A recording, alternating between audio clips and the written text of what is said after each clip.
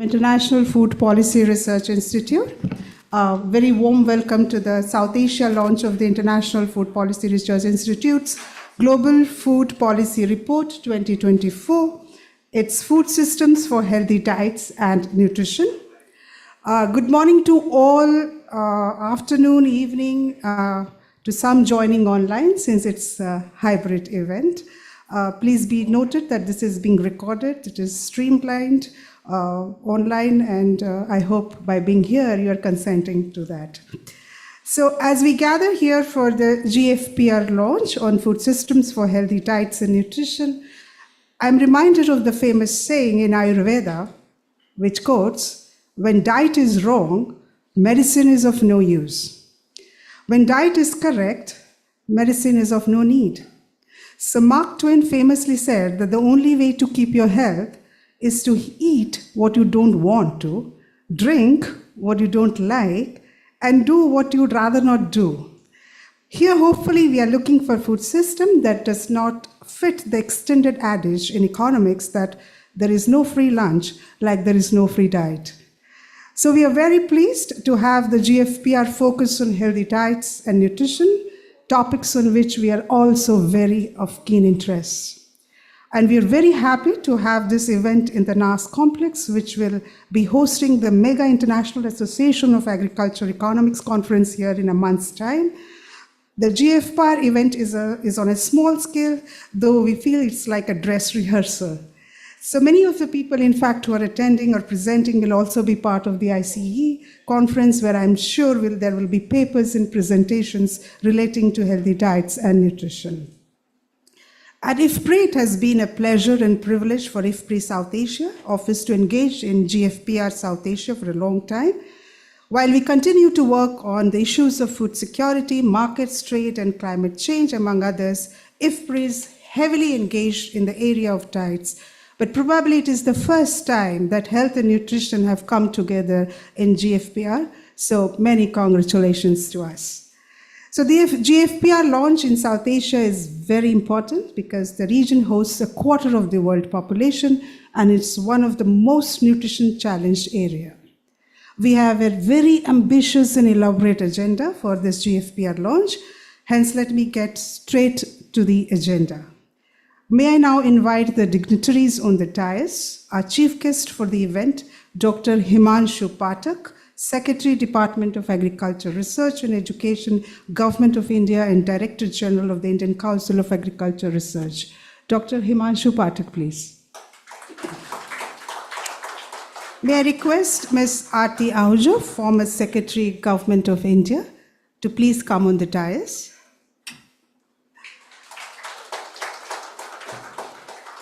Dr. Sanjeev Kumar Chadda, Additional Secretary, Minister of Women and Child Development.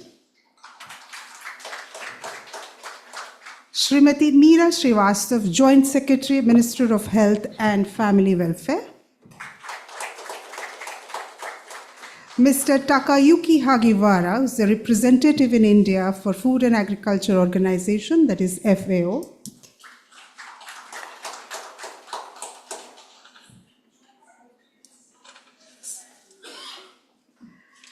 Ms. Sylvie Camoys, who is the Chief Nutrition Section. Welcome, Ms. Sylvie from UNICEF. And Dr. Shahidur Rashid, Director, South Asia Region, IFPRI.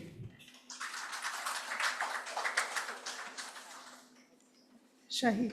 It's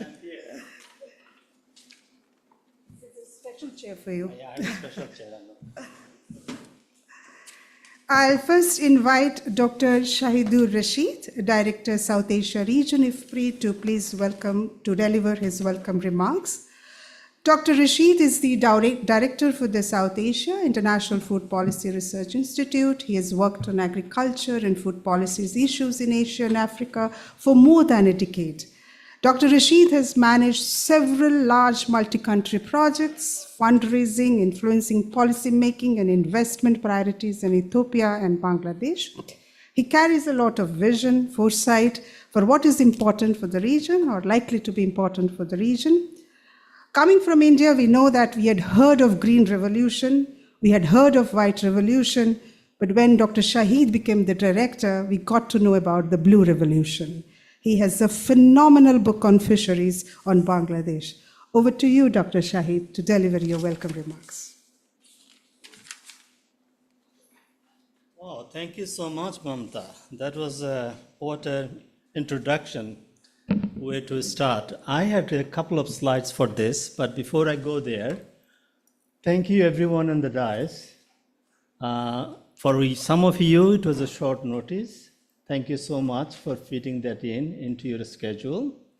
Let me thank ICAR, because ICAR has been partner of IFPRI in launching and disseminating this global food policy report from the launching of this report, from the inception of it.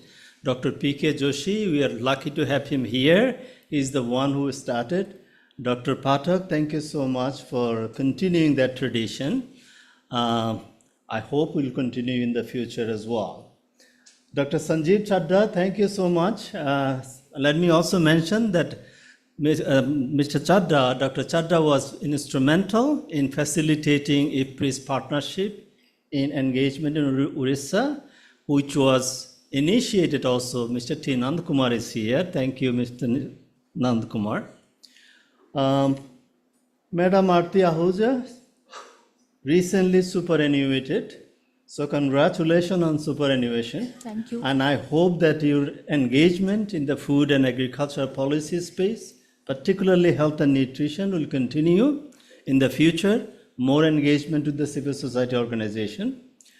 My colleagues from the UN, Sylvie, thank you so much for joining us. Takayoki Hagiwara, he has given me permission to call him just Taka. So Taka, thank you so much. So let me begin with, I'm sorry? I already thanked Ms. Meera Srivastav because our colleagues in the Health, Nutrition and Diet Division will be engaging here more in the future. That also goes to Mr. Chaddaji. Our colleagues have worked with the WCD for some time now. We want that partnership to strengthen in the future. Hopefully, we'll be looking forward to your support. All right, so PowerPoint work or no? If not, I can go just, it's working, okay. So I thought it is a very ambitious topic, as Mamta pointed out. I don't think Global Food Policy Report has taken on such an ambitious topic since its inception.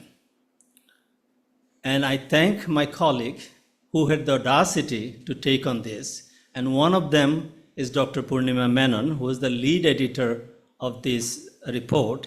She is joining us from US. So good morning, very early morning for her. I think it's about 12:30 in the morning. So thank you, Purnima, staying up late to join this event. Now, I would like to make 4 broad points for your attention. Number 1, I'm just making a claim. I'm not going to provide data or evidence to justify them. So food system under business as usual is unsustainable. Why do I say that? There are many reasons to say that. Because we are not managing our natural resources effectively. We know FOLO, agriculture, forest, and other land use account for 1/4 of the global greenhouse gas emission. We also know our land use pattern and extensive extraction of nutrients cannot continue. If it does, it's not going to be sustainable. If it is not sustainable at the land level, it's not going to be sustainable in the other parts of the value chain. Second point I'd like to highlight is the data and the methods that we have in your toolkit are inadequate. For example, healthy diet, the definition of healthy diet continues to be debated. So we have more work to be done. And also the recommendations coming out of those methods and data, not sufficient yet. So we have to keep working on it. It's a process. It cannot be an event. It is very different from the policymakers who struggled with food policies in our part of the world 50 years ago. It was increasing production, making rice and wheat available for everyone. It's much more complex than that, and it needs data, it needs new method, it needs engagement for them to be effective and adequate. Now, healthy diet, I put it under quote unquote, are not affordable to vast majority of people in the global south. Very large majority. Actually, in South Asia, according to the definition of healthy diet by Eat Lancet, 72% of the South Asian population cannot afford a healthy diet. That is a staggering number. And then the social burden of unhealthy diet, not alone, plus environmental lifestyle, is staggering and it's projected to grow even more in the future. So these 4 points, if you can go to the next one, let me just provide some evidence on it. So affordability of healthy diets in 2021, more than 3.1 billion people in the world, or about 42%, were unable to afford healthy diet. That is a big number. Think about it. Now, if you look at South Asia, 72% of the population, roughly 1.25 billion people, couldn't afford healthy diet in 2021. And COVID contributed even further, made the situation even worse, added 7% more people into that category. And then question is, when you think about the affordability, we think about what is the policy space, what is the solution? When you think about affordability, what comes to mind is that people don't have money to buy. So the income is the culprit. Once you transfer the income, everyone should be able to afford healthy diet. But the problem lies far beyond that. Because tomorrow, if Government of India transfers all of this money to the people who cannot afford healthy diet, problem is not going to be solved. Because in the industrialized nation, we say that problem is becoming even more acute. It is not the question of affordability for them. It is the question of choice, behavior. As a result, they are consuming bad food with high income. So affordability alone will not result in consuming healthy diet. I think that's another point. My last slide. So these are some numbers. These are from WHO. The other numbers are from FAO. So here also non-communicable disease is just one of the manifestations of not having healthy diet. There are other factors as well. Yes, environment is a factor, lifestyle is a factor. But the numbers are staggering if you look at them. 85% of the premature deaths due to non-communicable disease occurs in low and middle income countries. So it's a heavier burden on low and middle income countries than on the industrialized nation. And the low and middle income countries are estimated to surpass, get this, $500 billion per year in economic losses due to non-communicable diseases. That is quite huge. That's more than the GDP of Bangladesh, Nepal maybe combined. So, and also there's a hopeful message. This is coming out of the WHO, say that every $1 invested is proven NCD intervention in low-income countries can result in $7 increase in economic development. That is contribution to GDP. If that is the case, it's a 700% return. But the question is, this is information. That if that information is not available to the people and the policymakers and actions are not taken, that benefits cannot be realized. So this is a huge amount of challenge that we have ahead of us, not for our generation, many generations to come. So I welcome all of you to that challenge. Thank you so much.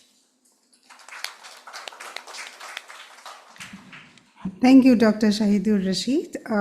Before we move to the next session, speaker, may I request Joshna to please felicitate our guests with a planter, Dr. Himanshu Patel.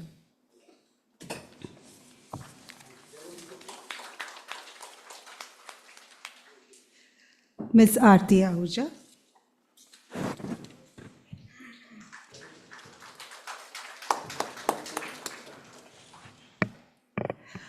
Dr. Sanjeev Chadda. Shrimati Meera Srivastav.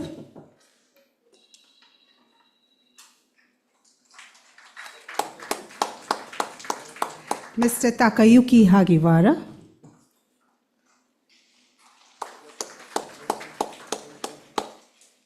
Ms. Sylvie Camoes.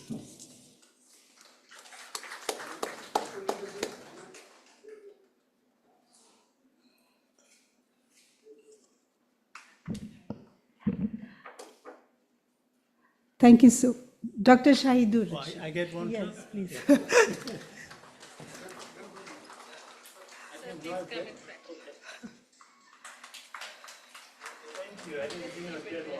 Thank you, Dr. Shahid. On a very lighter note, Dr. Shahid, who generally eats healthy, thinks healthy, drinks healthy, but falls short of a poster boy status because of his cheat meals. And Dr. Shahid succeeded Dr. P.K. Joshi, while assessing one of the consumer food choices. He said that health, nutrition in food is all fine, but his preferences are quite lexicographic, that is, taste comes first. May I now request Ms. Sylvie Camoes to please deliver her special remark. She is the Chief Nutrition as an interim at the UNICEF India country. So she has nearly 29 years of experienced in public nutrition and health professional, effectively leading nutrition programs in both the development and emergency settings. Ms. Sylvie's career has actually taken her across 10 countries on 3 continents, joining UNICEF as a nutrition specialist in Burundi in 2001. Her passion lies in addressing the complexities of malnutrition and implementing impactful interventions. Over to you, Ms. Sylvie.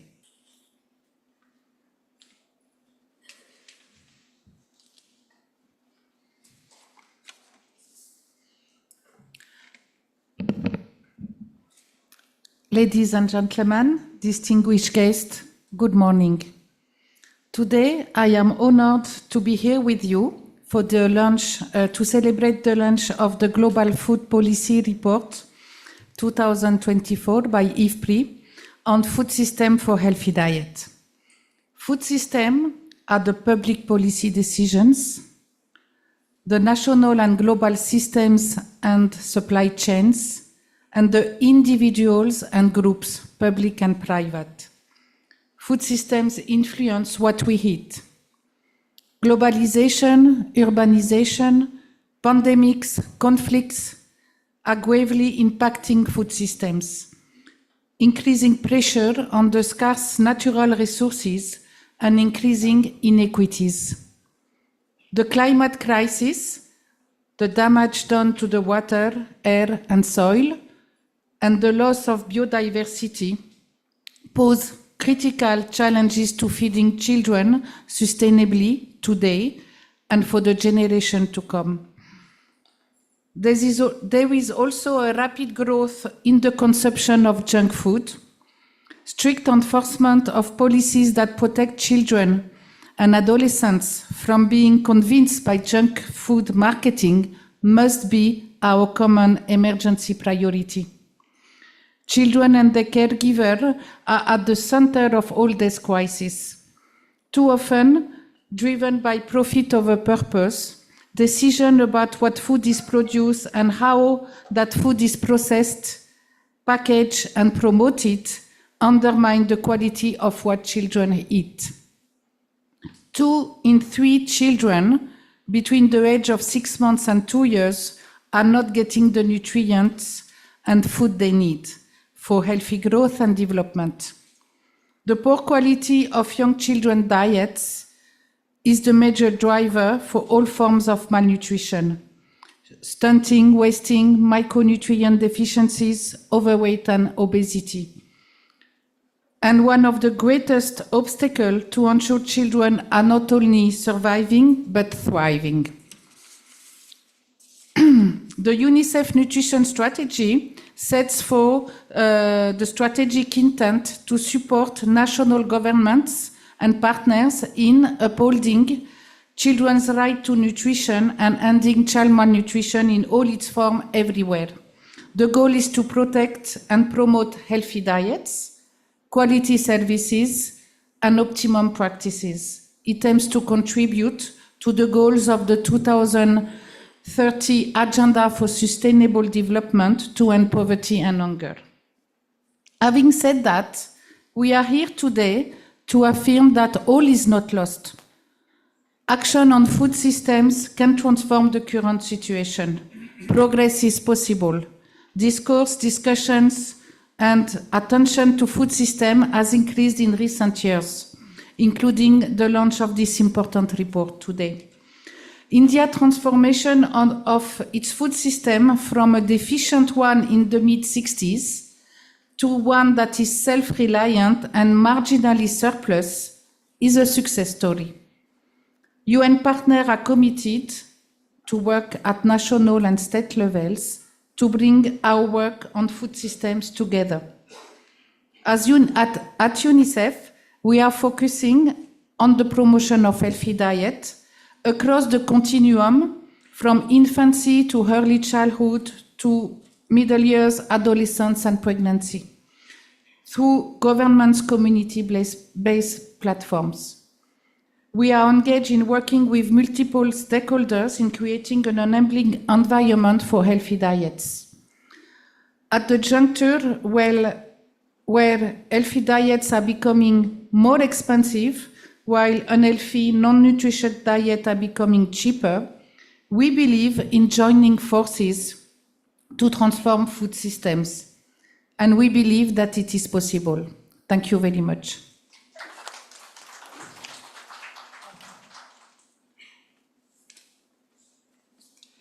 Thank you, Ms. Sylvie. May I now request Mr. Takayuki Hagiwara, who is the Regional Program Lead at the FAO, to please deliver his special remarks. Mr. Takayuki Hagiwara is a Regional Lead at the FAO Regional Office for Asia and the Pacific. He has successfully led... No? You're all information. Okay. So you're the lead at the FAO at the India region, India, right? The representative. No, I'm the FAO representative. Yeah, I'm sorry, my bad. So he has in fact successfully led a FAO team in Pakistan, the project which focused on transforming the Indus Basin and the climate resilient agriculture and water management. He has been working on natural resource management specialist for over 25 years. He has conducted several training courses and published a farmer field school implementation guide, which is based on his practical experiences in the field. He holds a master's degree from Yale University's School of Forestry and Environmental Studies.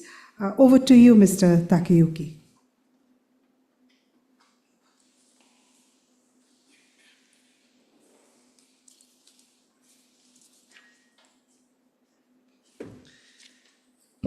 So I'm the one of the last minute guest, so that's why the information was not really updated.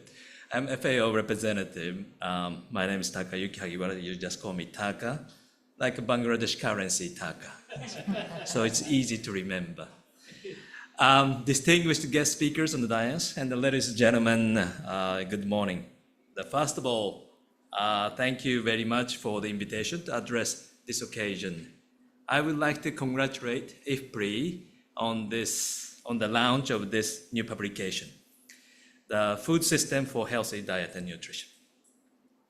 In May, FAO, we organized the retreat at Needham Fort, beautiful fort, as you all know. Our first topic of the discussion in the retreat was healthy diet. I chose this topic because my staff members growing tummy. And I was a little bit concerned about the healthy diet.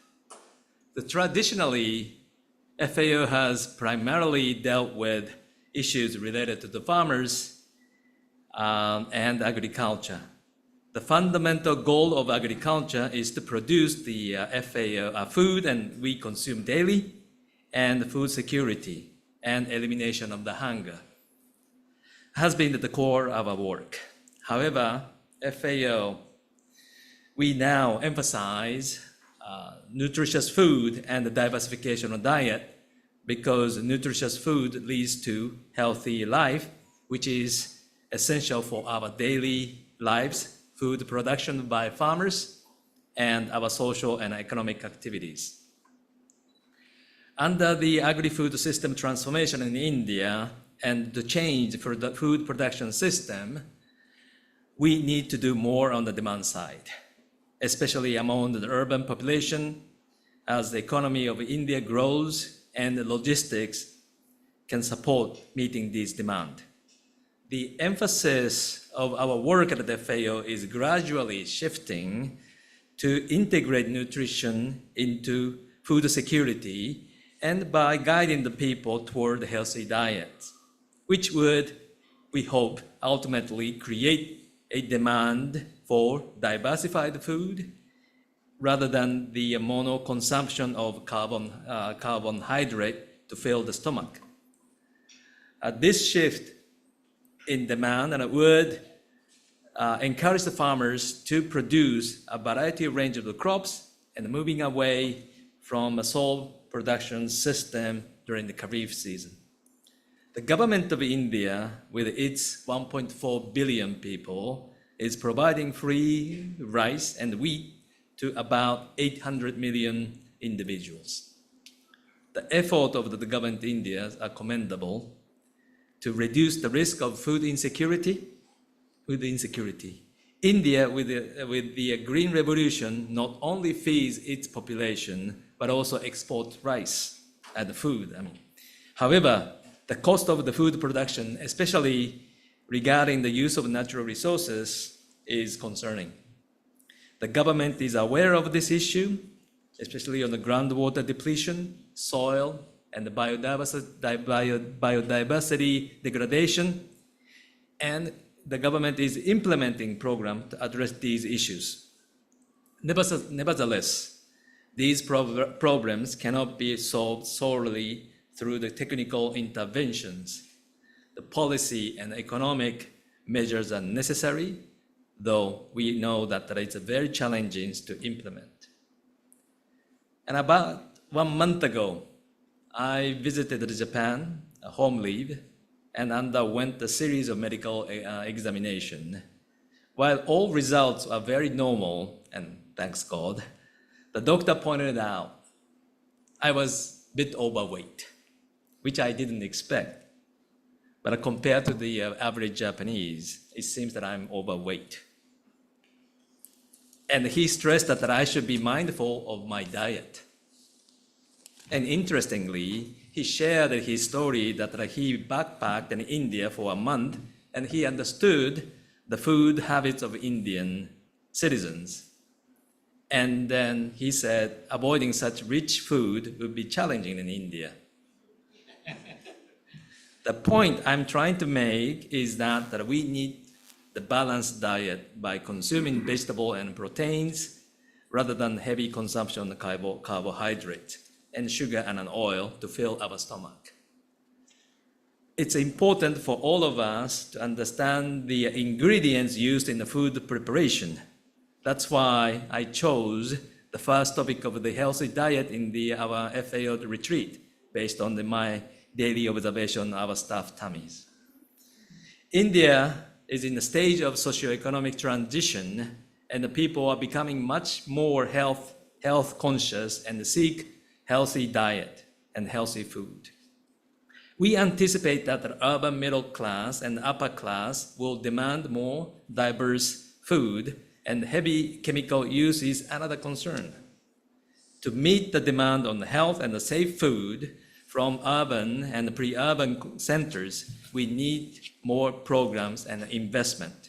And I believe that promoting health and safe diet and health consciousness in urban and the rural area is crucial to transform India agri-food system.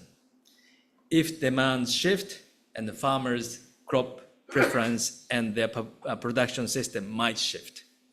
Finally, I would like to emphasize that the governance and the policy reviews are essential for implementing a broad range of intervention agri-food system for healthy diet and nutrition, while at the same time improving the natural resource base through agriculture and a nutrition-sensitive approach, and achieving nutritional security.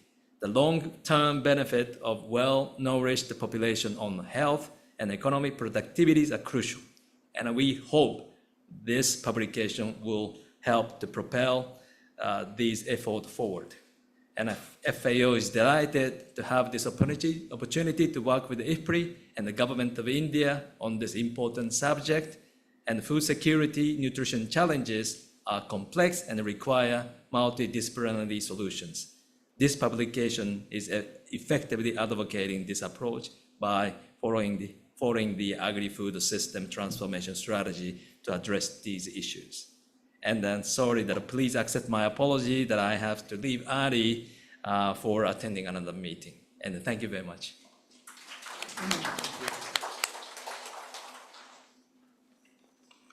Thank you, Mr. Taka, and our sincere apologies for the oversight. Now, may I request Srimati Meera Srivastav for her special remarks, who is the Commissioner of Income Tax, but she is presently working on deputation as the Joint Secretary for the Ministry of Health and Family Welfare. She is also engaged in a lot of assignments of national interest that includes reproductive and child health, nutrition, and immunization program of the country. She has previously worked in the state government of Karnataka as additional resident commissioner Karnataka Bhavan and additional secretary in the fiscal reform cell, finance department, government of Karnataka. She has also handled very important portfolios as a deputy commissioner on the investigation wing, additional commissioner international tax division in the IT division. Over to you, Ms. Srivastav.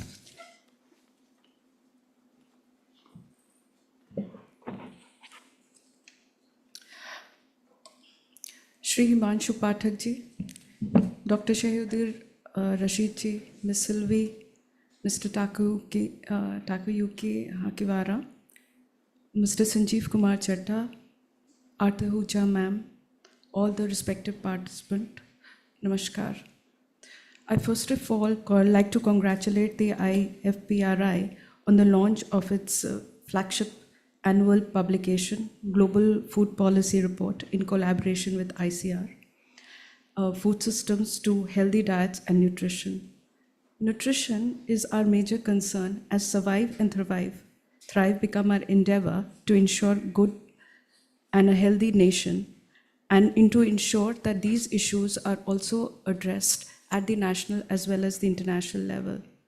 I had gone through the content and I observed in the publication that it has addressed contemporary issues of sustained healthy diet within the ambit of interlinking variables which fall within the various diverse academic streams, psychology, economics, environmental studies, governance, which makes it very, very comprehensive and also a very interesting read because it has taken nutrition beyond the simple concept of eating and looking at what is to be prepared for the day, what is the menu. Now we are actually giving it a very careful thought. What are the ingredients? What are we cooking?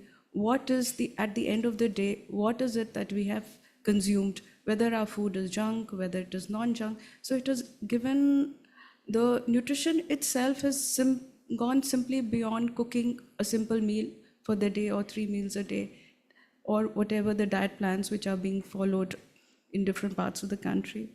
Now, also I realized that this documentation is a minefield of rich information, and also from which we can derive a lot of learning experiences of the contextual settings, of the parameters under which we can plan both our policy interventions and our individual life goals. I remember going through a documentary on in one of the television programs where they talked about the blue zones, the people who have lived long, 102, and they had emphasized that one common strain that comes across is the more colorful food that you eat, longer your life is. So there were different variables, but one thing that stood across. So diet obviously and nutrition, plays a critical role. It's actually the fulcrum of human life. Now, as the Joint Secretary in the Ministry of Health and Family Welfare, my major concern is to look into those policy interventions by which we can manage the health of our mothers and our children, and And interestingly, we realized that actually it is not something that we can plan for the day. It starts from the time even before the child is born. And therefore, it is a continuum. It's a continuum of care where nutrition plays a major and vital role in ensuring that our future population or our future generations remain strong and take our nation forward towards higher goals and higher achievements.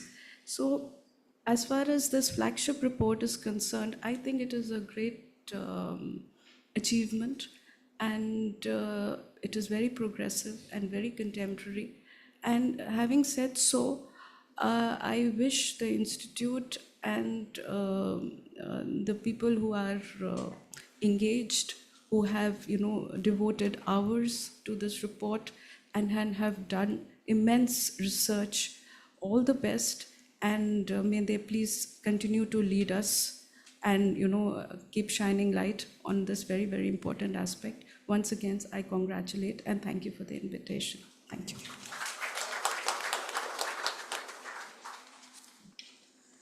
Thank you so much, Srimati Meera Srivastava, for your kind words. Now, may I request Dr. Sanjeev Kumar Chadha to deliver his special remarks. Dr. Sanjeev Kumar Chadha is the Additional Secretary, Minister of Women and Child Development. He has served on several roles, including the Director of Minister of Health and Family Welfare, Ministry of Environment and Forest, Department of SD and SC Development in Orissa, Ministry of Defense, Director Horticulture in Department of Agriculture, and the most prominent, he has served as the Managing Director of NAFED. He has been the Secretary, Special Secretary, Department of Agriculture and Department of Cooperation, Principal Secretary, Department of Cooperation. Dr. Chadha has been awarded with the National Award for Best Horticulture Director and the CEO of the Year by Agriculture Today for financial turnaround of NAFED. Over to you, Dr. Chadha. Good morning. Thanks, Mamta, for such elaborate introduction.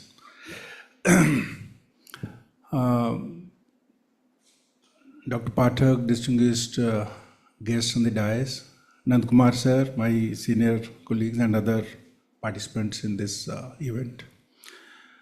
Good morning to you all. As Taka rightly said, that Indian diet, staying healthy and fit by international standards is a challenge. Yesterday I had my annual health checkup done. So despite after COVID losing 15 kgs since COVID, doctor again told me that, sir, you are overweight. So it's a challenge.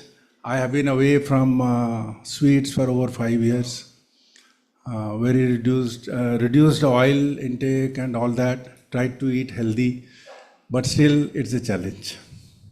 So coming to the event, my association with the IFPRI dates back to past 2 years. We have been closely associated when I was working as Principal Secretary in Odisha. So I'm very happy to know that their project is doing well. Nand Kumar sir had come and interacted. And our Chief Minister that day was immediately, he agreed that we must have a close association with IFPRI. As Dr. Rashid said, so many challenges we have in food systems all over the world, especially in the third world, South Asia, especially in India. And healthy diet is a challenge for all of us. As our food systems now, they are under stress. Dr. Pathak would tell you that continuously we see that land parcels are getting fragmented, smaller land parcels, they are no longer viable for farmers, they are not profitable. So it's a challenge for all of us to meet the food demands of the country and ensure that the farmers also stay profitable. That's a challenge which we have in agriculture sector, and our ICR team is continuously working on that. Supply chains are under stress because our supply chains are inefficient. They need a lot of improvement. So much of wastage takes place. And when we come to food systems, we find that the traditional foods, they are off the plate. and farmers are no longer finding them profitable, they're not growing. So we must focus on our traditional food systems and ensure that our land races, they are preserved, and farmers also get. Now, fortunately, for the healthy foods, we find that farmers are getting good price. And as the enlightened consumers, we are also paying more for that. So millets, Odisha has done very well. You must have heard of our mission. It's all over the world. We have people know that Odisha millet mission has done very well. So I am happy to inform you that now, with the support of the government, state government as well as central government, the traditional crops are coming back to the table. In WCD, we run around over 1 million Anganwadi centers where on an average around 25 to 30 children below 6 years they come for 3 to 4 hours every day, and they are taken care of. They are served meal, 2 meals, hot cooked meals. Now challenge for us is that the supplementary nutrition which we give to the children and of course to the lactating mothers, what should be the composition of that?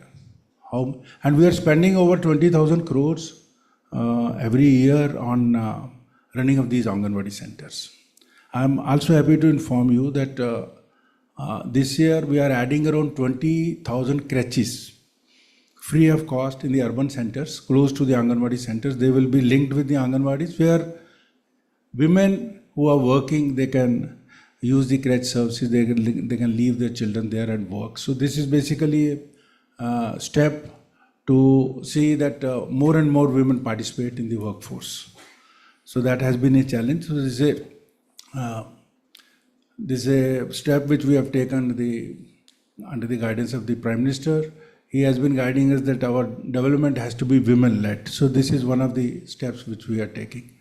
But our association with IFPRI is very important in this, because in the supplementary nutrition program which we are running, continuously there is need to do a ground assessment, because stunting and wasting is a challenge for us, for the children at small age.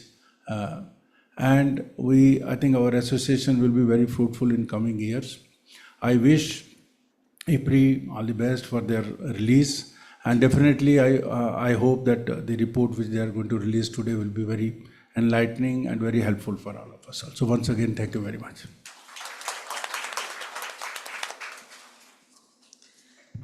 Thank you, Dr. Chadha. With that, there's a slight change in the program, so we'll reserve Dr. Himanshu Pathak and Dr. Aarti Ahuja's remarks a little later.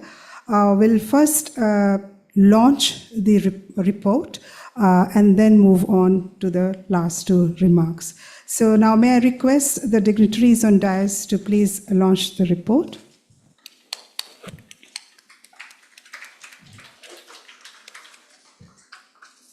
Lights.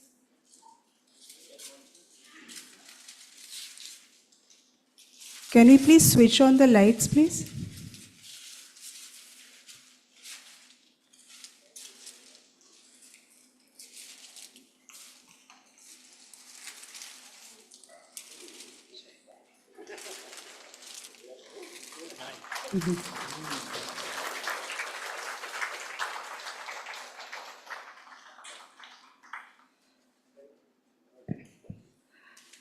Thank you so much.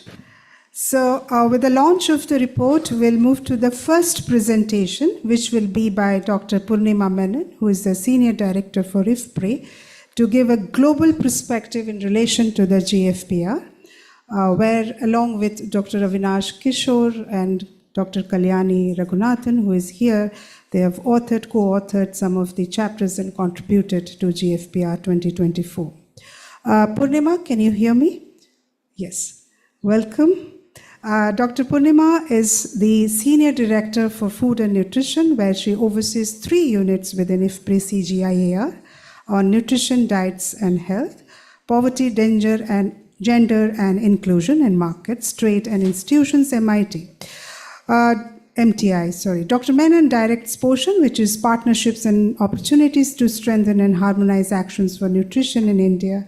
She has research experience in India, Bangladesh, Ethiopia, Haiti, Vietnam, Nepal.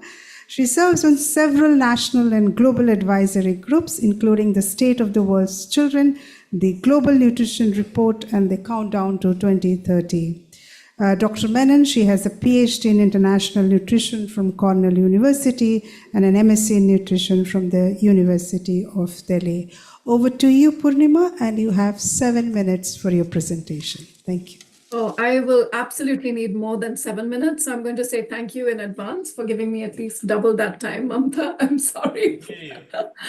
The report is massive, and we're going to just need a little bit more Purnima, time. can you unmute yourself? We can't hear you.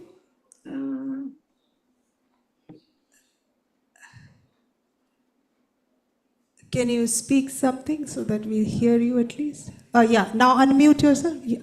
Yes. Can you hear me? No, we still can't hear you.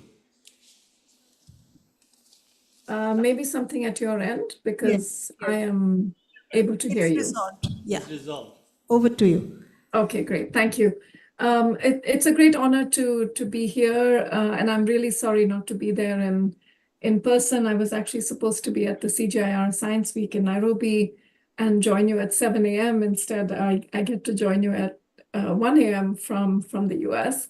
But honorable guests, Shahid, my dear colleagues at IFPRI, it's fantastic to be able to share with you insights from IFPRI's Global Food Policy Report.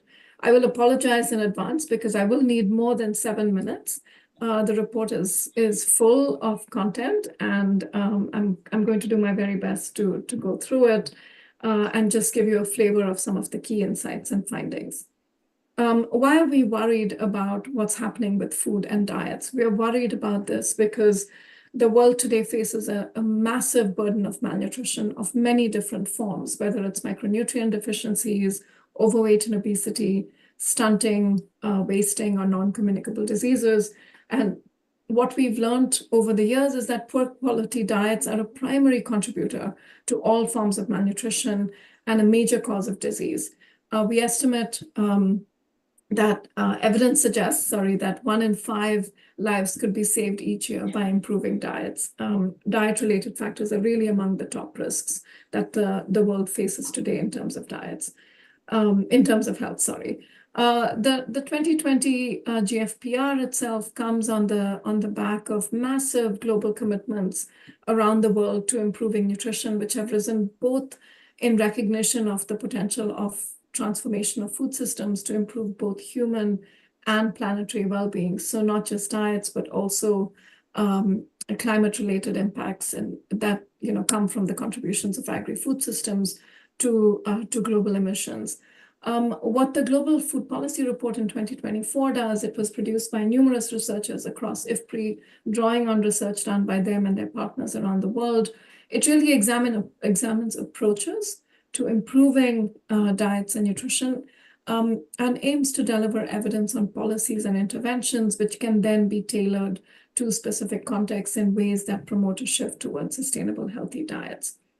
The report itself has 8 chapters covering a wide range of topics that are sort of really anchored in a food systems framework, which I'll share with you in a moment. And we also have 6 regional chapters which speak to the relevance of insights on this variety of ways of addressing diet and nutrition challenges in context. We have over 40 authors at IFPRI who have and outside of IFPRI who've contributed to the production of this report, and the research that's captured in these summary chapters by our authors, as I mentioned, really draws on work done in partnership with many people around the world. Now, what exactly are sustainable healthy diets? We've realized, of course, that the increase in the double burden of malnutrition, together with all of the challenges related to climate change, have really forced us to think about, well, what is it that we can do to actually transform food systems to support not just healthy diets, but sustainable healthy diets? Now, healthy diets themselves are about diets that provide the nutrients that are needed for an active, healthy life, and are based on a wide variety of whole foods that contribute those nutrients. Sustainable healthy diets further take into account the fact that the ways in which these diets need to be produced and the foods need to be produced that come into our diets need to take into account the environmental impacts of the food that is coming on our tables. Unfortunately, as we know, diets in low and middle income countries in particular are often heavily cereal-based and are rapidly evolving. We are seeing higher consumptions of ultra-processed foods. You'll hear about what this looks like in countries like India shortly from Avinash.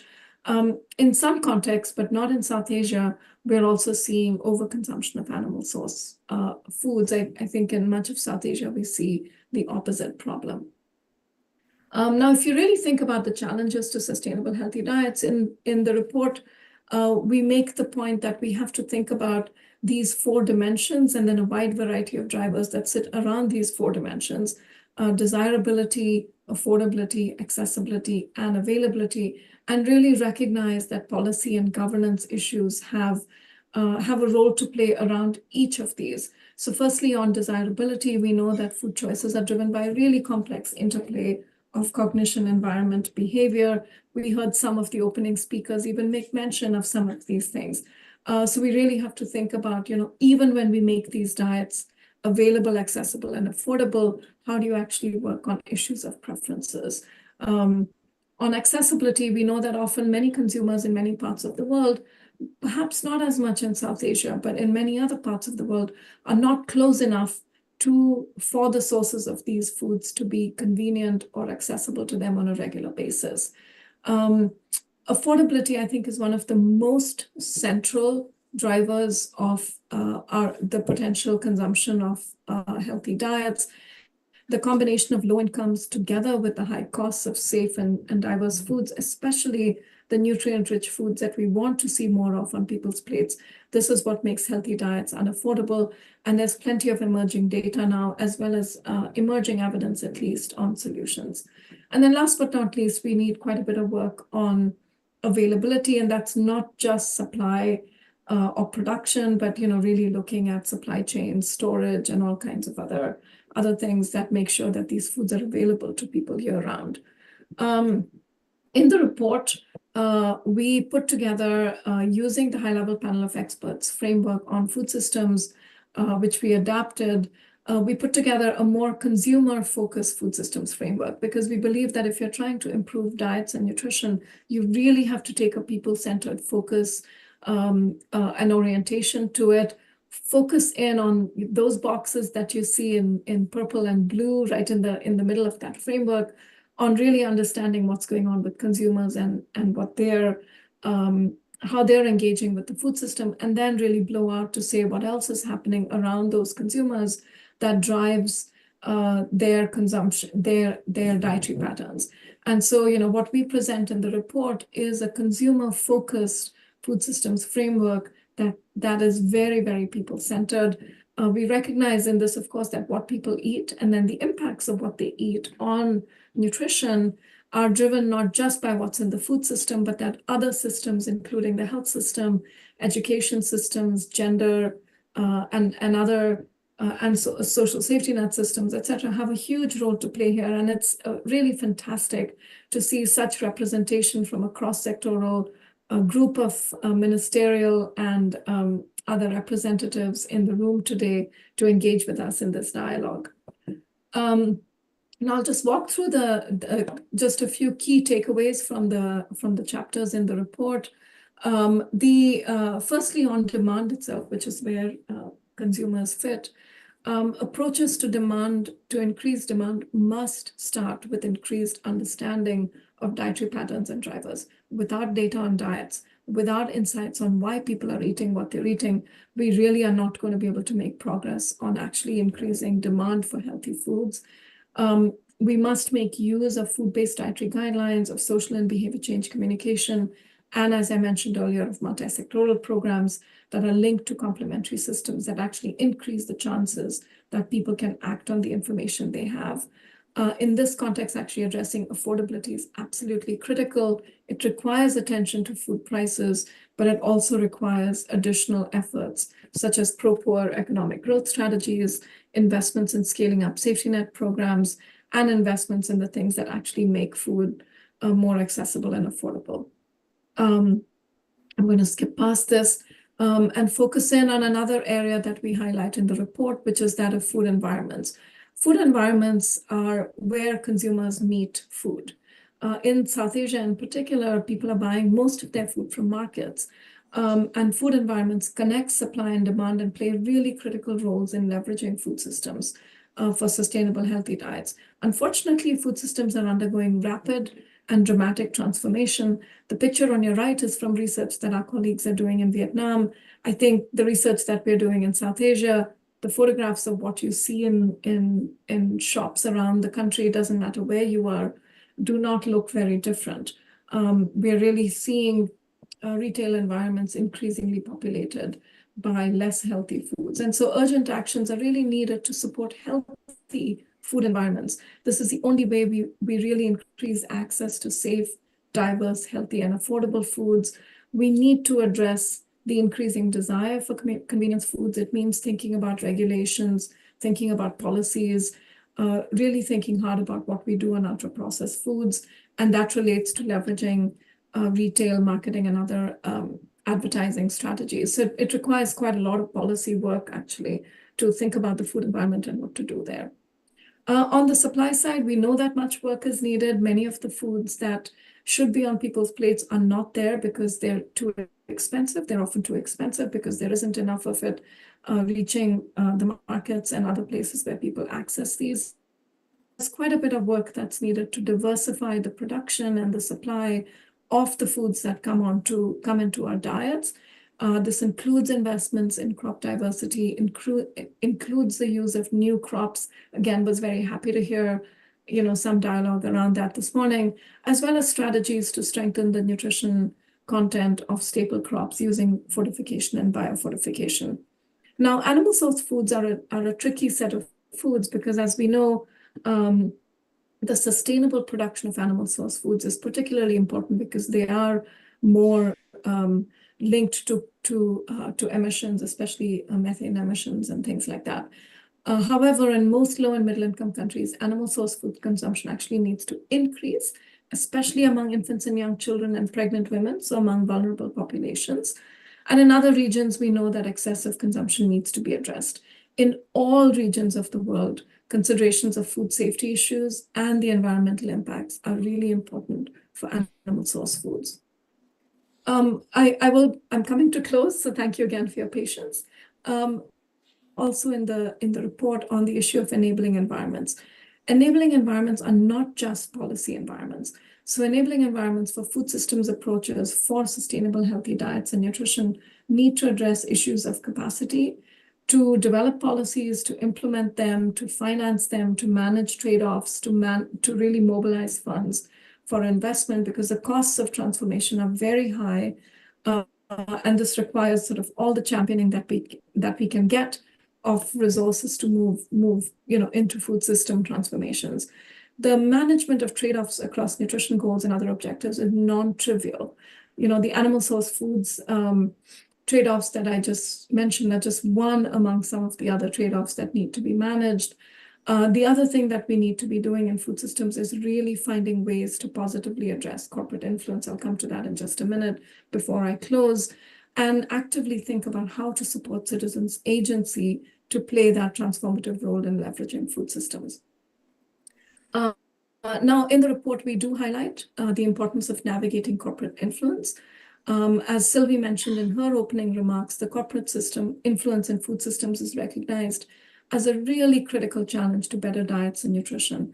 Big food companies today are shaping the narrative, they're providing finance, they're removing oppositions, they're affecting laws and policies in countries around the world, and they're threatening activists and advocates with legal action. So that's something that needs a lot of attention.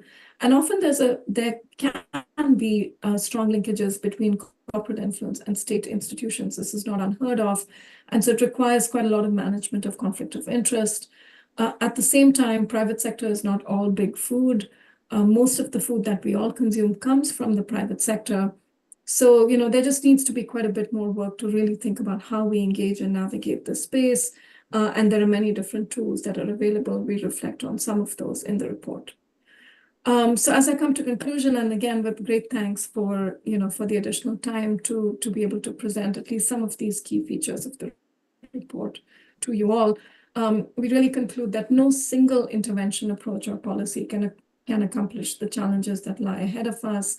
What we need is really methodical work that starts with understanding diets, understanding the drivers of healthy diets, and then opens up back from there to ask big questions of where food is coming from, why are people eating what they're eating, and link into all of that the kind of context relevant actions, not just policy actions, but also policy and strategies, but also financing and implementation and good governance to really address these challenges that relate to desirability, affordability, accessibility, and availability. In concluding, I will just say it has been a great privilege to have been one of the lead researchers on this report from IFPRI, together with Deanna Olney, who heads the Nutrition and Diets unit at IFPRI. We're really proud of all the work that has come together in showcasing a way forward with evidence behind it for the kinds of things that can transform healthy diets into the future. Thank you again, Mamta, for fantastic moderating. And again, friends and colleagues, so sorry I cannot be there with you in person today. Thank you, Purnima, and thank you for staying up so late. And I gave you that concession for a few minutes because we go long back in the when we were working together on nutrition. Thank you.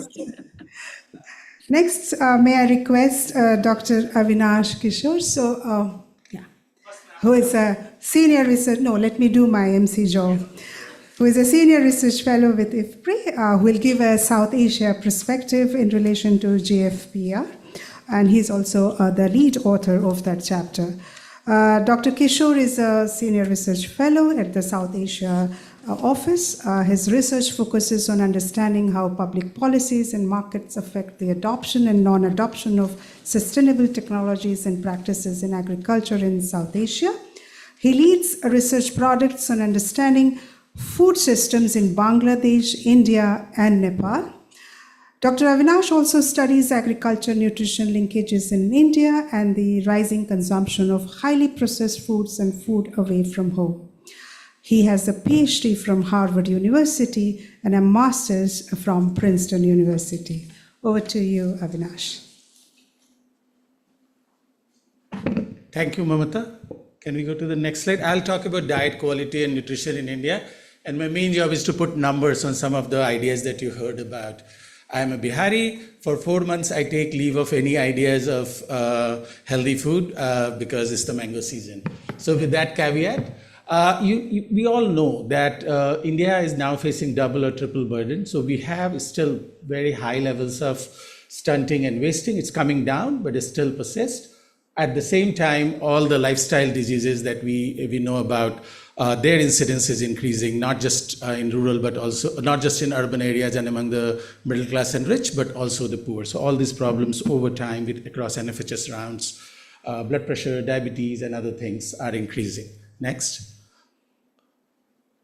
And diets are a big part of the problem. So on the left side, you have the latest 2024 NIN recommendations for a 2,000 calorie per day diet, what should we be eating? And barring cereals, we are eating less of everything compared to what is recommended. Cereals, we're eating slightly more. And cereal consumption is coming down as we get richer or better off. But everything else, pulses, vegetables, fruits, and all of those things we are eating in quantity. This is from the latest NSS data for 2022-23.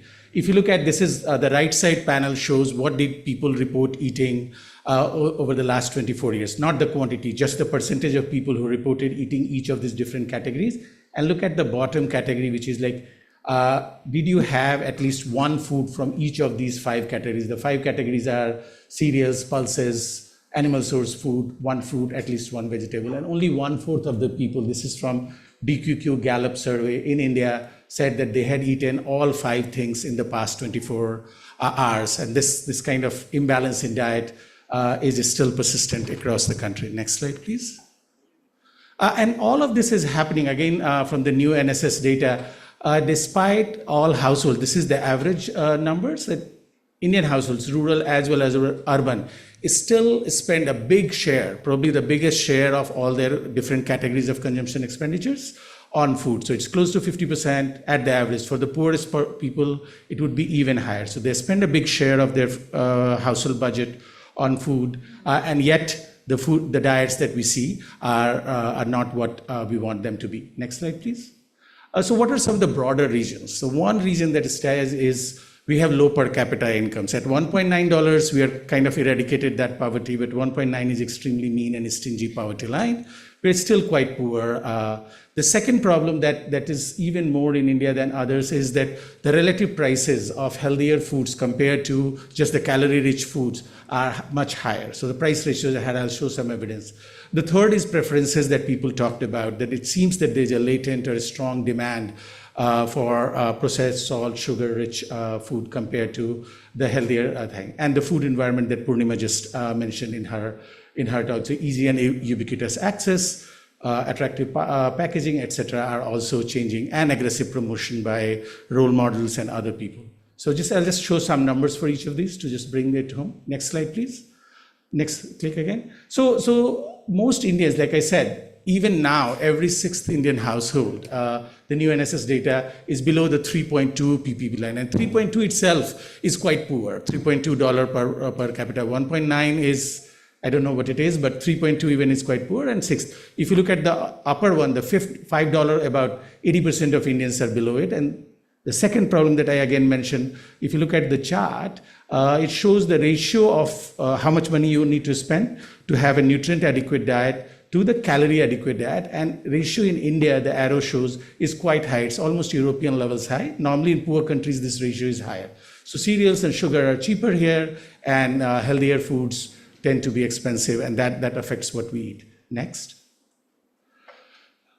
So there comes social safety nets, that growth will reduce poverty, etc. So one of the things that has happened is that Indian public distribution system is doing quite well in terms of reaching out. So if you see again the latest data, first data after PMGKY and NFSA, 70% households reported buying something, at least one food item from the thing. And most of them, if you go deeper into the numbers, they are getting close to their entitlement. So PDS is reaching out. Next slide. But what's happening is PDS is essentially working as an indirect cash transfer.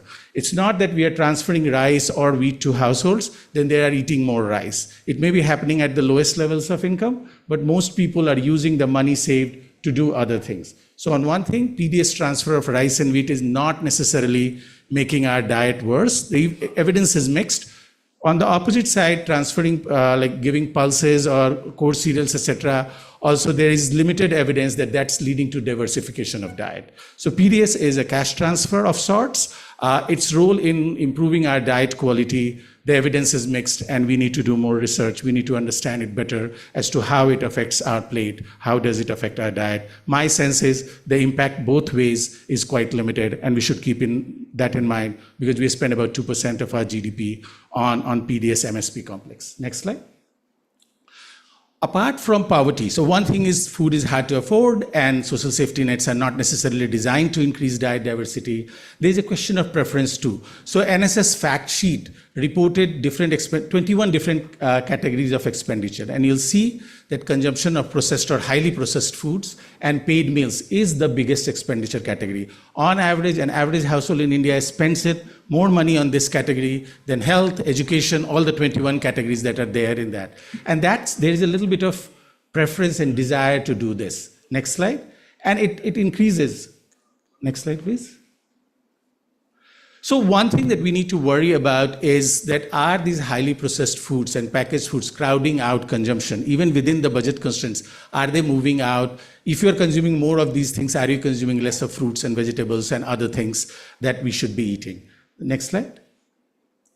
And you see that this is from the CMIA urban data. So even in urban areas where people have better education, you would think, and higher income, the budget share going to these categories keeps on going up with the income level. It's possible that when you're very rich, you can afford more of both. But even then, you see that even with growing prosperity, this thing is a normal good, as economists would say. We want to consume more of it or allocate more budget to it, maybe have fancier food, etc. to this. So there's clearly a strong preference for these sorts of food. It's also very evident from the fact that even the richest households in India consume less than half of what is the NIN recommendation for, let's say, pulses consumption. So it's not just only poverty or budget constraint that are limiting it. Preferences are also a factor. Next, please.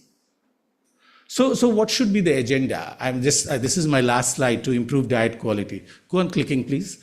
So first is that we need pro-poor economic growth, and even with economic growth, some people will be left behind. So need to think more constructively, creatively about how to design our safety nets. There's some evidence that giving cash or giving diverse foods improves diet when it is accompanied, for example, with some nutrition awareness or what is called behavioral change communication. So those areas need to be explored, especially how do we scale it. We have the Anganwadi network, etc., that gives those opportunities, or midday meal that can solidify good habits among kids. So we need to explore those. The second is the relative prices of cereals and sugar versus other diets. And that's one of the harder nuts to crack because it requires realignment in our budget allocation, not just for production and incentives and subsidy, but also in R&D, the way ICR and state agriculture universities allocate budget, the way the government of India allocates budget between agriculture and livestock and others. So a lot of change, government of India and state government. So that's the third is that we have a huge gap between what farmers get and what consumers pay. So we need to invest in physical infrastructure, but also and logistics, but also in institutions. Producer organizations are one model, but other aggregation models, so that our logistics improves and the price gap reduces. That's something that would be, the last thing about which we know probably the least is we see that there's preference for these things. How do we attack? How do we influence preferences? Packaging and organized sector is big, but let's remember that in India, 90% of food enterprises are informal with single-person outlets. We do a pretty good job of eating unhealthy, non-packaged food too. So in India, only regulatory measures won't work or would have limited impact. We need to think about consumer awareness, changing consumer preferences, and probably the retailer preferences and their awareness, etc. too. Pure regulatory approaches may lead to diversion of demand from packaged branded things to unbranded too, or vice versa. So we need to have a more creative approach. What works in US or Mexico may not work here, and we need to think about it. With that, I'll stop here. Thank you.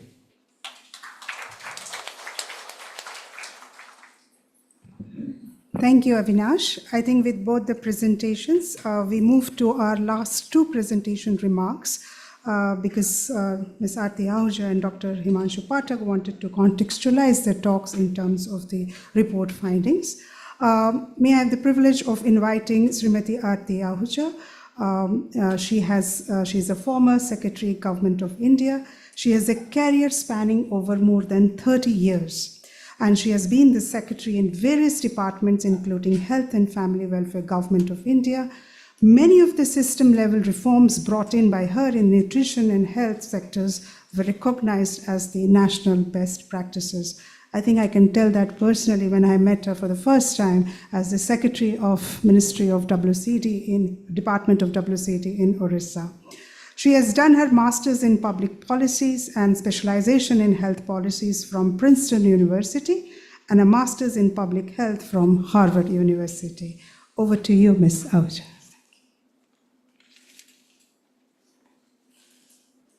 Thank you for that wonderful introduction and the presentation of the report, and thank you for calling me here. I will talk about the report and what I think the context can be. I'm not going to talk about the food systems, etc. It's like preaching to the converted. But let me start with an experience I had when I was a young entrant in the service in Koraput. So there's this, area that is kind of you have to go by a boat. There was a dam catchment. So I was going by the boat and talking to the boatman. And in tribal areas, they have the weekly hart. And I was asking him and just talking to him, and he said every week, I'm talking of 33 years back. He said every week in the hart, I have a bottle of Limca. So I asked him, why do you have Limca? He said, Meri sehat ke liye acha hota hai. I feel very good when I have Limca. There are two implications of this. One is what we have been hearing, people are willing to spend for their health. The whole out-of-pocket expenditure on health establishes that. The other is that packaged foods have been there. They have been insidious. They have penetrated the remotest areas from ages back. It is growing now, but the foundation was laid many, many years back. You don't see, soft focus ads of happy children saying, "Mummy, mujhe ragi ki roti do." It is Maggie, right? So this is how, over a period of time, all of us have understood, or all of us have, like Pavlov's dog, gotten into a direction where we think this is what is aspirational. So in the context of the report, let me use the same terminology and the same format that's been used in the report. And I'm not going to talk of what happens and why it happens. I'm going to talk of the hows, the policy, the implementation of the policy. So on the demand side, first, look at the demand side. And two aspects of that, desirability and affordability. When we are looking at desirability, we have this whole economic theory of giffen goods. Things that people think are not desirable, I'm only eating them because I'm poor, and then once I become richer, I'll go on to polished white rice, right? So over a period of time, millets and such like have become giffen goods in our country. The other issue is of affordability from the demand side. We have seen examples worldwide of good things, nutritious things that have become priced out of poor people's reach. We have the example of injera and quinoa, for example. Are we doing the same thing with millets? This is something we need to realize and understand. The affordability issue is also, when we are talking of food diversity, it's not just about cereals and the PDS. What about the vegetables, fruits, etc., for which there's a whole centralized system? Collection, trucks, storage, distribution in the urban areas. The farmer at the local level is incentivized to go through this channel of logistics, thereby also pricing out these things for the local consumer. This is from the demand side. From the supply side, we all heard how MSP, etc., have skewed the distribution to cereals, and especially wheat and rice, and that to polished rice, which is not very desirable in any case. So what about the vegetables and fruit? That is not part of the system. I have only 5 minutes, so I'm going to stick to a very short thing and open for question answers later during. So when we are talking of sustainable, healthy diets, which is the topic of the theme of this report, what is it that we can look at? So when we are talking, who are the largest buyers of food in the country? One, of course, is the PDS for cereals and food grains. But let's not also forget ICDS and midday meal, who are also large buyers of food. How do we bring it together for the household?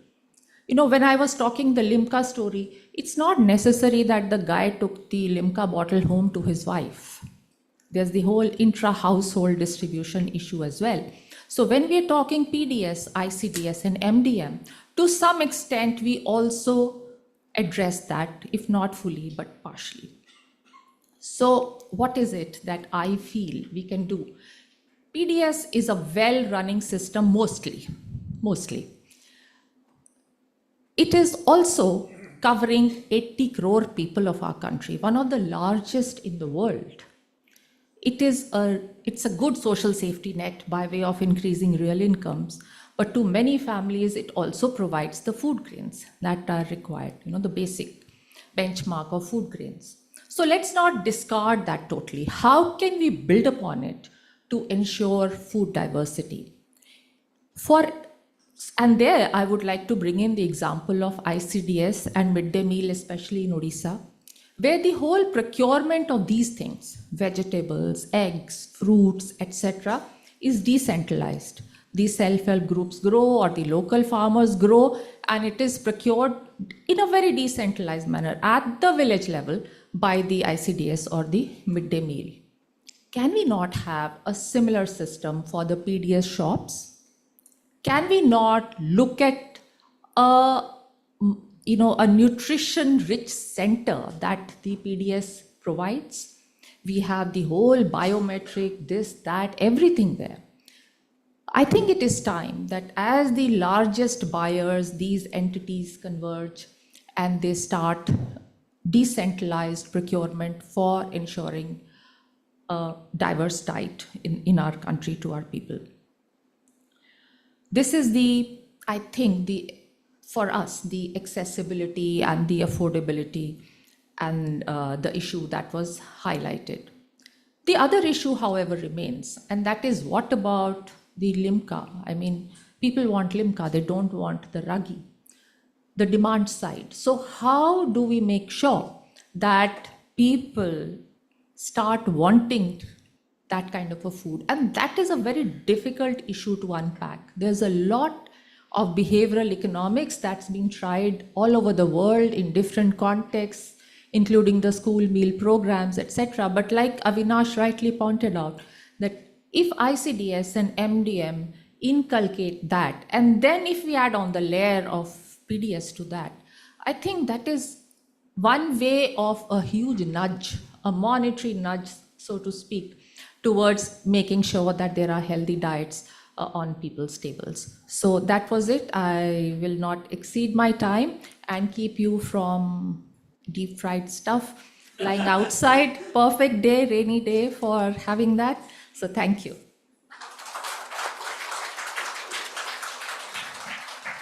Thank you, Ms. Ahuja, for that excellent remarks. Now may I request our chief guest, Dr. Himanshu Pathak, to deliver his special remarks. Dr. Pathak is a secretary of the Department of Agriculture Research and Education, Government of India, and is also the Director General of the Indian Council of Agriculture Research, New Delhi. Being from Orissa, I was very happy to note that Dr. Pathak has served as the Director, ICAR National Rice Research Institute in Orissa. And he is also the Director, ICAR National Institute of Abiotic Stress Management, Maharashtra, India. He has over 3 decades of experience in the areas of agriculture research, education, extension. He is a fellow of the Indian National Science Academy, the National Academy of Sciences, India, and the Humboldt Foundation. He is a recipient of the Rafi Ahmad Kidwai Award of the ICAR and is a fellow and president of the NAS. Over to you, Dr. Pathak. Thank you very much, and good morning, everybody. Very distinguished dignitaries on the dais, my colleagues from IFPRI, ICR, ladies and gentlemen. Let me also welcome each and every one of you, because as Dr. Rashid said, that ICR is also co-host, and this whole complex somehow belongs to ICR. So welcome to each and every one of you. First of all, let me congratulate IFPRI for bringing out this very important document, very important document, highlighting the importance of food, its connectivity with health, what are the constant gaps, potentials, policy issues, and almost each and every aspect which is connected to this very important topic. And all these presentations, we could know that there are several challenges of availability, affordability, accessibility, desirability, viability, equity, utility, and all those, at some level or the other, we have got those constraints. And of course, the challenge and the task is to address these challenges. And what I feel that to address such a challenge, we really need to integrate modern science and also some of the traditional thoughts which many generations, not only in this country, all over the world, have been practicing. So I shall start as you started with one Ayurveda kind of thing. So this question, that what is health and who is a healthy person? It is not that we are asking this question today. People have been asking this question since the dawn of civilization. The very old, publications, one of our great rishis, Maharishi Charak, very known practitioner of Ayurveda, he asked this question to one of his students, that who is a healthy person? And of course, in Sanskrit, he said something very beautiful. He said that those who are, in Hindi or Sanskrit, I shall translate it, who are hit bhoji, mit bhoji, and rit bhoji, they are healthy. Now, hit bhoji means those who eat good for their health, not for taste. So they are hit bhoji. Hit, good, bhoji means who takes it. Second one is mit bhoji. Mit is moderation. So those who eat with moderation, so those are mit bhoji. And the third one is, which is very important, is rit bhoji. Rit is riti or niyam, or also ritu. Ritu in Bengali, season. So those who eat what is available in that particular season, as Madam says, very beautiful day outside raining. So those food which are available in that particular season, and those food which have been produced and cooked and also taken with a riti, with some perfect or good process. If these three things are combined, and the person who follows these three, hit bhoji, mit bhoji, and rit bhoji, they are healthy. I think this is even true today. But then, as you said, desirability and our taste, sometimes it is very difficult to maintain and to follow. And that's why many times jokingly we ask a question, whether we live to eat or we eat to live. This is a question, of course. Today morning I was thinking that whether agriculture and this food system, how these two were related. Earlier we used to think that probably agriculture has driven the food system. That whatever we produce, we eat. If a region is producing more rice, so they become rice eater. If a region is producing more wheat, so they become wheat eaters. But then of late, and of late is not 3-4 years, it is again decades or centuries rather, we are also producing those which we would like to eat, not which is good. So we started forgetting millet, we started forgetting many other coarse cereals, and as we like basmati rice, so we shall produce basmati rice. If we like something limca or something, so we shall start doing that one. So it is vice versa. But the subject is not so easy or straightforward. This is a really very, very complicated and interconnectivity subject. Good food is not only produced by a good variety. And from there, the concept of One Health comes. One Health means to produce good food, you need to have good soil, good water, good management, good processing. If the soil is good, healthy, then only the crop which you are producing is going to be healthy. If the water which is being used for irrigation is healthy, then only the food which you are going to harvest out of that is going to be healthy. If the food or feed which you are giving to your animal is healthy, then only the animal is healthy and the milk or the meat, whatever you are getting, are healthy. And then, of course, at the end of the day, when we consume with all these healthy things, then only it becomes healthy, otherwise not. So simply developing a good variety cannot ensure that we are going to produce good food, because the soil is not healthy, water is not healthy, the environment is not healthy. And until all of these are healthy, we are not in a position to produce healthy food, and of course not going to have a good health. So again, in Hindi we say that some of these commodities are so connected, and the commodities are jal, jameen, jalvayu, jungle, janwar, jivan, janta, and all of these are connected. If you can connect all of this, then only you can think of having healthy food and of course healthy people. Now, having said all of this, science and research is really very, very crucial to address not only one, but probably all of these issues. And I should just mention a few of the things which IFPRI, Indian Council of Agriculture Research, is doing to address this particular issue. Number one is, now we have realized that producing enough quantity of food is not sufficient, as I explained.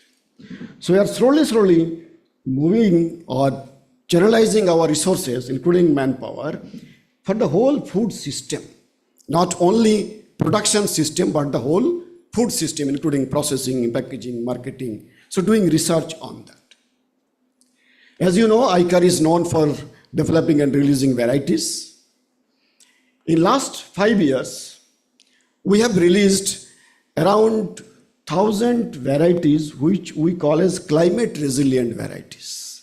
These are the varieties which can withstand up to certain extent, not to the very high extreme of increased temperature, drought, flooding, and so on. So this is one area on which ICR is working. The second one, which is very closely connected with this food and healthy food system, is development of biofortified varieties. The varieties or the crops which are rich in some of the elements or nutrients for which it was deficient. I will just give you one or two examples. Now we have got rice varieties which contains more than 10% of protein. Now our common rice varieties will contain around 6 to 7% of protein. And as you know, a vast majority of people, particularly in Northeast, Eastern India, South India and so on, rice is the staple food. But that rice contains only 6 to 7% of protein. But now we have got around 7 or 8 varieties of different categories which has got more than 10% of protein. My previous institute, National Rice Institute, Cuttack, in 2016 we developed the first high protein rice containing 10.3% of protein. Similar kinds of examples can be given for wheat, which has got more amount of iron, zinc, minerals, vitamins, and so on. And as of today, we have got 150 biofortified varieties of different crops, including horticulture. So this is one area of research which we are doing.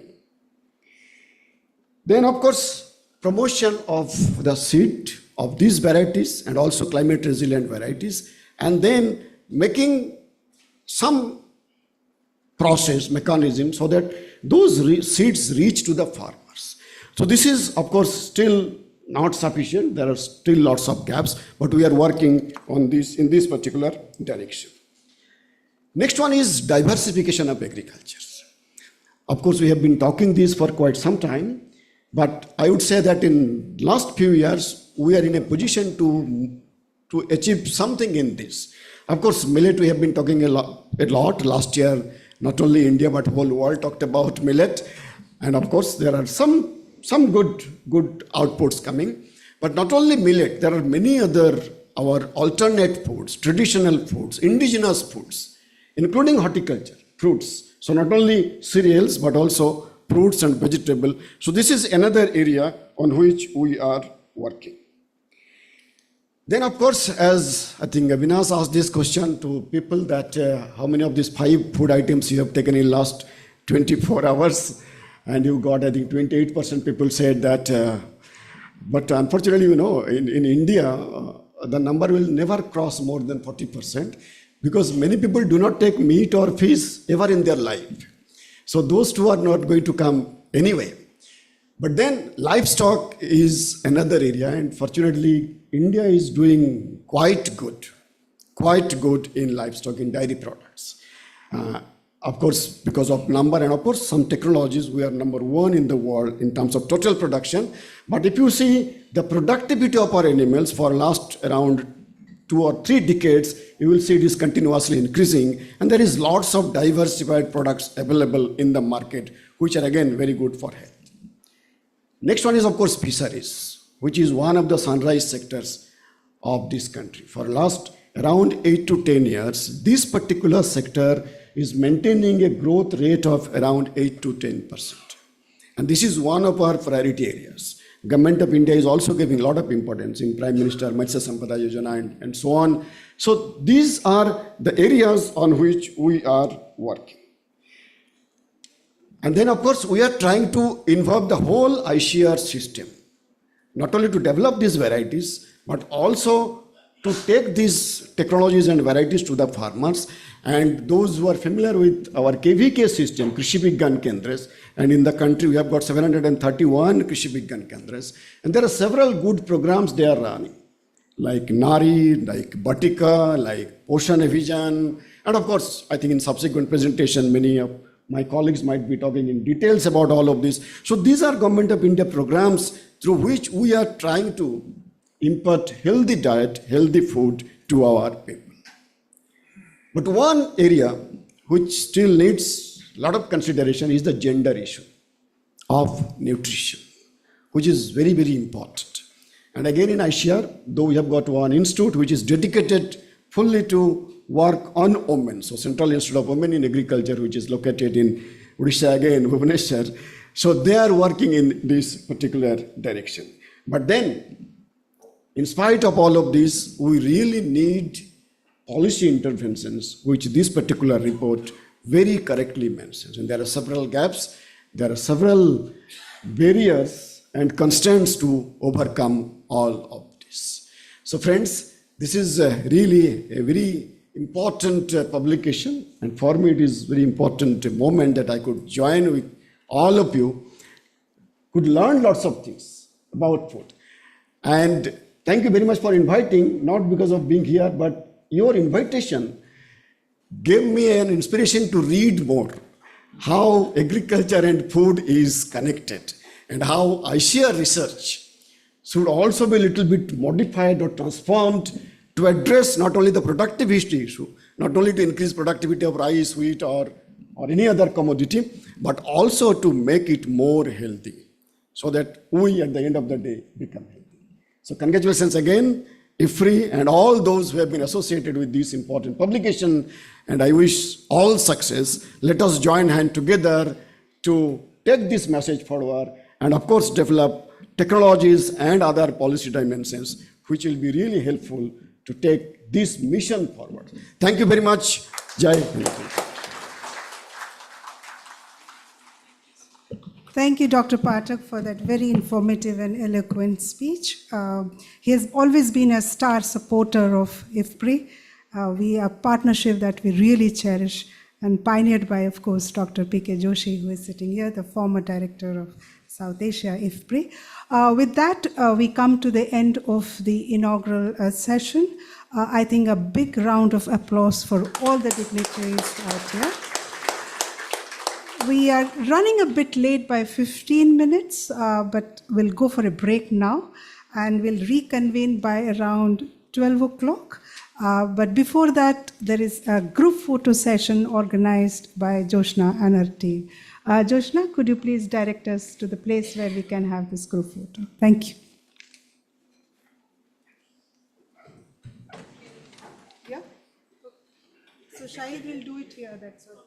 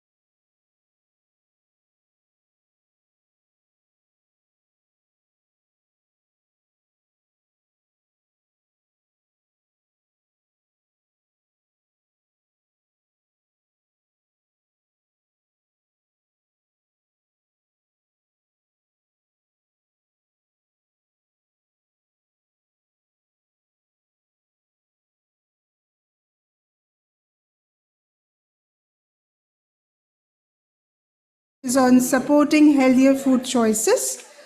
It will be chaired by Mr. Siraj Hussain, who is the advisor for Federation of Indian Chambers of Commerce and Industry, FICCI.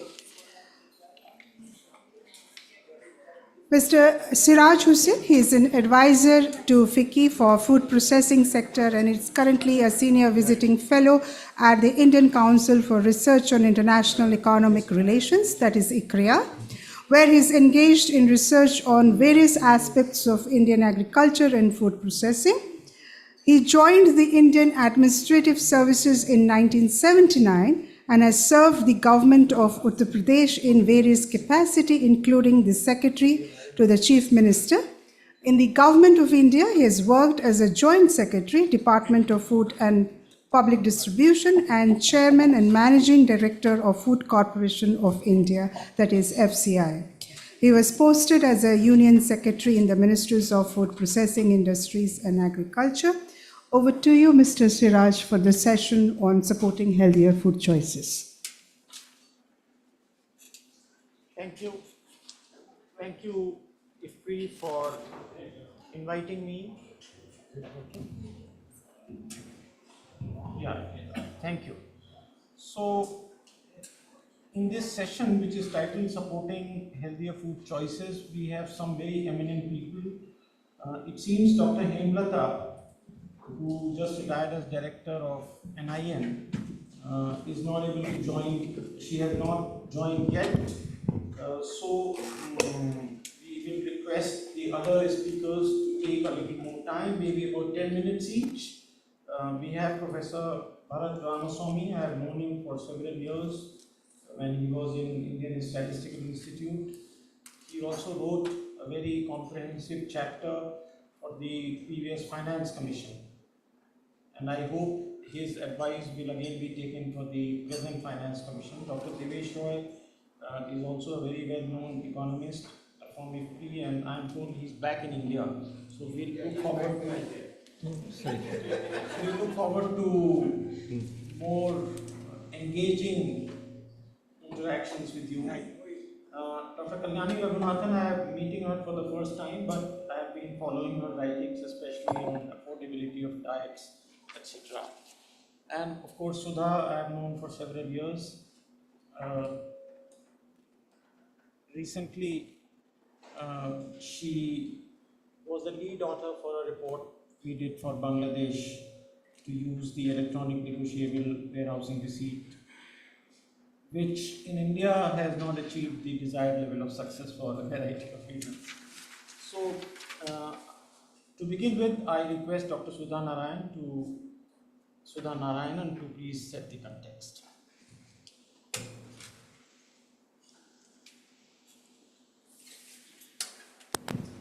I could have spoken from there, but I'm just choosing to come here so you can all see me and I can see the slides clearly. So thank you very much for having me here. I was very nervous this morning about the confessions people were making about visiting their doctor who determined they were overweight. I haven't had an annual checkup, but since I know I'm overweight, I might as well skip that difficult process of me seeing the doctor. So, yeah, no pressure on others to similarly confess. So with that, let me get down to supporting healthy food choices. So my role here is a context setter. So I just want to share, I've tried to not duplicate what you've heard in the morning, but this is my own take on issues that I feel we need to think about. And I try to tailor it to the speakers who are here today and hoping that I can provoke them to also include some thoughts on the issues that I want to share. Next, please. So this is from the Global Food Policy Report of this year, the one that was released this morning. And you heard everyone talk about how South Asia actually accounts for 49.3% of the global diet poor. And we heard different numbers. I think it was 72% that Shahid presented, but the latest one in the report also suggests that it may be slightly more at 76.4%. I think it's important for us to understand that these numbers are always debated, right? Because we are all working in a very data scarce environment for the last few years. So these are the numbers that we have, and they may not be accurate, but they are not inaccurate. So we have to take it with a little bit of, with a pinch of salt, but these are the only ones we have, and the numbers are quite large enough for us to be very concerned about. And one of the interesting numbers, and this is in fact from Kalyani's chapter, that it would cost $1.43 per day to make the diets affordable. And for those of us who have worked on the PDS and the procurement system, we have a sense of magnitude of the scale of the issue. Now, the issue is also very obvious. Everyone has talked about how this is a very complex system. You're talking about One Health, food system has different parts, different actors. So the challenge for us is how to do this. So when you have a beast which is multi-factorial problem, different factors influence something, and then it's multi-sectoral with very different pulls and push in terms of interest groups, then you're really in a very difficult space. And these are also operating at different scales. So you have things that are working at the global level in terms of trade policy. I know Dr. Devesh Roy here thinks seriously about these issues. So it starts at the global level with sustainability certification, tariff and non-tariff barriers. You go into national trade policies and food self-sufficiency concerns, and then it filters down to federal governments where there's a center in the state. Then you go to local, and then when you're coming into communities, you have caste, class, religion, name it, and you have these diversities. And then within the household, I think intra-household, Aati Ahuja brought that up as a critical issue. So the range of scales at which all of these operators is actually dizzying. And then we also have this thing called polycrisis. I don't know how many of you have heard this term. With repeated crises, we have to assume that we are in a world with polycrises. And I was recently in an international spice congress where they said polycrisis is not we should be thinking about. We should call it perma-crisis. So whatever we plan, we must assume that we are in a state of permanent crisis. And so that's the mode in which we have to think about solutions to problems. So this is the global sort of picture and the overarching concern. If you come back to the Indian context, many of what I've already said applies here as well. We do have an ongoing nutrition transition, high growth rates, possibly growing inequalities, and we have a changing demographic. So we still have a youth bulge. So the Government of India's 2022 youth report actually says that over a quarter are actually belonging to this segment. And for those of us who are no longer youth, we know this is a very different species, right? I mean, their aspirations and their habits, all of it is something we need to think about as we sort of integrate it into thinking about nutrition. And this is again something that came up in the morning about starting early with the midday meals and the Anganwadis, so that when they become adults, you have the PDS that is also nutrition sensitive. So we need to think a little bit with a view to the future and view to the demographics. There's immense diversity of cultural preferences. This is not an audience to whom I need to explain further.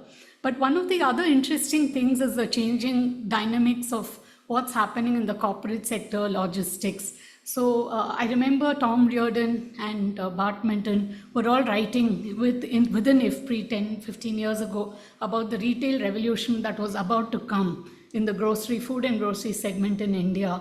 And now where we stand today, everyone agrees that India skipped the food retail revolution and there's now a food delivery revolution. So it has a completely different context now that we need to think about. Now in this session, clearly there are these scales of resolution. We have panelists here who can actually straddle these scales. So I thought that's an interesting perspective to carry with us, that they're going to be talking about all of these different scales. We have legacy issues that are a big challenge, whether it's PDS and food grain procurement and distribution, or trade and macroeconomic policies and foreign direct investments. But we also have lots of opportunities. I think Aati Ahuja already mentioned it in the morning, that when you have functional social safety nets and social protection programs, we don't have to build from scratch. At the same time, it is always challenging to pivot something that already exists, because many things we put in place tend to be set in their ways and we seem reluctant to change it. So we do have opportunities there in terms of in-kind transfers and social protection programs. We also benefit hugely from having different states doing different things and trying out different things.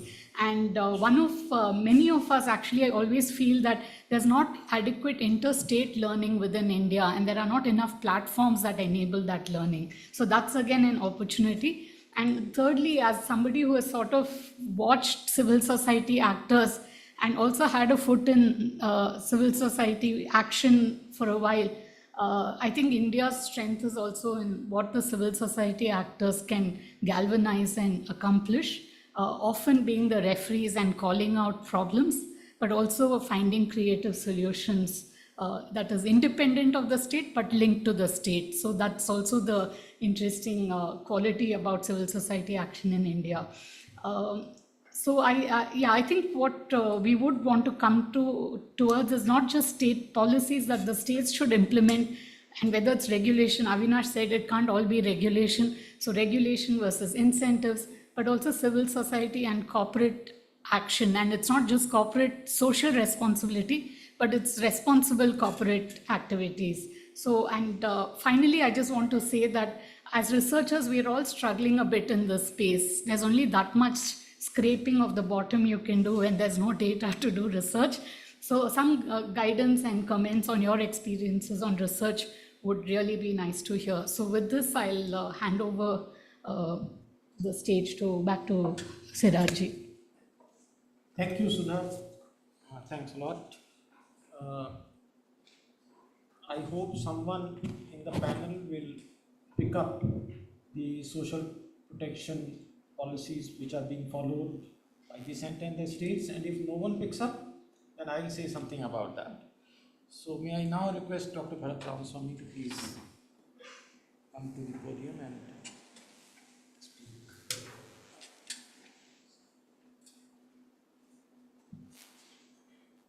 Thank you. I don't have a PowerPoint because I thought I was going to speak only for 5 minutes. But Yeah, sorry, I turned off the mic as I left. can you hear me now? Yeah. So pardon me, I don't have a PowerPoint. If I'd known I had more time, I would have definitely prepared one. So I think that when we think about this theme, I cannot think about this without first thinking about the inequalities in food consumption. As Sudha pointed out, we have been living in a data vacuum. So I offer no apologies for offering numbers from the 2011-12 NSS data. So the last time I looked at it, in urban areas, in per capita terms, the top deciles had a consumption of pulses about 2.5 times of the bottom deciles, milk and egg about 5 to 6 times, and I can't remember about vegetables and fruits. So if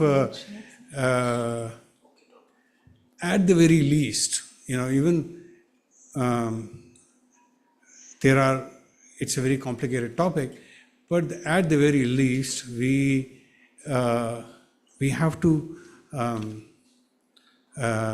bridge this inequality substantially. So what about, and this was a cross-section, what about over time? Now, we know that there has been some changes in diet composition over time, some decline in cereal consumption, a substantial increase in consumption of edible oils, sugar, and eggs, but very modest increases in fish and meat, and hardly anything in vegetables and fruits, and nothing at all in pulses and milk. So overall, the picture is mixed in terms of diet quality. There's good and bad news. And so, of course, as the first thing with my training I would look at is what's happening to income and prices.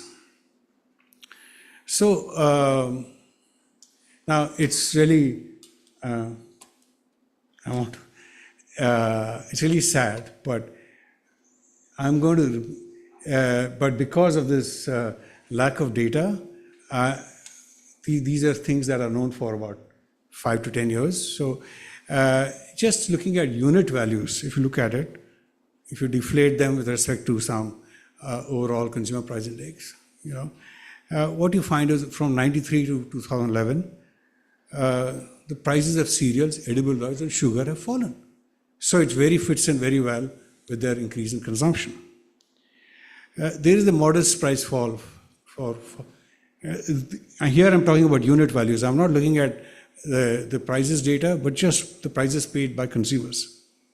There's some, if you look hard enough, you might see a downward trend, a little bit in prices for fish and meat, but not much. And you don't see any such downward trend with respect to eggs, milk, or vegetables. In fact, the trend goes in the other direction. And G.V. Meenakshi did a similar analysis, but where she looked at prices of these foods with respect to milk, with respect to cereals. So cereals was the deflator, price of cereals. And her conclusion was for the same period, the price of dairy, fish, meat, and eggs, fruits, vegetables, pulses have all increased faster than the price of cereals. So I would say that there is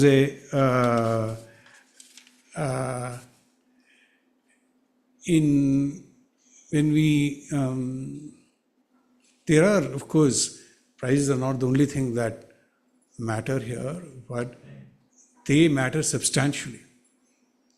And the evidence for this is very simple. Look at edible oils. Over the period from the 90s till COVID, because COVID there was a supply disruption in the world market, the real price of edible oils in India fell by more than 30%. And that's all being fueled by palm oil imports. We got access to cheap palm oil, and that's what led to this massive increase in consumption. So prices matter a lot. I'll just make a few comments about these specific items. Fruits, vegetables, and tubers, according to the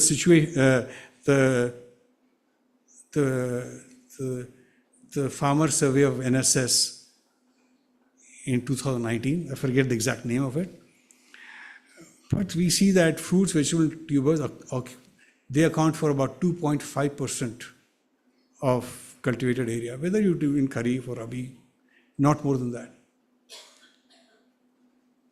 Now, if we are under some alternative world, contemplating increasing that area, let's say even to 5%, which is not a huge amount, it will overwhelm our marketing system. Such a doubling, it will overwhelm it. And unless we are able to export it. Now, domestic consumption, greater domestic consumption is the goal. But to get large liquid markets that don't crash, we would need exports as well. And that strategy has to be baked in. There is a strange case of pulses. I know Devesh is the expert here, so I'll go out on a limb and present my hypothesis here. I don't know as much. Pulses have probably in value terms, the lowest productivity of all the other crops. And you would expect that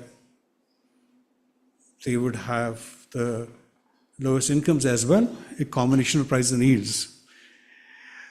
The puzzle from an economics point of view is, given that their low yields, why aren't their prices even higher?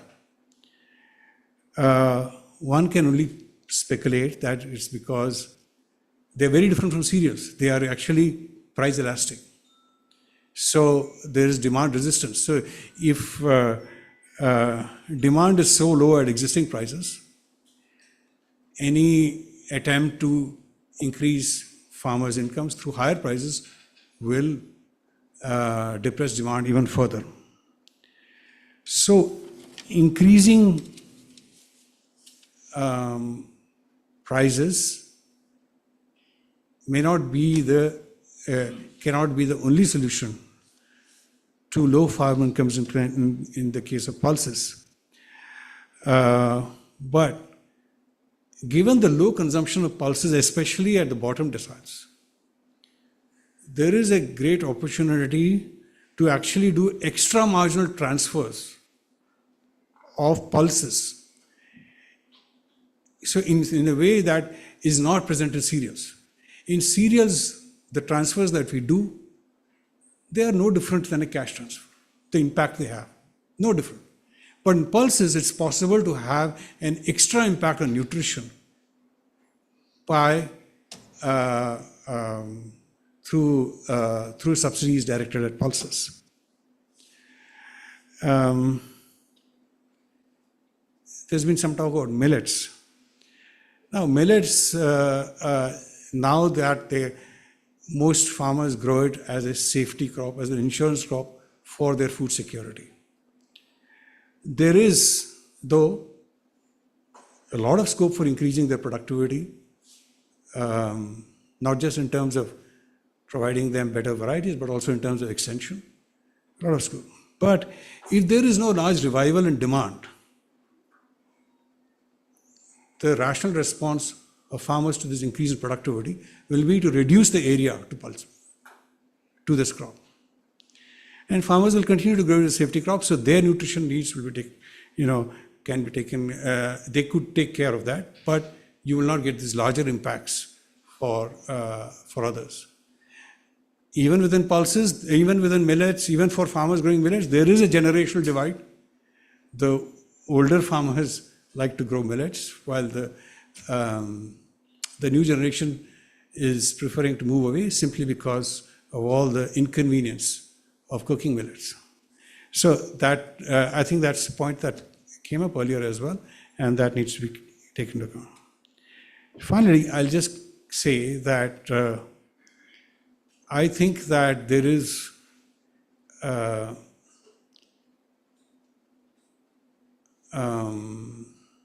think it's time for agriculture policy to be explicitly shaped by the twin objectives of nutrition and farmer livelihoods. Without either of them, our agriculture policy is, in some sense, we don't know what is its purpose. And I have to emphasize that nutrition policy through agriculture that we wish to achieve cannot be done without addressing farm livelihoods. We've already talked about pulses. That's one instance of it. So, and of course, we understand the solution to farm livelihoods is not just in agriculture, but also, in having non-farm opportunities, whether through temporary migration or a movement of labor. So that's, of course, the larger macroeconomic context. So, but in some sense, we have to be mindful that that also comes in the way for us to supply adequately the nutritionally dense foods. Yeah, that's it. I'll conclude. Thank you.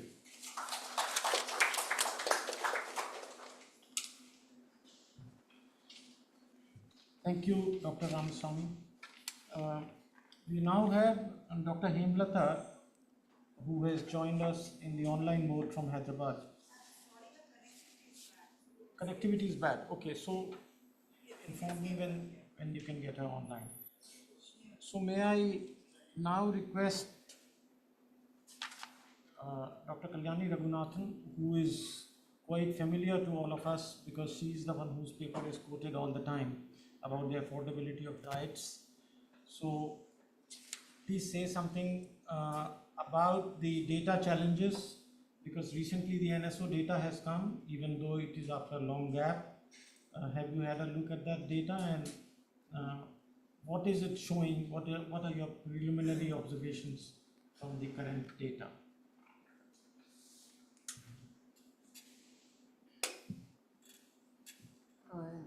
Is this working? No? Okay, now I think it's working. Yeah, so thanks a lot. I think the question of data is still not working. It's working. Okay, I think the question of data is one that has come up in multiple sessions, and it's also, I think, a recurring problem that all of us researchers who work with data face and often complain about and advocate for. So I'll just start by saying that, calculating the affordability of a healthy diet has two components. I think Avinash and Dr. Shahid also touched upon this. There is, of course, the component of calculating the cost of the healthy diet, and that requires guidelines, but it also requires information on prices from a sufficiently representative set of foods, that meets all of the different food groups that are required within the guidelines. So that's one aspect that goes into the numerator in a sense. And then in the denominator, there's something that you want to benchmark these costs against. So you need to be able to say something about how those costs fare relative to incomes or wages or existing expenditure, food expenditure that households are making. So some way that you can actually say how those costs look relative to that measure to be able to say something about affordability. So I think we have challenges on both ends. I'll talk about those two things separately, and then I'll just bring up one more issue about data overall, with the caveat that I have not yet looked at the 8CES, so we're in the process of updating existing numbers on that. So on the price side of it, earlier work used data on rural India, which was the rural price and wage data that the NSO released, which has since been, it's not publicly available, though it's still being collected. So I think there's a big gap in terms of what we know about rural India, except for data such that Avinash is collecting under the TAFSA program, that is primary data, survey data that's being collected in rural areas. So to supplement that, what we've been doing recently is to use data on urban centers, so about 140 urban centers across the country. They represent states that contribute about 94% of our population, but this is obviously not a representative sample of centers across India. And there we have data that we've cobbled together from the Horticultural Board, Ministry of Agriculture, and so on, to say something about what the retail costs of these diets look like in urban India. That data has also since been discontinued. So as of, I think, September last year, we no longer have that publicly available price data. So there's a problem with calculating the numerator. There's also a problem, as we all know, in calculating the denominator of that affordability equation. We have the recently released 8CES, so we have some update to the numbers that Bharat was talking about from the 2011-2012 NSS Consumption Expenditure Survey, which is what we have been using up until now. But we still don't have regularly available and disaggregated data at a high frequency on consumption, but also on wages and incomes. And then I'll just say one point about what it is that we're using the data for. One is that we want to make a one-time calculation of what affordability looks like, or we want to say something about what affordability looked like in the last year or over the last 5 years. And for that purpose, I think this consumption data that we're collecting is suits that purpose. It's also very rich data that allows us to compare, say, what people should be eating versus what people are actually eating, calculating a preference-weighted cost of a healthy diet, and so on. But that's not high-frequency data. And I think work that Sudha and I have been doing talks about the need for kind of regular high-frequency monitoring of the affordability of diets. And that can't be a once-in-5-year consumption survey that you collect. It has to be sort of baked into the regular price monitoring that is ongoing. We do collect price data. We calculate, the CPI foods. That data does exist. I think there's a need to expand the set of commodities for which we collect it and make that data publicly accessible, or at least make the calculation of the cost of a healthy diet more accessible. And then we've also advocated strongly for inclusion of high-frequency monitoring also of wage data.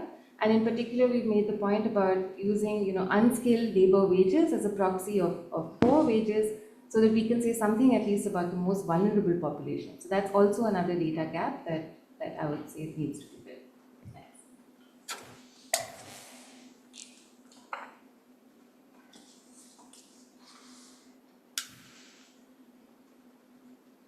Thank you. So, Dr. Devesh,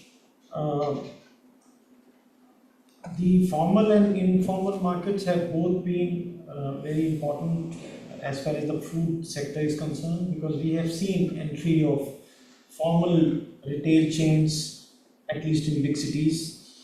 So whether this and the trade in general are playing a role in creating and promoting healthy diets, are the formal channels able to provide better quality of food, or it is just that they want to attract customers so that they can buy a little bit of fresh along with a lot of processed and tertiary food items?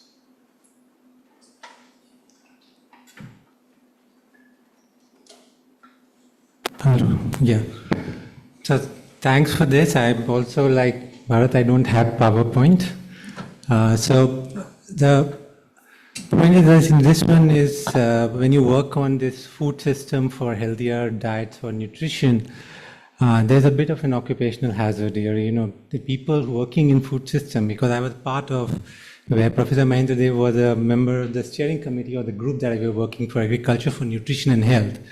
And in all the meetings we'll have, and we'll have almost a war cry saying that where is the macro part and where is the policy side.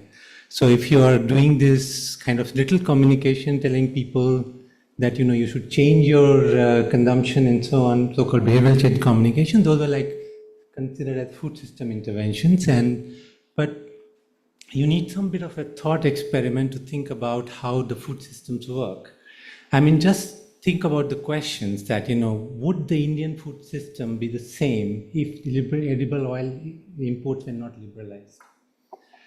If the trade policy in pulses, I mean, I'm really always thankful to Dr. Joshi for giving me the opportunity to pulses. I did not know anything about pulses, still he involved me in that work. And now people call me an expert in pulses, which I'm not. But the point is that if India has a more stable and, more liberal policy in pulses, what would the Indian food system be, right? And this, and so these are the questions that, so when you think about trade and markets and for the food systems, you should first understand what in the world are staples. Staples are kind of wheat, rice, but they all became staples through trade. Right? Wheat was not indigenous to India. It came from the Middle East. Now we have big wheat consumers. Rice was here.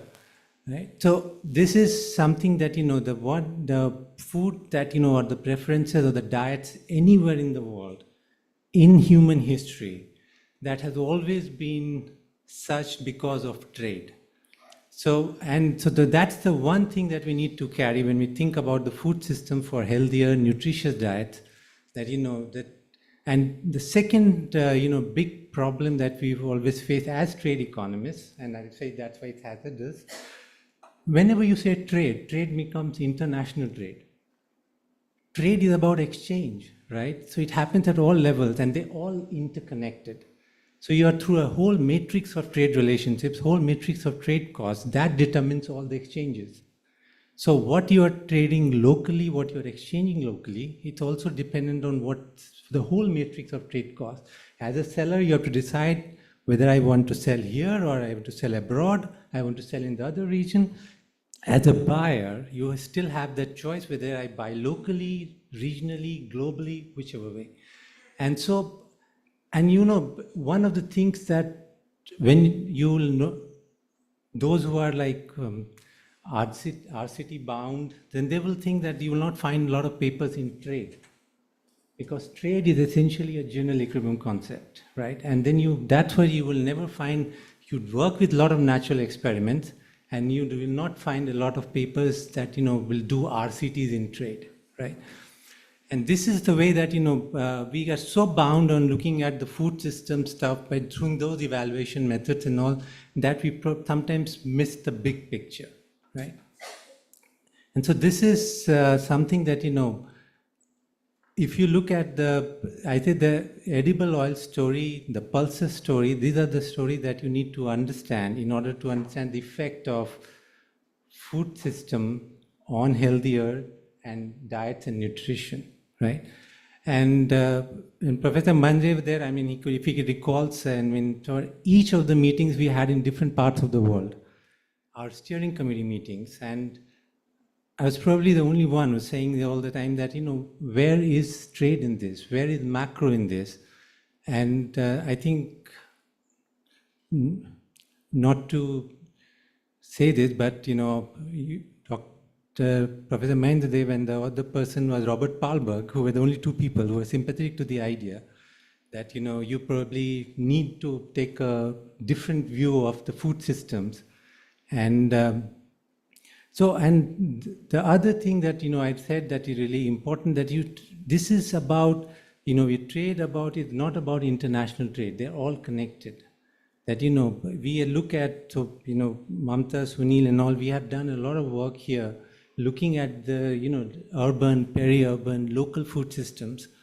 And there are things up issues about food access, market access. Now, when I started this, when you think about diet, food systems, the way people think about which market access is that, oh, you get access to a city, you get access to a road, that's like a market access. I mean, that's not a market access for the way you should look at in trade. Market access is a general equilibrium context, looking at all possible trade costs that you can have.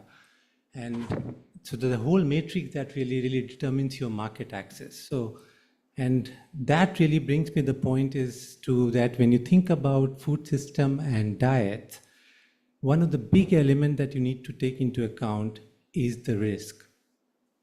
Because, we had this conversation in Odisha because one of the questions is that, oh yeah, the road connectivity has improved, the market access has improved. It doesn't work like that when it comes to access to diet, is because market access is a kind of a public good. If it improves for you, it improves for everyone else. And it brings in competition, it brings in volatility, right? So that means every time you see, and there are a lot of papers that, that have been written, very well published, like, you can think at Allen and Atkins paper, and which have looked at that, about 40 years of data of laying of roads in India. And then say when the access improved, what it really brought in is moving away from fruits and vegetables, moving towards cereals, because, and there the animal in the room is basically because you have an MSP procurement, so if you are facing risk, you tend to move more towards cereals, which are really comparatively low risk. And that is the idea that, when you think about markets, think about what is market access. Market access is a very general equilibrium concept. You are not going to think about that, your connectivity with the roads, nearness to the city. Those are not the things that determine market access. So you have to take a whole picture, and that. So one of the biggest things that you see that, what is happening with the connectivity, with the improved so-called market access, what you're going to see is that there is much less of, because Professor Bharat referred to that you see very 2 to 2.5% to 3% being there in fruits and vegetables.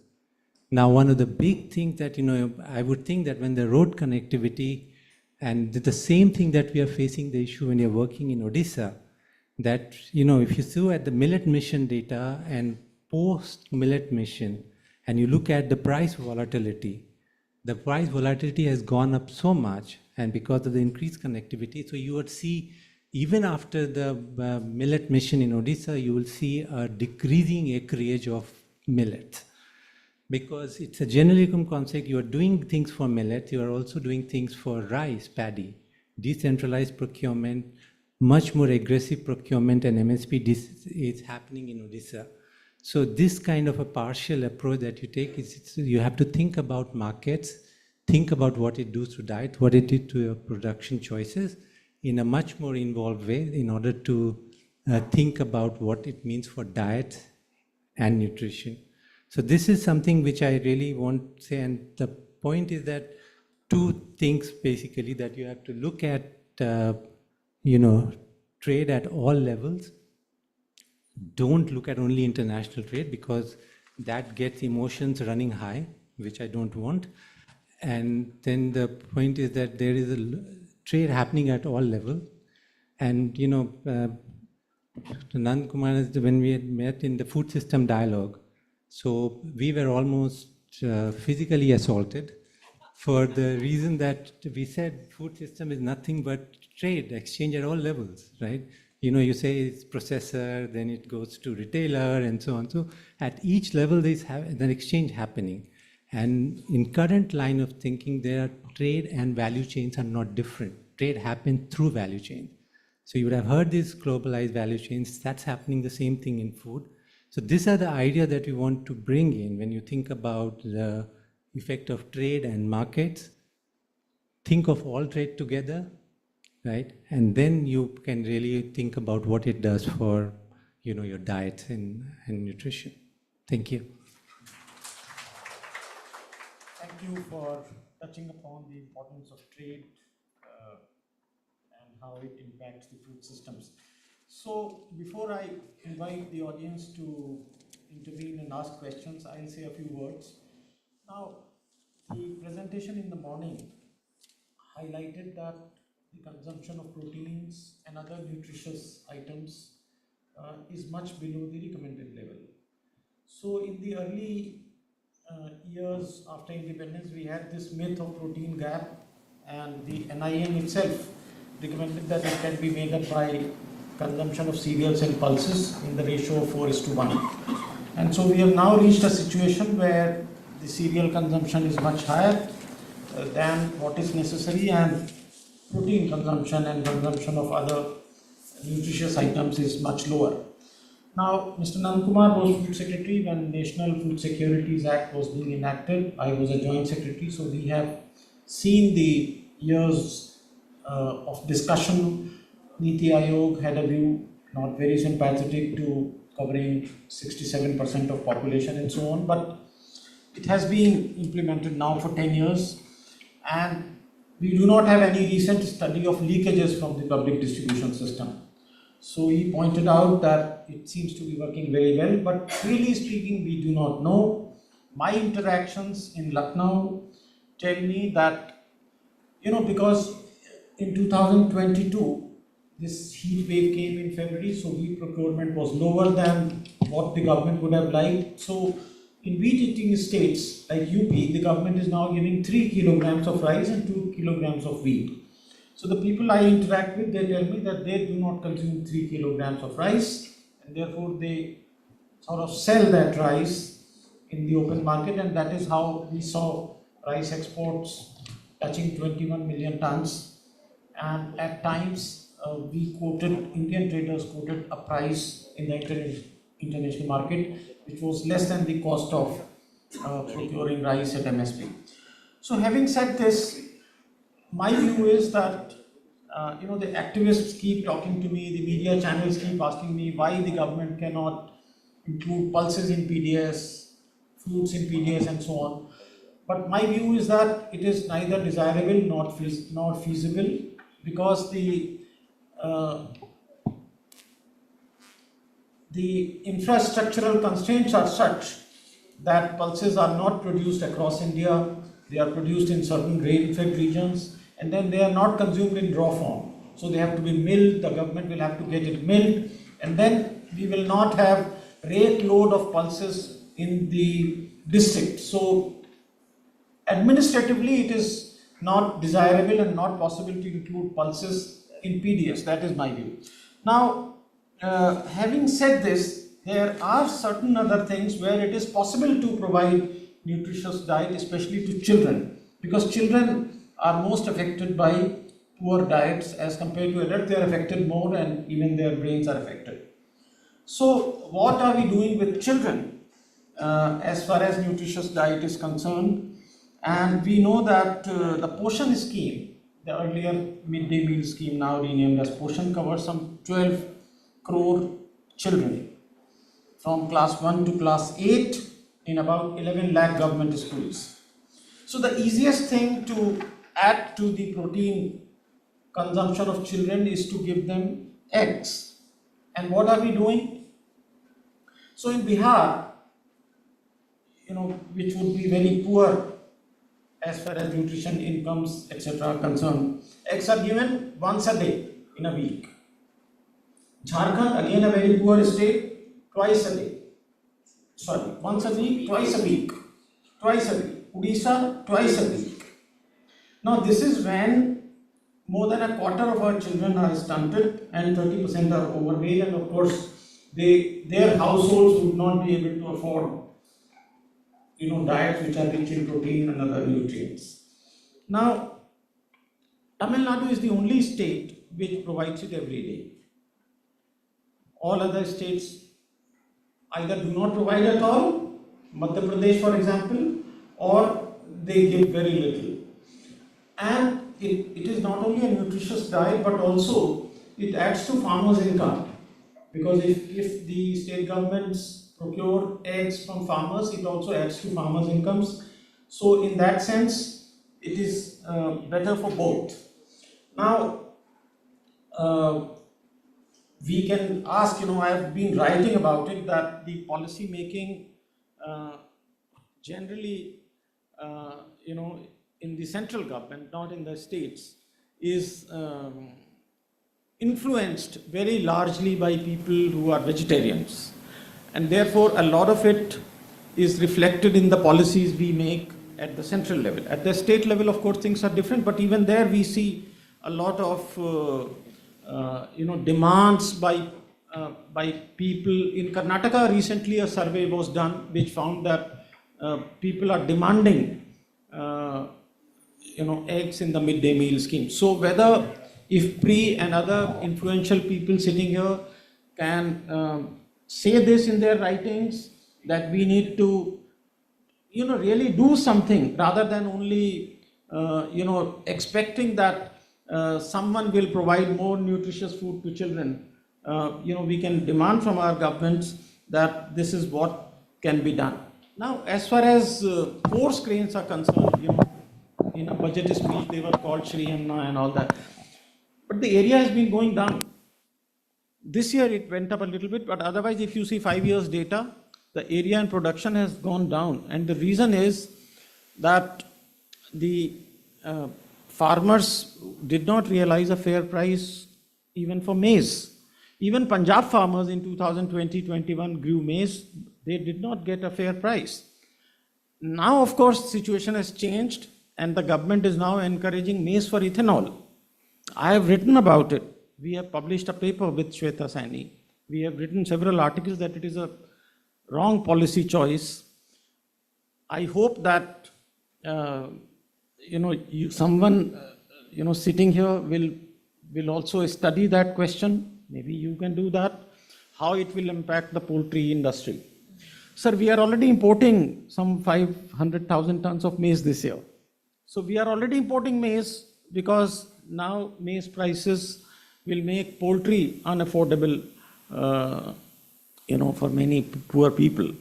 So the short point is, and I'll stop there, that at least in some areas where government policies can bring a change to nutrition of children and adults, we should demand that the policies are tailored in such a manner that the cause of nutrition is actually helped.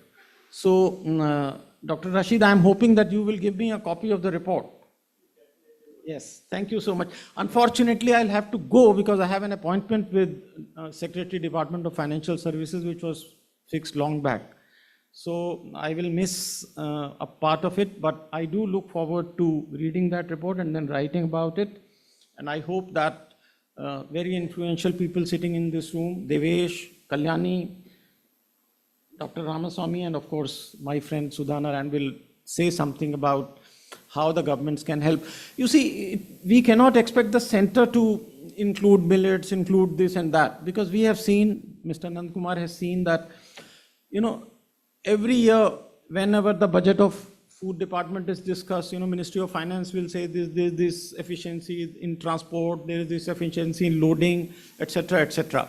So if we want more nutritious diets, maybe we should demand our state governments to do that, which Odisha has done, which Karnataka has done. I have seen that in Karnataka there is good acceptance of coarse grains by people in general, and therefore I do not know whether that is reflected in the health data, whether Karnataka people enjoy better health indicators. Also, I would like you to examine that data and tell us whether the states which are eating more fish are more healthy as compared to the states which are eating more cereals. So now we are open for discussion. We have about 20 minutes. Thank you. Yes, ma'am.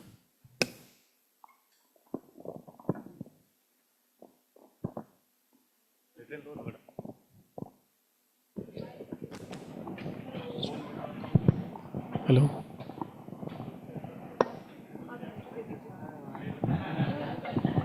So just a few small points from me, I'm sure everybody. I think the first one is representing some very small people, which I do all the time in all meetings chronically, and I'm very happy that Aarti and Siraj ji both have kind of hearkened to it. So it's basically just to reinforce that infant and young child feeding is also a food system. It's not, it goes far beyond behavior and behavior change. And I think all of us, nobody disagrees with me, but it doesn't come up. It doesn't come up in the report in that sense because it's a very specific and peculiar food system. And everything that we've been talking about since the morning is moderated through gender and through women's time and labor. So things like, women's time use in the current circumstances of our environment in terms of labor. I think these are things that need to be talked about more explicitly. And infant and young child feeding as a food system which has its own peculiar interfaces with the market and mediated through women in particular. So I think that's one thing that I wanted to reinforce, and both of you picked up on it. But exclusive breastfeeding within that is even more peculiar and even more specific, and it's a system.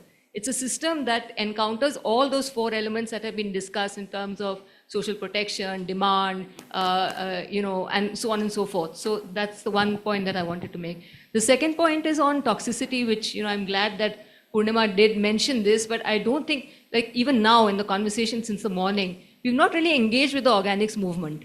And it's very complex. It has its own problematics, its own nuances, and it's very, very difficult for us to understand because there's so many commercial aspects to it. There's so many policy-related issues. So I think that toxicity vis-a-vis, what is going on in terms of the markets and so on, and what the alternatives are being proposed in the form of movements across the world, this also needs to be interrogated and problematized and also understood better. I mean, is this, what would make it more feasible, for instance? And the third is just a very small reaction rather to Sirajji. I mean, I don't think I would discount Centre's ability to do things to the PDS in positive directions. Let's remind the House that we were able to fortify rice for 80 billion people within like this by a central command, which involved processing, it involved setting up of labs, it involved many, many things which you feel are impossible to do with respect to pulses and others. I'm not just making a case for pulses, just superficially, but I'm just saying that I think that a lot can be done within the PDS if we look at it differently in a more decentralized mode. Aarti's already referred to how we can do that for the ICDS and the midday meal scheme. Of course, states must play a role, but then center-state relations, fiscal relations, all this must also come into play. So it's just to say that I think PDS can do much of what we are demanding as silly activists, but I think it can be done.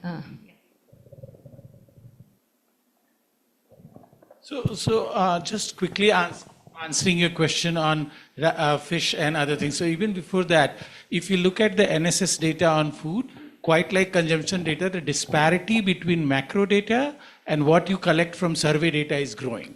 So for example, fish. If you look at fish data on what we supplement to FAO, what is the total consumption, production minus export plus import and other seed use, etc., that has been increasing a great deal.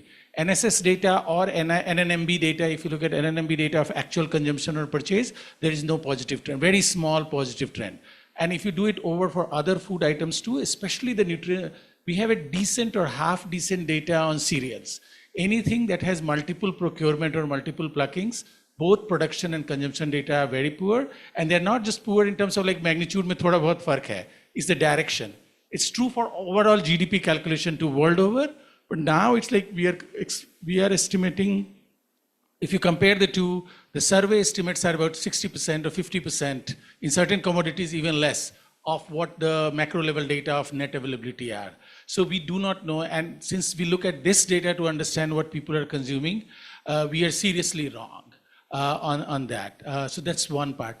The second is generally you see with fish particularly, is rice eating areas eat more fish, but rice eating areas also tend to have very, very broad with this flawed data, have lower diet diversity. And the diet diversification happens slower, not just in India, but at the Asia level. Areas that consume a lot of rice, they often have rice cropping system, etc. For various reasons that we don't understand and we haven't quantified, they tend to have less consumption. They also have lower milk consumption. So wheat is positively correlated with milk consumption in Indian data, and rice is positively correlated with fish, and negatively correlated with milk and related products. Dairy development also, if you go east of Bihar, you'll see dairy development has barely happened, even though agriculturally, let's say West Bengal, etc., are far more advanced than Bihar. So it's a complex picture is what I want to say. Thank you.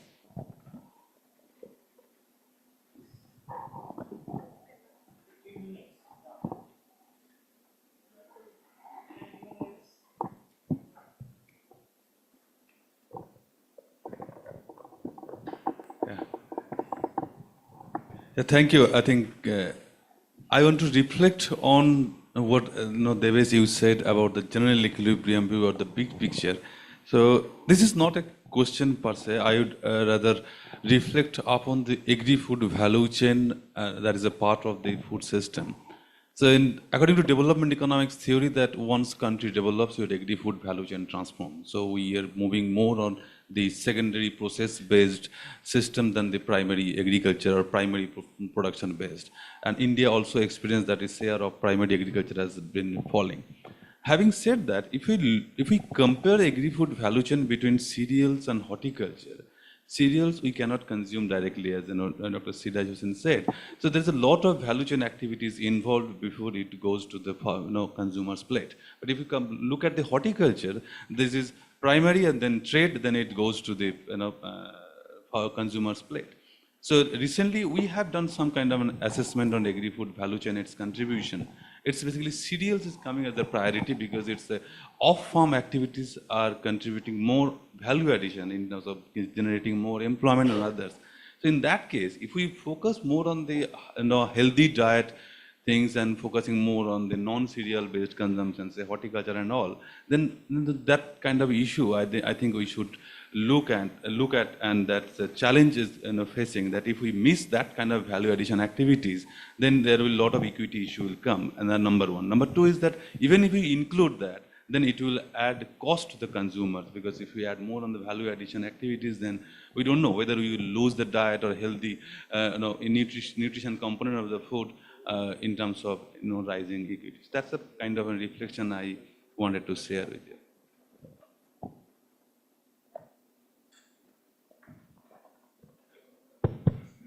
Yeah, this is a comment on Mr. Siraj Hussain's thing. Basically, the eggs you mentioned, that's an important one for nutrition and very healthy food diet. In fact, John Drez, one day in seminar, he said he took out egg and said this is the one thing which can solve the nutrition problem of the children. So I think your suggestion of introducing daily wherever it's possible is very important. I think, of course, other things, pulses and other things are all needed, but I think egg in the children's portion or something, it needs attention. Of course, culturally, some people may not be eating. That's what probably the government says in some parts they may not eat, but for them, different other things needed. On Bharat's inequality in consumption, of course, prices play an important role, but what are the other things also needed? Of course, diversification of cropping pattern, the millets, they're promoting, but it worked in Orissa and all. But overall, I think people see the rate of return, the price times the yield and other things. So how do we diversify the cropping pattern and thing. But I was surprised that they were 2% horticulture thing. So we have to check that data. Thank you. So I have a question for IFPRI. The recommendation is that everyone should eat more fruits and more vegetables. Well taken, even though they are very expensive. In fact, I have compiled, from Mother Dairy, the prices, and prices are very high. And it is no surprise that a large chunk of our population would find it unaffordable. But what I did not find in the report, in the brief, and I do not know if this question has been covered in the main report. So in India, what is the residue of pesticides and insecticides in fruits and vegetables, and whether the fruits and vegetables we get are really healthy?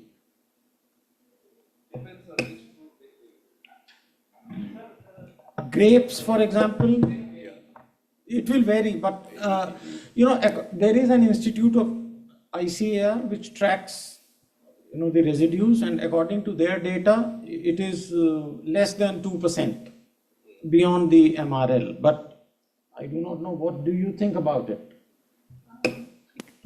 I think I can't speak for IFPRI and the report, and Kalyani may be better placed to talk about coverage.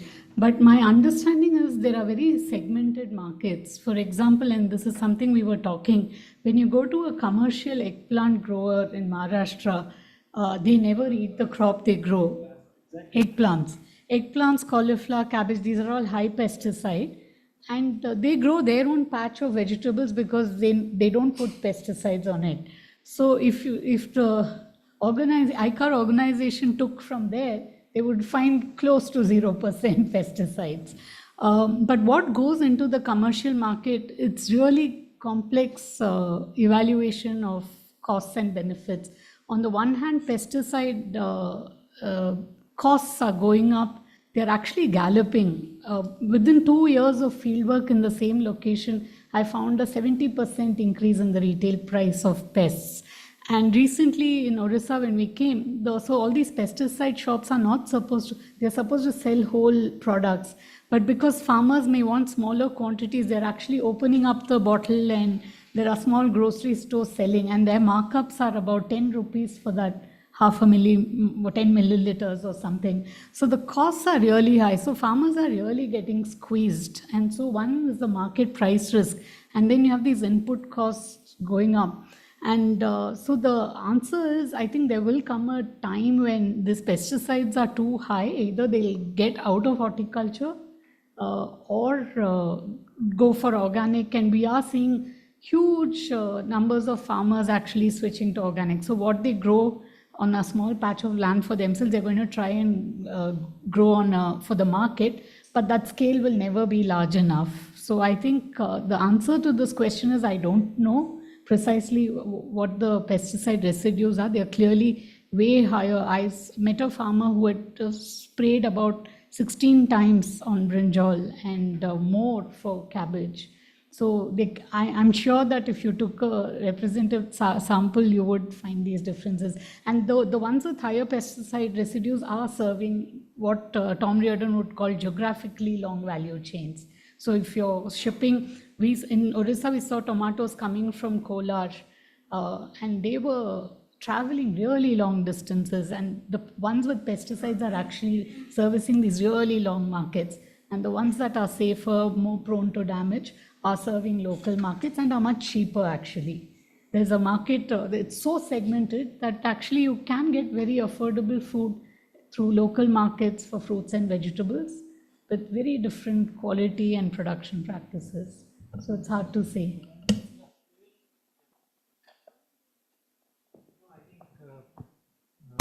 Something which, having dabbled in food safety, I think one of the things we always, and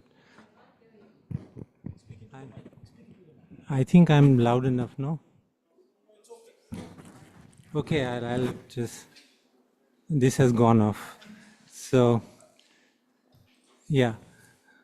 So one of the issues that are there in related to food safety in India is actually we have I mean, generally a very high focus on chemical contamination, right?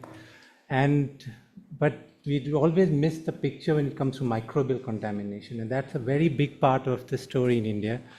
I mean, I work with FSSAI, and I always had this question that you produced this report saying 70% of the milk is contamination, but it's all chemical contamination.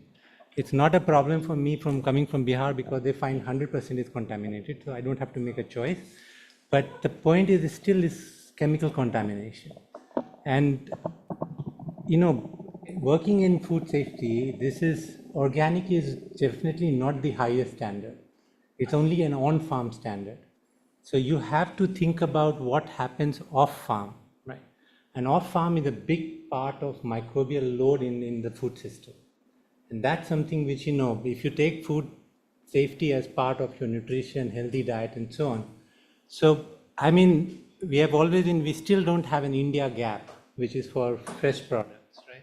It is some tribunal word is there, but the effective one is not there. We still have just the FSSAI standard, which is in processed food, still not credibly, communicated to people that they are looking for that. And so that's one of the things that we really need to change the food safety thinking, that, we also have to think about chemical contamination is, you have to take care of, but you have to see, particularly in things like milk, what is the microbial load. And that would apply even for fruits, vegetables, and so on. And that's something which we need to really take into account. Okay, so we have just 2 minutes, so yes, sir.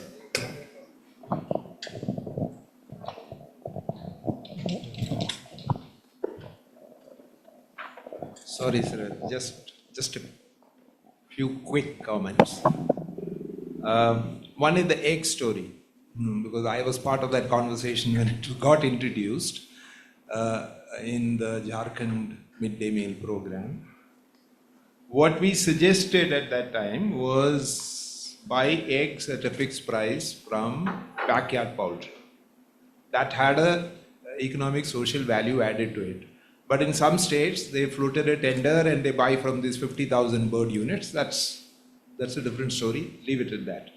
But we also suggested that one day you give eggs, one day you give milk, or maybe 2 days of milk and eggs as a combination. I think the cooperative milk sector is clearly capable of distributing processed, long shelf life, small pouches of milk. Gujarat does it, Karnataka does it, because these are two surplus states. The other states have, UP of course did the worst possible thing. They bought skimmed milk powder, put it in a dirty bucket, mixed it with dirty water and distributed it. I mean, that's not the milk distribution. We should insist on pasteurized milk in pouches. That's one part of the story.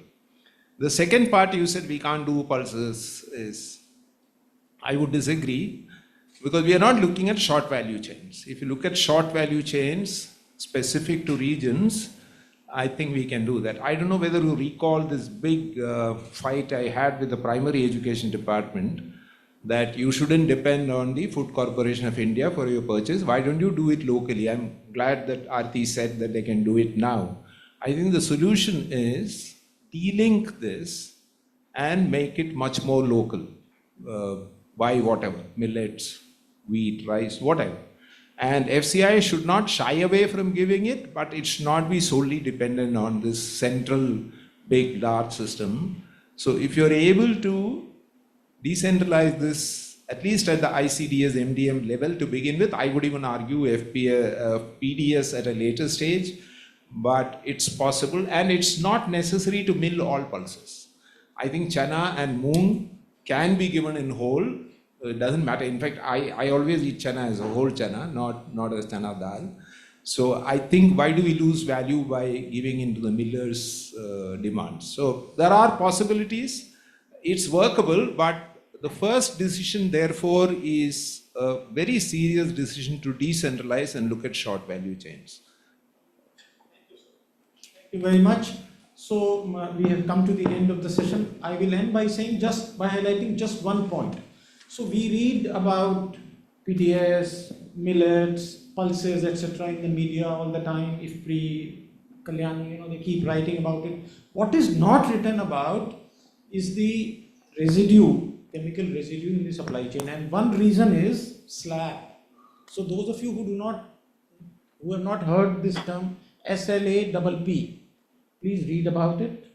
What is slab and what happens? So there was a lady vice chancellor in a Kerala university, in Kerala, I don't remember her name. She said something or wrote something about chemical residues. So they took her to court in Northeast. Yeah, thank you very much. Thank you, sir. Thank you so much, Mr. Siraj Hussain and all the panelists. We'll now break for lunch. We'll take an hour's break, so we'll be back at 2:15 for a third session, which will be on enabling policies to promote sustainable food systems. Thank you so much.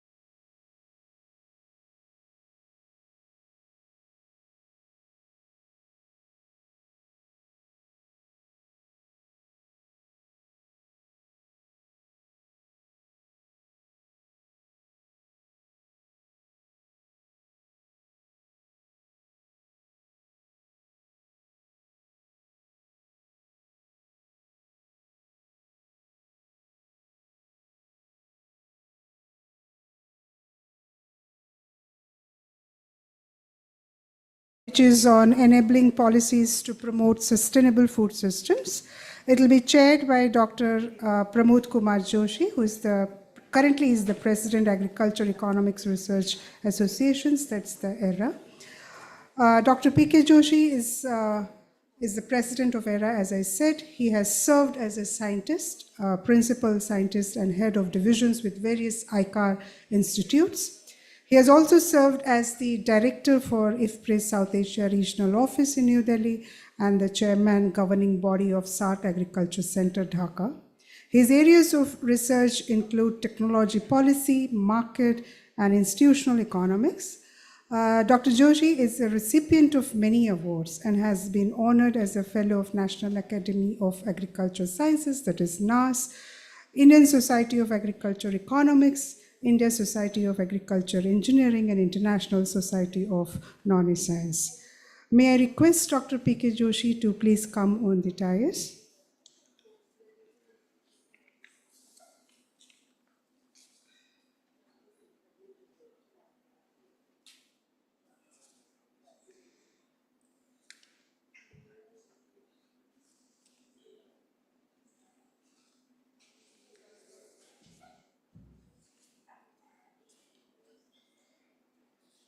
Thank you so much, sir, and over to you for the session 3.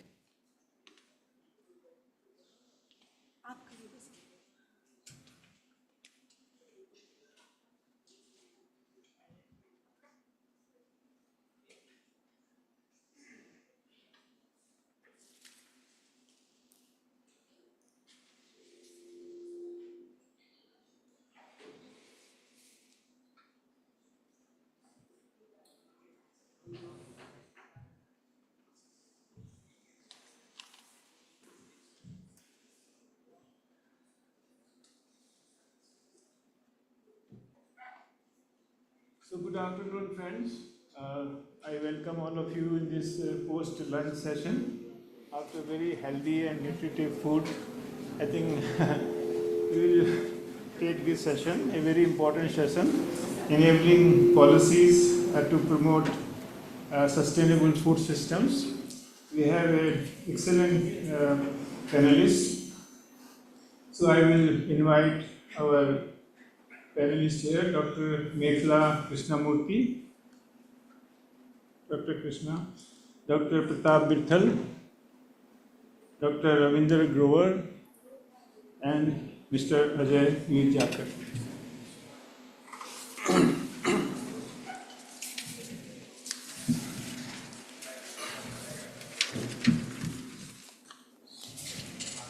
So friends, we have excellent discussion in the morning, and we have also heard about the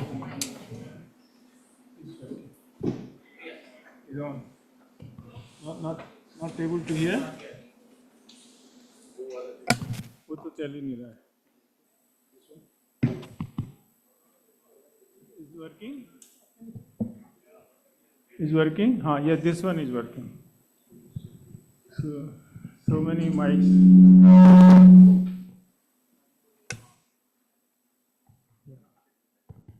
Yeah. So in morning we have content of the global food policy report, and then we are discussing about different dimensions of global food policy reports, and this session particularly is on enabling policies to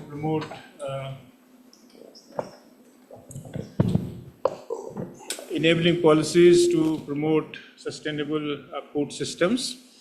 For this, we have a format just like in the previous session. We have contest setting. First, it will be contest setting. Then we will have panelists. 3 panelists are there. So the contest setting will be done by Dr. Meghla Krishnamurthy, who is presently associate professor in sociology and anthropology at Ashoka University. She has completed her PhD in anthropology and is also a senior fellow at the Center for Policy Research and non-resident scholar at the Center for the Advanced Study of India and at the University of Pennsylvania.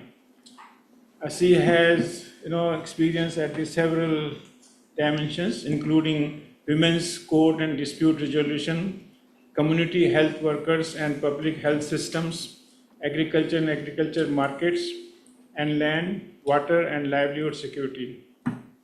This has given her a strong background for the partnership between academia, public policy, government, and the private sector, and the grassroots civil society organizations. So she will set the context for this particular session.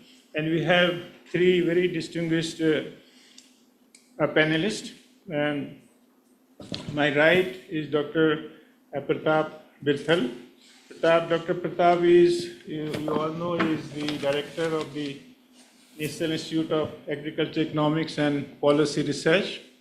Prior to this, he has held the very distinguished position of ICR National Professor at National Institute of Agriculture Economics and Policy Research.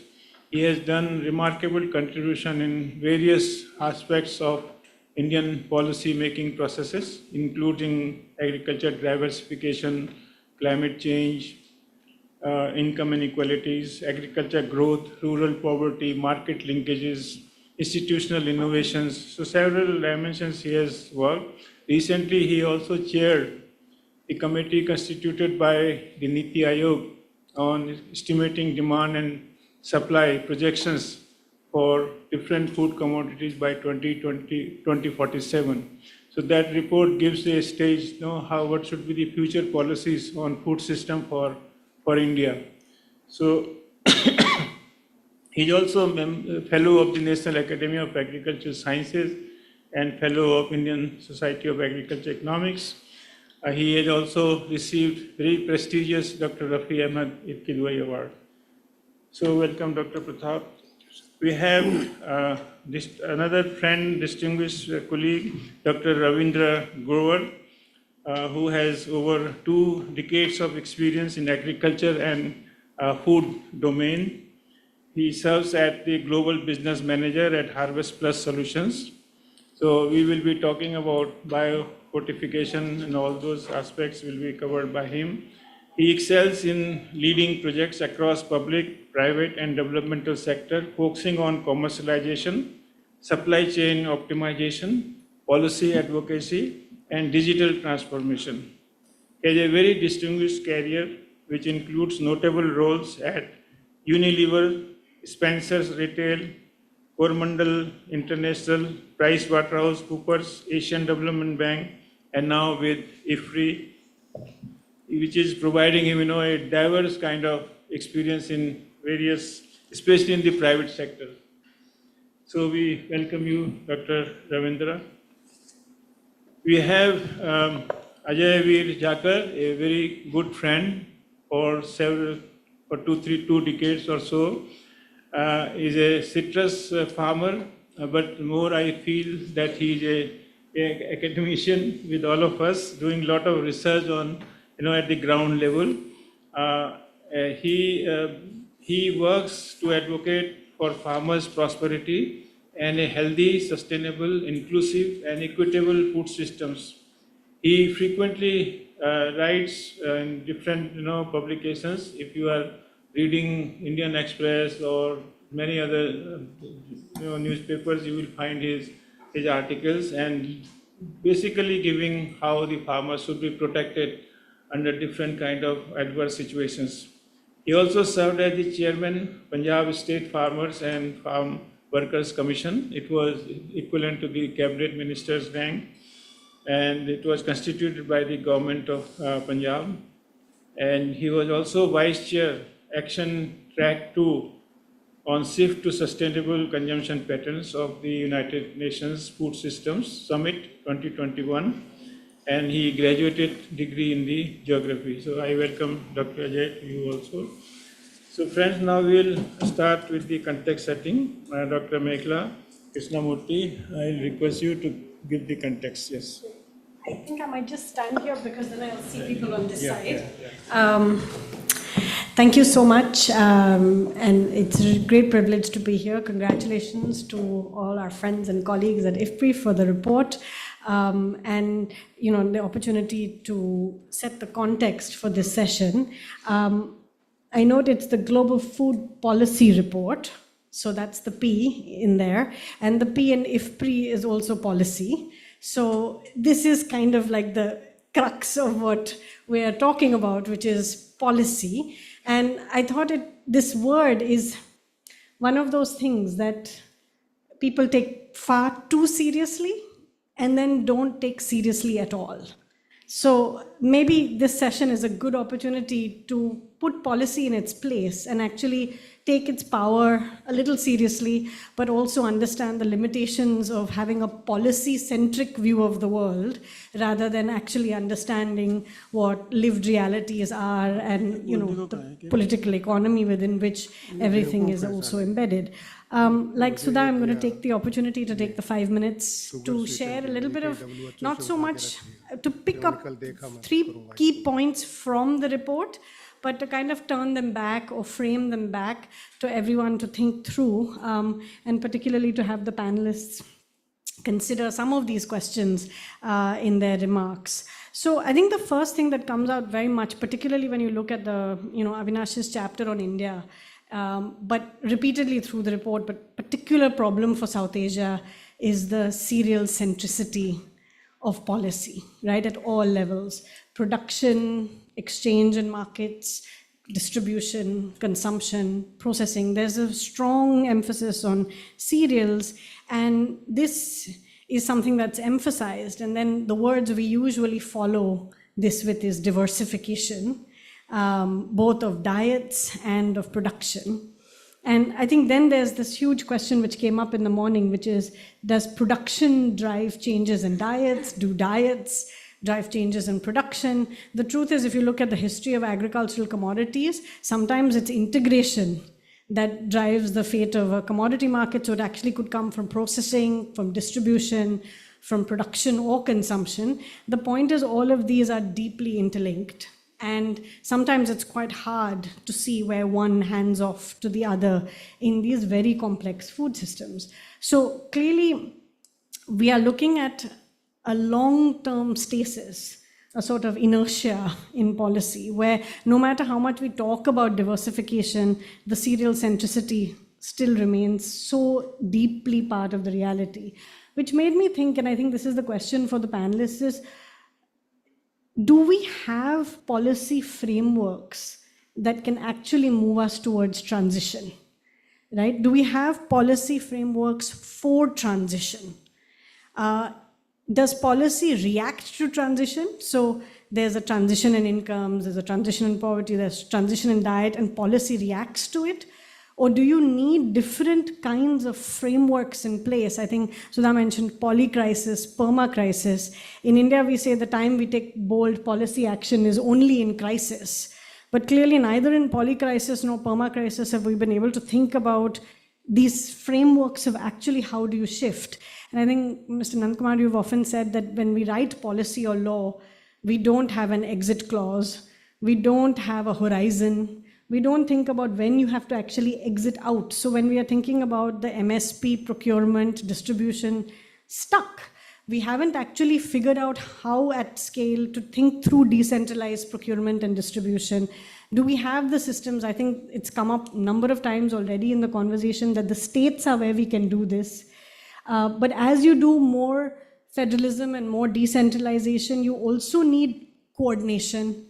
Do we have the kinds of frameworks to do both better decentralization and more coordination? So these kinds of questions, like, is our policy framework actually fit or suited to navigating or thinking about transitions, new directions, emerging changes? I think the report mentions ultra-processed food a number of times. So there are a whole range of different kinds of changes that we have to focus and think through. I think the second big thing, so first is, can we do transition, or is it policy just a stuck environment? The second is political economy.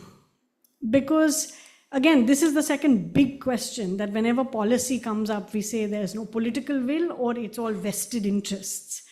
And I think, again, in the case of ultra-processed food, there's a caution in there about lobbying. There's a caution in here about the interests. Those of us who work on agricultural commodity markets know that no rule or standard or grade is innocently set. They are set with interests in mind.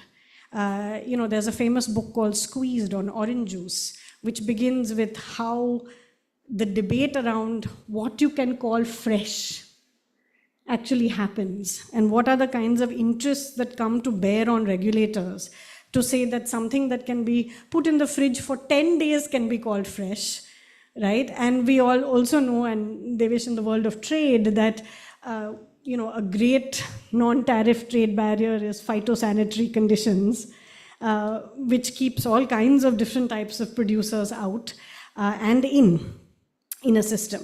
So I think, when you're looking at questions of political economy, we have to take this into account. But at the same time, I think it's very important that we don't just think of political economy as a negative thing. The reality of India is that we have a vast number of poor producers and poor consumers.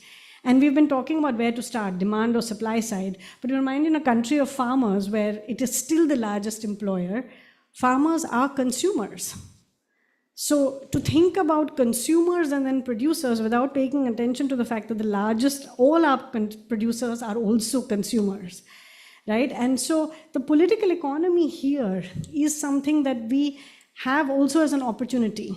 I think countries which have hyper-industrialized, which have have gone into ultra-processed and learned the lessons of them, we are not there yet. And I think one of the very striking things about the debate around farm laws, many other things, was this pro and anti-market view, this understanding that you were either pro-free market or you were pro-vested interests in entirely public distribution, and we didn't get the healthy relationship between states and markets and regulation right.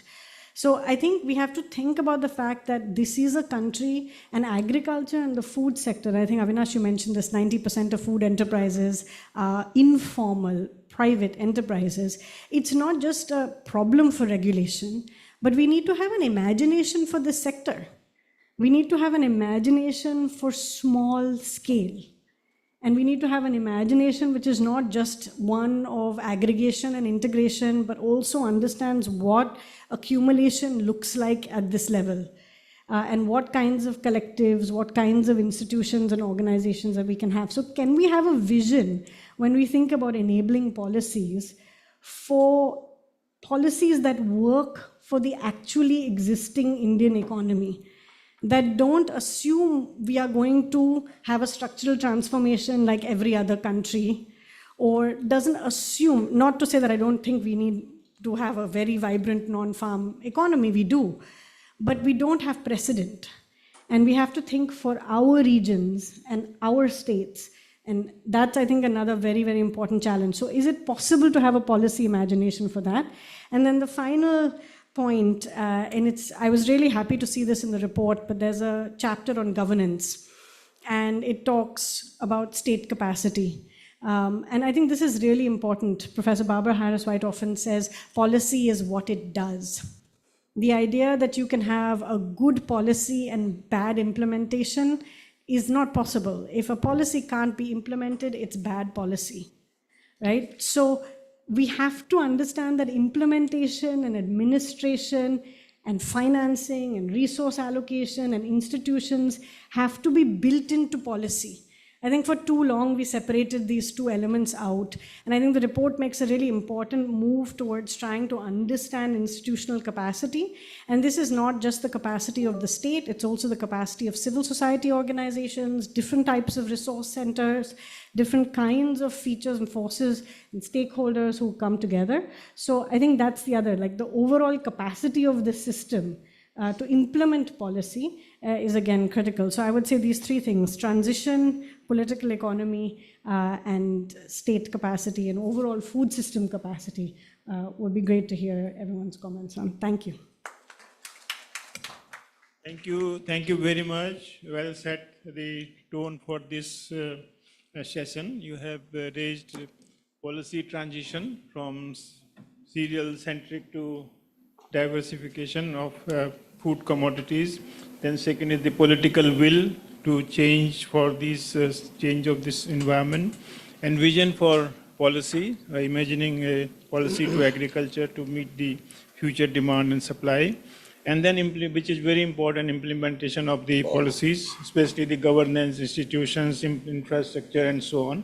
So well said. And now I request Dr. Pratap to just speak on what should be the enabling policies for a very healthy, nutritive food system. I will go.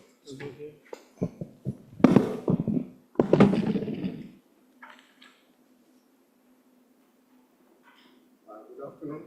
Sorry, ma'am. I can just turn it on. Hello. Hello.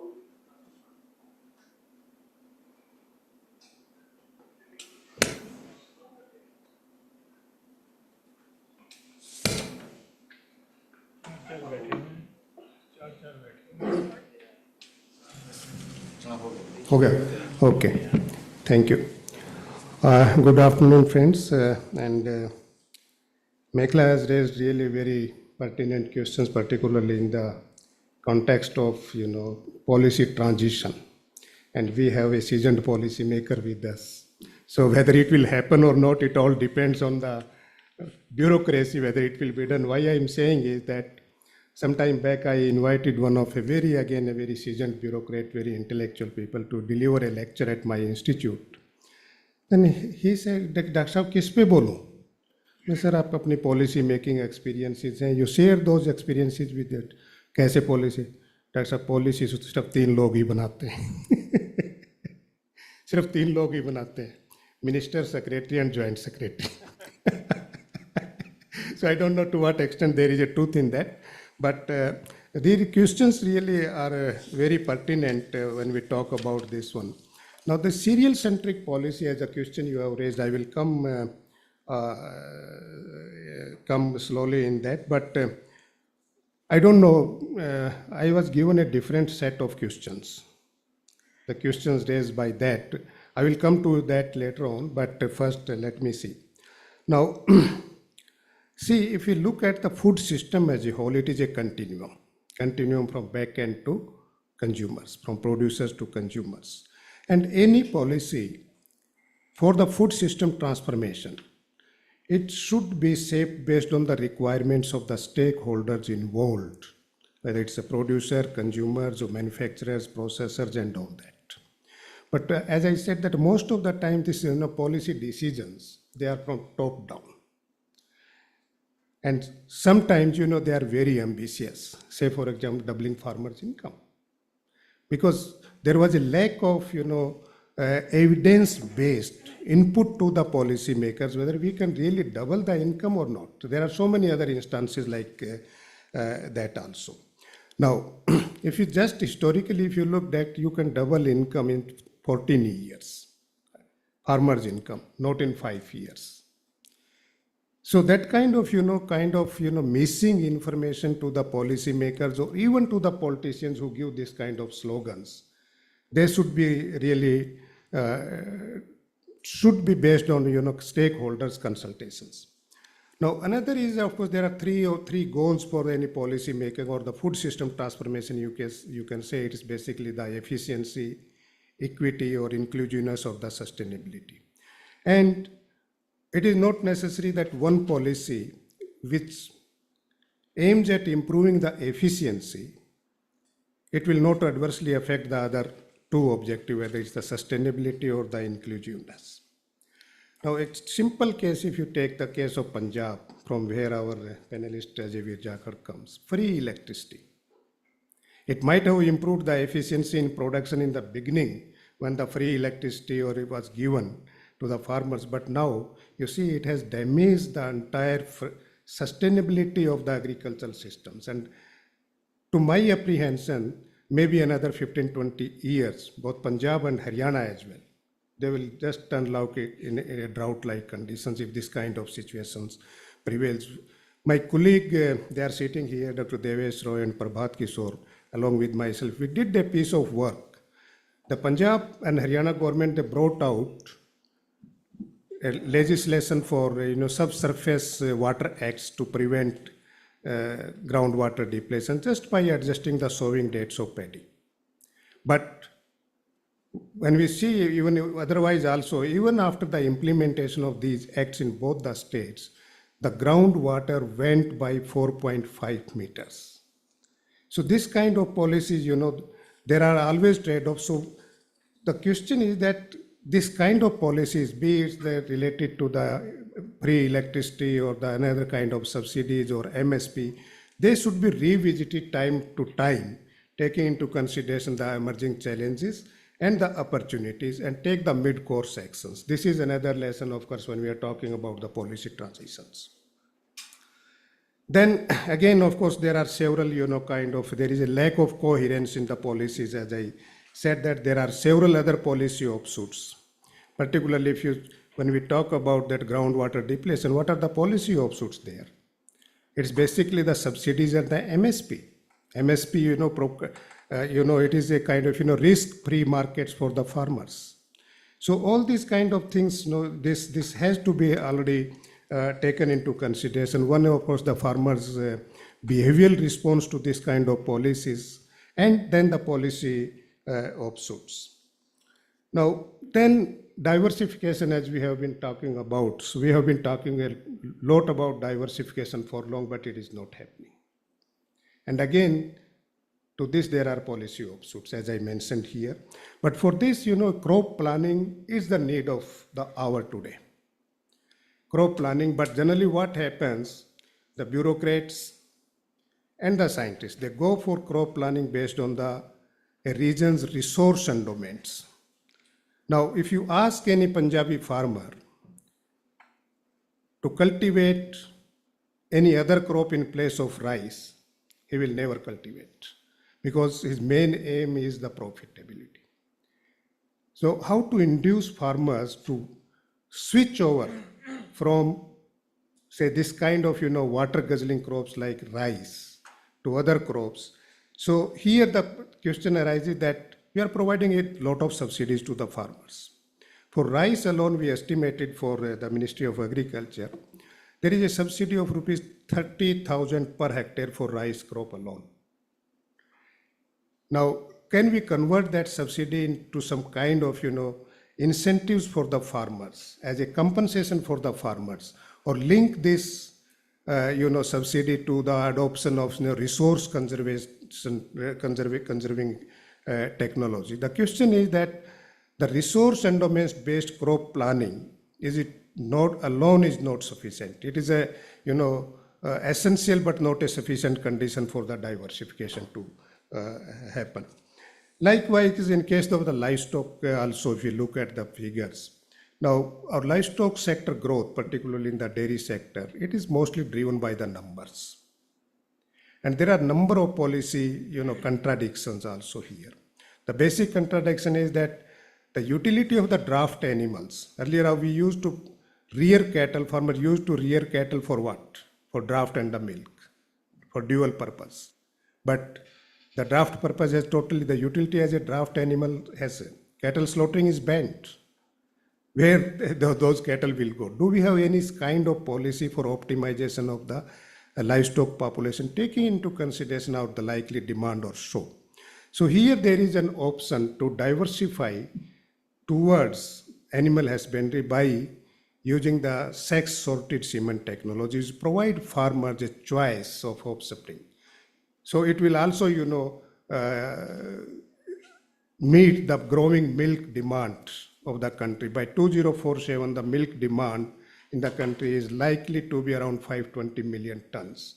So this will come from there if you optimize the policy and this take into consideration. Now, another point is that for the food system transformation, the animals, the crops or the animals that provide nutritious foods, they are ignored. As you said, that it is basically the cereal-centric policy. I gave a simple example. That if you see the allocation of this one, investment in agriculture sector as a whole. Agriculture sector, it involves crops, livestock, horticulture, fisheries, and all that. Now, in the early 80s, the livestock sector used to account for about 1/5 of the total investment that was meant for the agricultural sector. Almost you can say equivalent to its share in the agriculture GDP. And now its share has declined to 10%. In absolute terms, it might have increased. So either the policy makers, particularly for the livestock sector, or even the researchers, they don't have a vision for the livestock sector, where to invest. So this is, correct for this kind of bias, but it will be, by this, it will happen only if we have a vision for the any particular, sector, whether it's be the livestock sector also. Likewise, this sector, crop livestock insurance, it is insignificant. Credit to the livestock sector, it is hardly 6% of the total credit that goes to the agricultural sector. Extension system. So these, kind of sectors which, are pro-nutrition, I will say, they have remained neglected in that. Now, another is, as I said, that we have to repurpose the subsidies. Repurpose the subsidies from cereal-centric to other crops or the activities. Particularly if you see the livestock sector, it doesn't get any significant subsidy. It doesn't get any subsidy. Most of the subsidies, they remain concentrated on crop sector, and that in there also on particularly the rice and wheat, these crops. So we have to repurpose the subsidies. And how to repurpose the subsidy, as I said earlier, one is the give farmers a package of compensation, or provide subsidies for the, the technologies, practices, which are which conserve natural resources, contribute to improvement of the environment. And there are a number of such kind of technology, but it requires, huge efforts, particularly at the back end. Back end, when I say by the scientists or the research community. Say, for example, if you have to look for the combination of different, say, what will be the water saving if this crop is grown in place of rice, or what will be the carbon sequestration, nitrogen fixation capacity of the pulses, and all those kind of things. So we have to have some kind of first generate physical coefficients and then value it. We have brought out recently one of the government that carbon markets, and another the green credit cards. Now, until unless you have this kind of information, so I doubt it that markets for this will take off in the long run. Again, you said that political economy. Political economy of subsidies is really very complex. And once provided, these are difficult to withdraw. Bureaucrats know it very well, because the politicians, for vote seeking, in Punjab earlier the electricity used to be free for agriculture, now it is free for all. So what will be the fate of the natural resources? Now, the thing is that because the subsidies, what happens, they provide, immediate kind of, benefits to the farmer. They are immediately visible.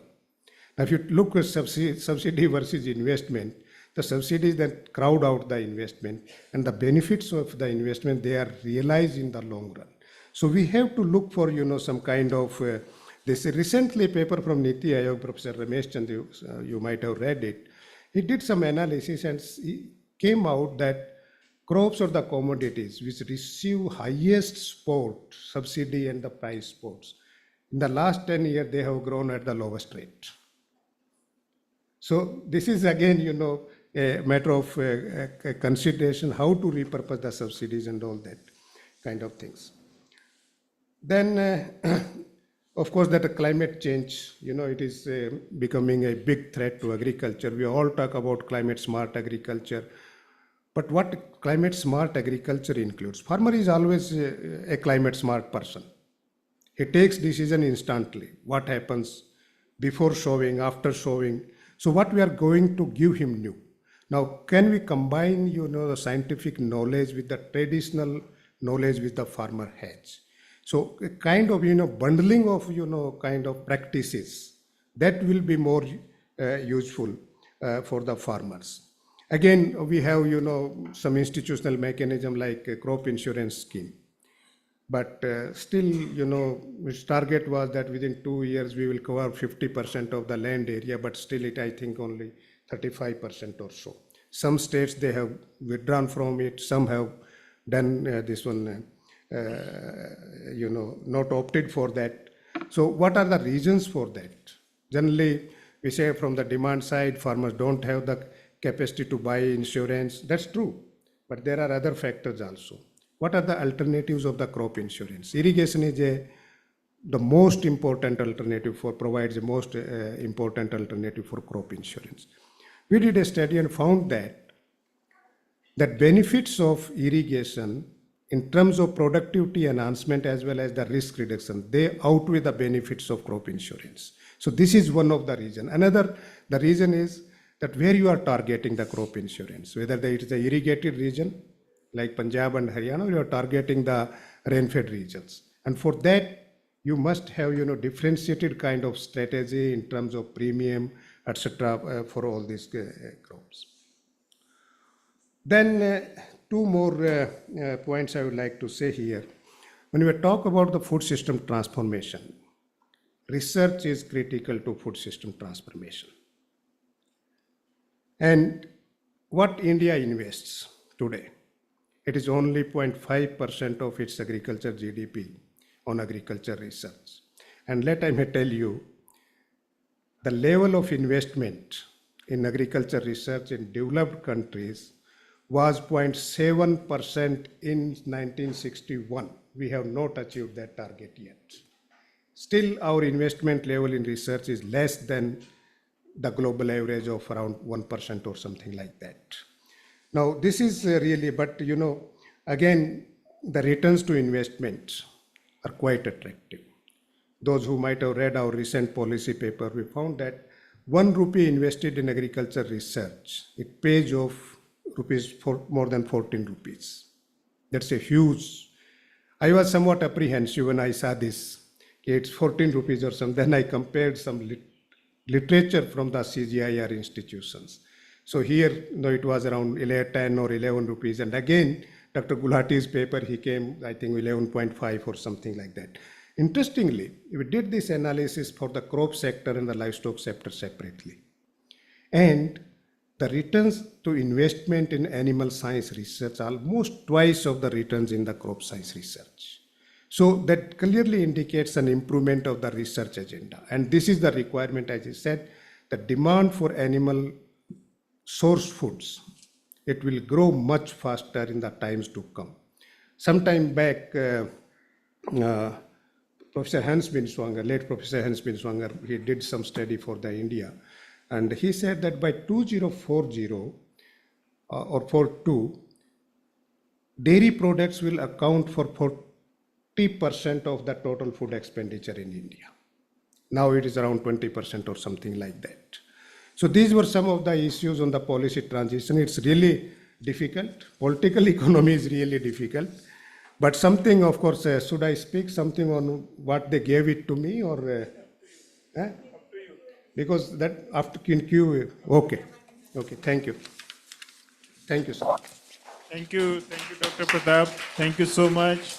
You have raised several important issues, incentives, subsidies, then repurposing of the subsidies, investment priorities in different sectors, livestock policies you have given in more detailed way. Then you have also covered about the political economy, climate change and climate smart agriculture. And then of course, finally the research. Technology is very, very important. In fact, I always say that the technology is substitute of insurance and technology is substitute of subsidies.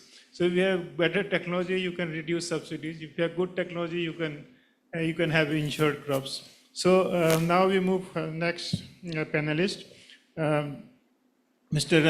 Ravinder Groverji. He is, as I already told, that from Harvest Plus.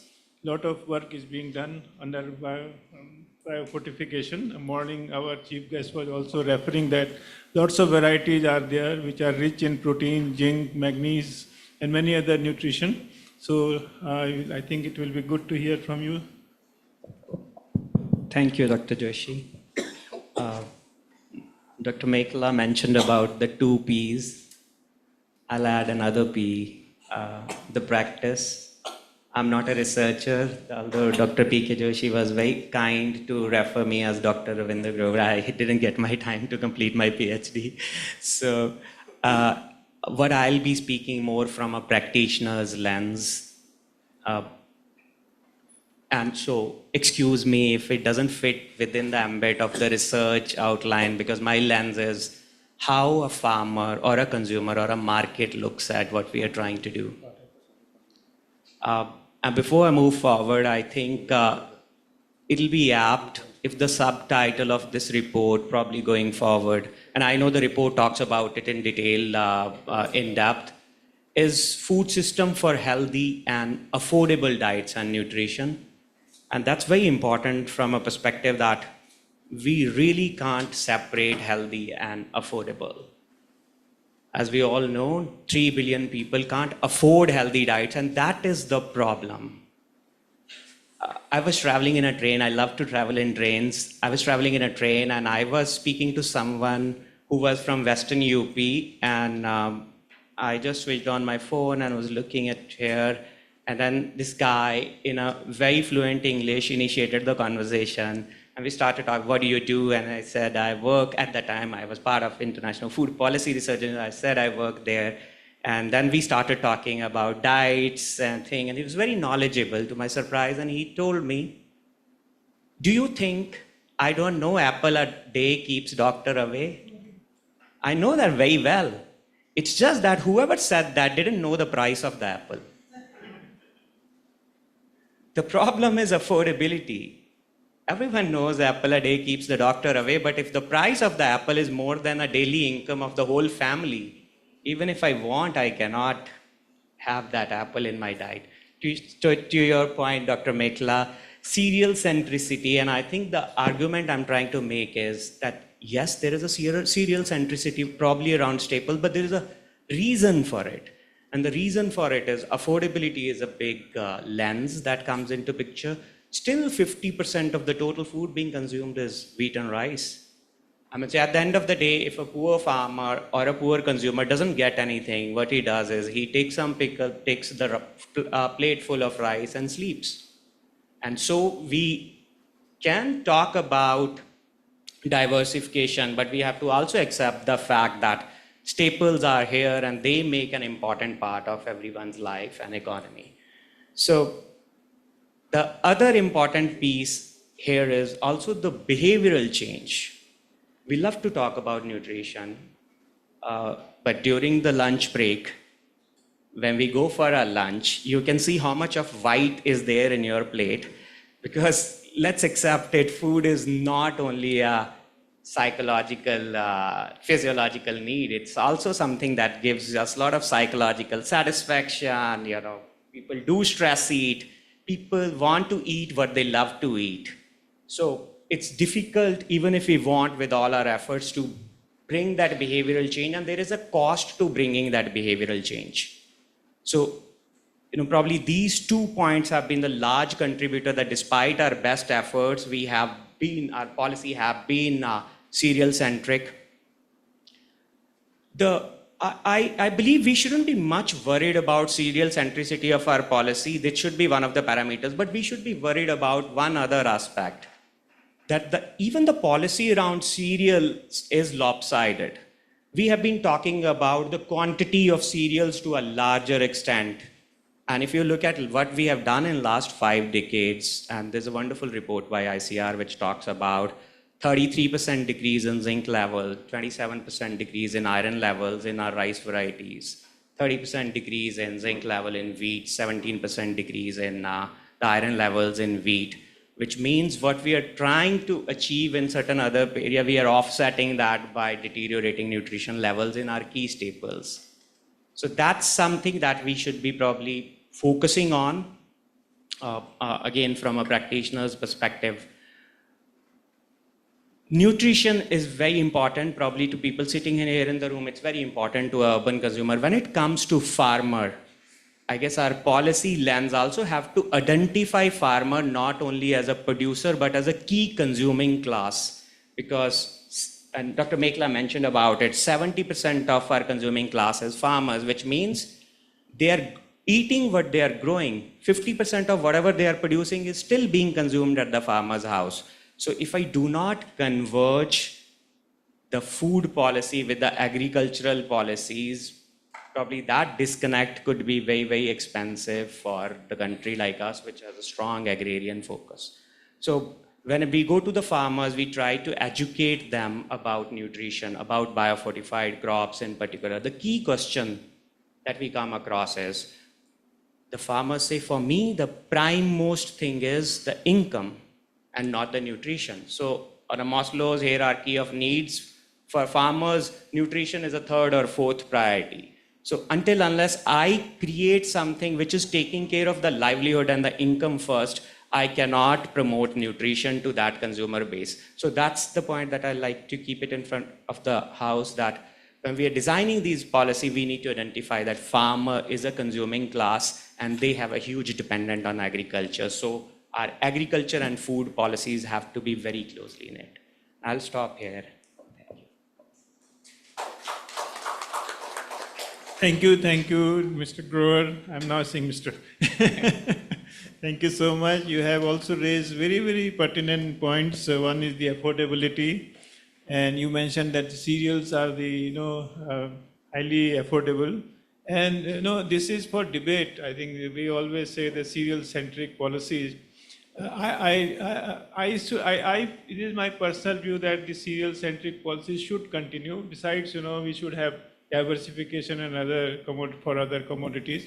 I remember 2005, Dr. Nandkumar is here. He was, I think, Food and Civil Supplies Secretary at that time. The prices, the agriculture was in distress. And the wheat production came down, and India imported 5 million tons in 2005, 2006. So there was a crisis here. And then government took a lot of efforts to increase production of wheat and rice. And then suddenly 2008, global food price spikes.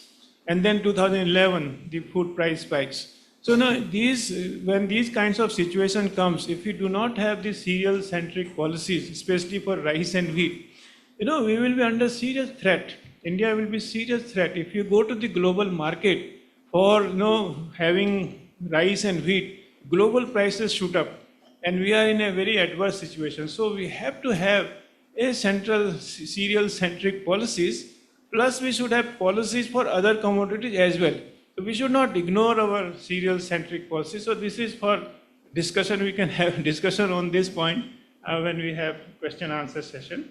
So now we have next a very distinguished colleague, Mr. Ajayveer Jakar. He will be talking on the inclusive development and then sustainable development, how he is also working with the farmers to improve the food system sustainability.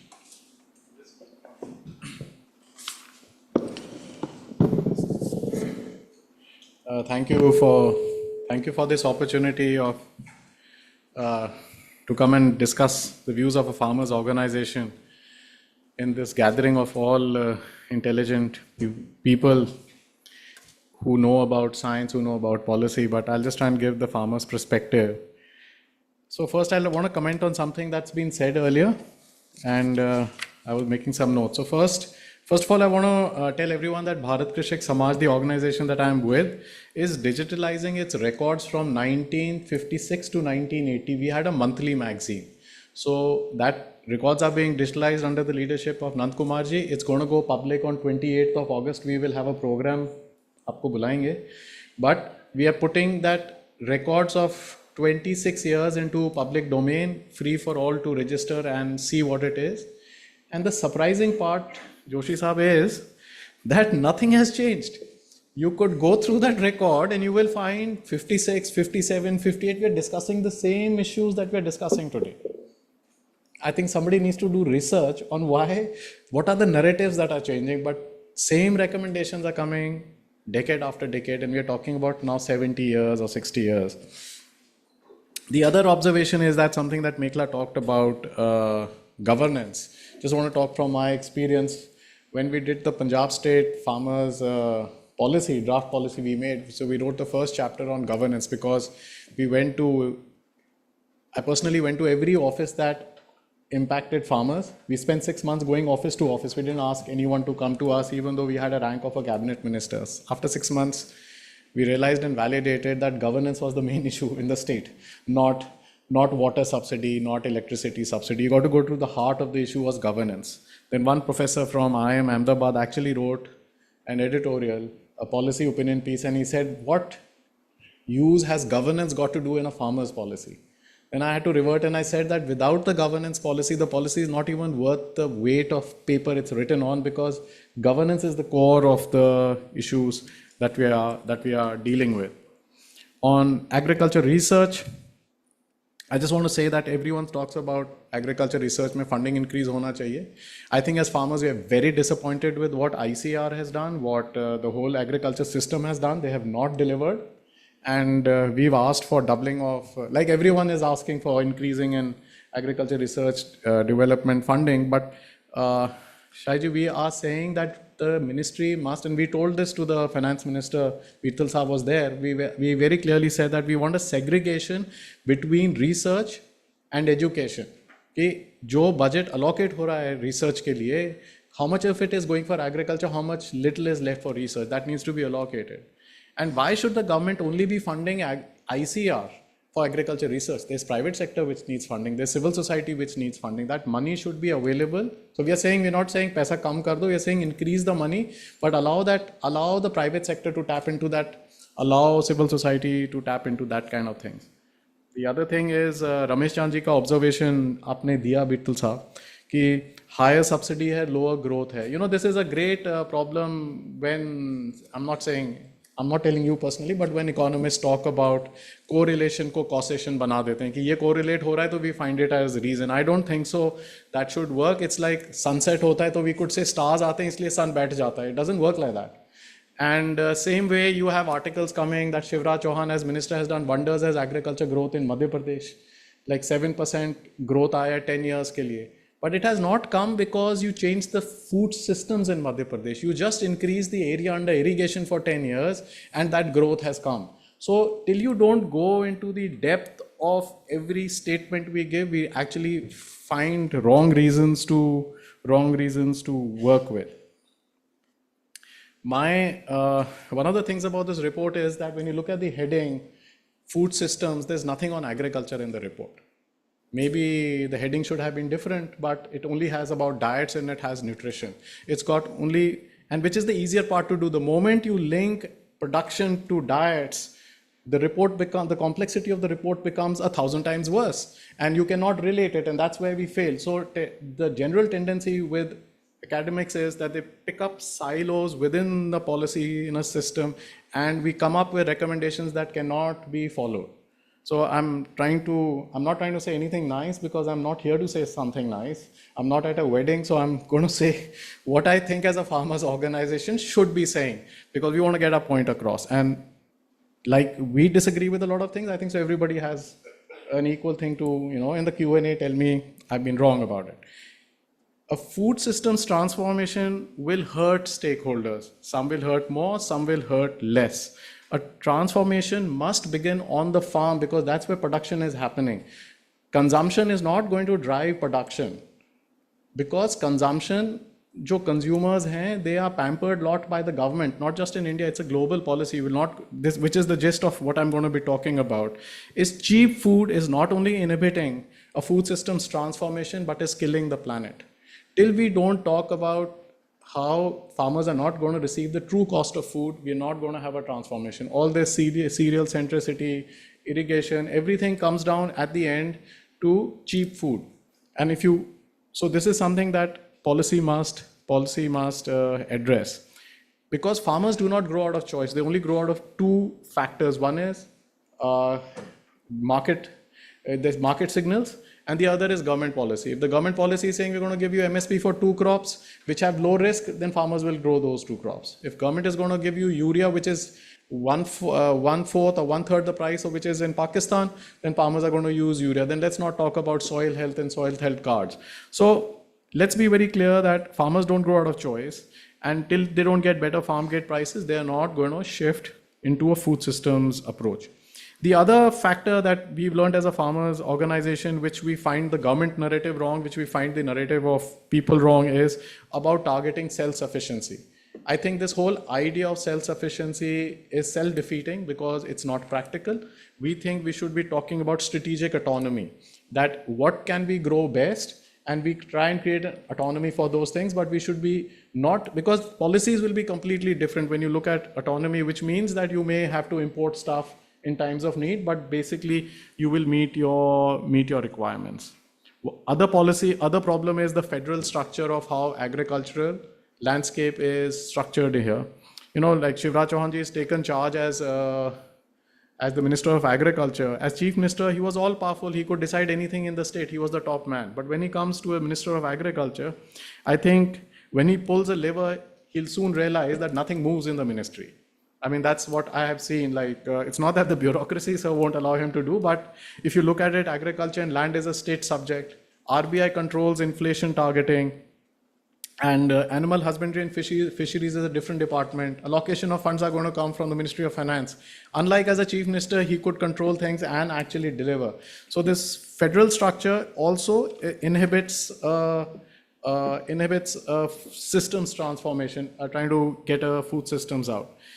The other thing is RBI, how inflation targeting is done. I think so the problem with many countries, developing countries, and the terms that IFPRI uses is low, medium, what LMIC, low, medium income nations, is we tend to follow the developed world, where inflation targeting is based on consumer price index. Now, consumer price index may, if you go to the developed world, food constitutes less than 20% of the basket of the person you're targeting, while in India it's 40%.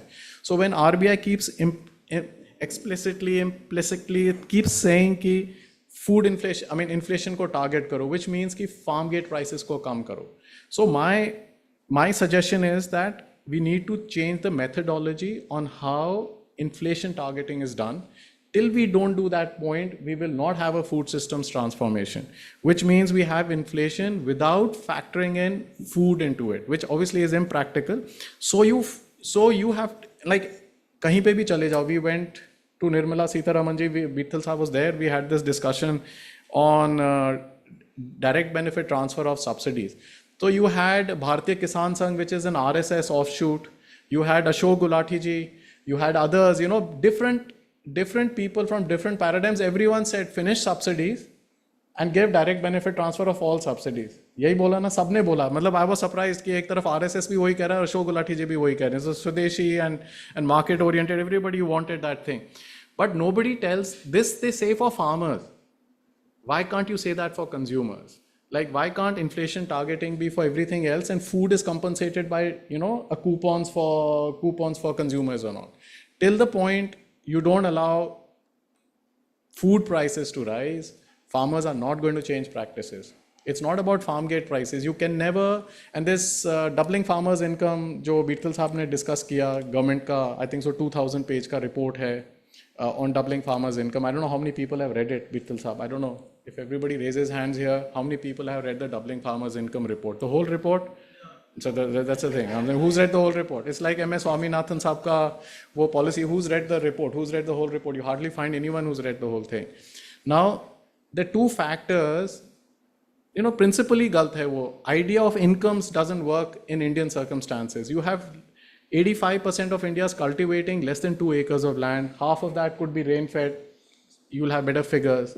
And upar se you have inflation targeting. You know, based on these circumstances, a farmer can never have enough income from his profession to have a life of dignity, irrespective of what you do. So doubling farmers' income hai, I mean, Punjab ka double karoge to theek ho jayega. But if you double the lowest end of the rank, it does not going to afford anything. So he's not going to change his practices. So I really think time has come to go back and think in the very principles of what we are trying to design. Is it strategic autonomy versus self-sufficiency in food production?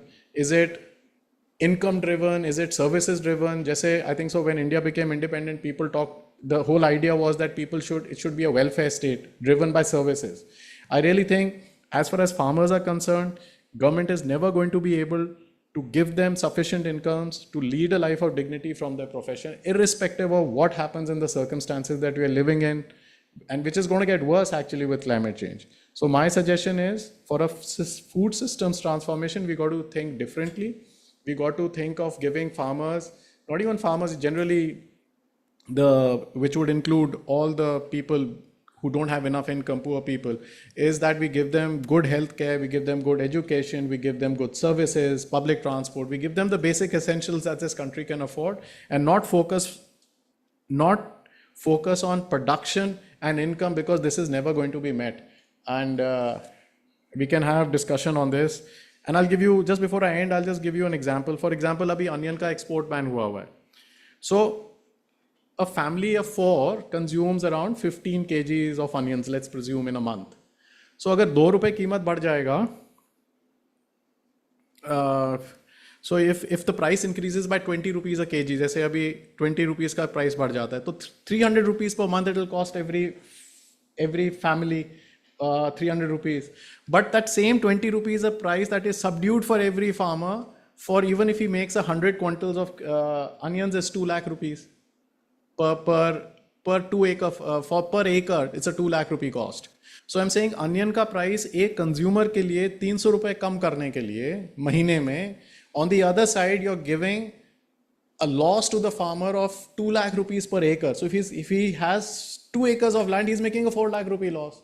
So whichever way you look at it, this inflation targeting and small size is not going to allow the income route to have a food systems transformation. We really need to look at some different way where we are not centered on income as a source of changing the system. We'll have to look completely differently. So I don't know, I think it's food for thought, food for lots of disagreements, but we are open to all questions. Very good, excellent. Excellent, thank you very much. Thank you Ajay, for giving lots of thoughts for discussion also. You raised several issues. One is very important, is the governance in agriculture sector. And then you also raised agriculture research, role of agriculture research, which I personally do not agree with you. I have lots of evidence that how agriculture research has made significant contribution, even in Punjab. Sorry for interrupting, but the question is not of what you have done. The question is, what are the lost opportunities? Value the lost opportunities that we lost for what you've not done. So we can debate this sometime, but agriculture research, I strongly feel that it has contributed significantly. That's why the country is in such a strong situation in food system. Then you also mentioned about the market signals. Government policies play a very important role in food system transformation. Then again, you raise another point, is strategic production. That rather than you said that strategic autonomy, that you grow which crop is better. I think it is again an issue of debate. For a small country, we can say like this. For a small country, because when you are deficit in any commodity, they will go to the global market. Their demand will be maximum 10,000 tons or 20,000 tons or 50,000 tons. If India goes to the global market, it will not be less than 5 million ton or 10 million tons. It will completely change the global market scenario, global prices. So we have to discuss this issue, what should be the future of this particular theme. Then you also mentioned about the consumer-centric policies. Government is more interested rather than farmer-centric policies. And what we can provide to the farmers in addition to food, like health care, education, and all those things. Thank you very much for very, very important points you have raised. So now we have come to end about this panel discussion. We have some time for question-answer session. So if you have any question, our panelists are here to respond. Yes, Devesh. Yeah, thanks for this discussion. One of the things that, I generally, it's this whole MSP and farmer support is so confusing that, only God knows how it works, right? So the point is, MSP, if you think of how it was brought in, what was the objective? And I'm talking as an economist because it is totally, we have to understand the targeting principle. So it came in to cover risk, right? That, because we were dealing with a situation where you had to cover risk for our farmers to, and you read the entire technology adoption that is there. It's really a function of how do you manage it. So that was the role of MSP. Over time, because of political economy or whatever the reason, MSP has become like an income support. And this is not the role because this is not the right instrument for doing income support. So that's why I'm saying, but if you look at from the political economy, any party, can they really pull up by saying this, that, we're doing this income support, so we'll not do MSP. We can do a direct transfer, whatever, and that should be the optimal instrument because targeting, it's like if you don't do tariff for supporting the farmers because tariff has both consumption distortion as well as production distortion. So you do, if you have to support the farmers, you do a direct production subsidy. So from point of view, and that's what I'm asking the question to the panel, that can in any way this be done, that you can, from the governance, from the political economy point of view, can you move the discourse that what you are going to support the farmers on, you should be working with the instrument that are least distortion. So, and this is what, and how do you manage that? I personally do not see a way out on this, but if tell me if it is wrong that if you look at MSP, the way it was brought in was to cover the risk for farmers, for them to adopt technology, and that's what I want to see for the future.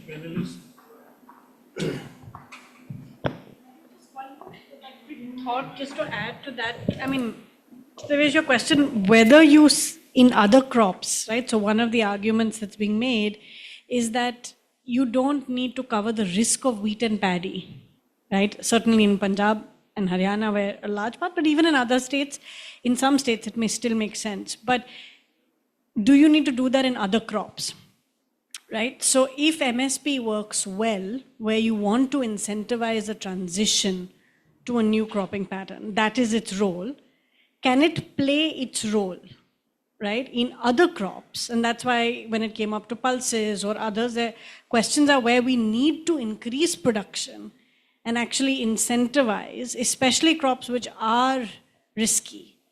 Then can you still use it for its original purpose? I mean, part of the problem is that you're using MSP for everything, right? And that was the point, that it wasn't phased out.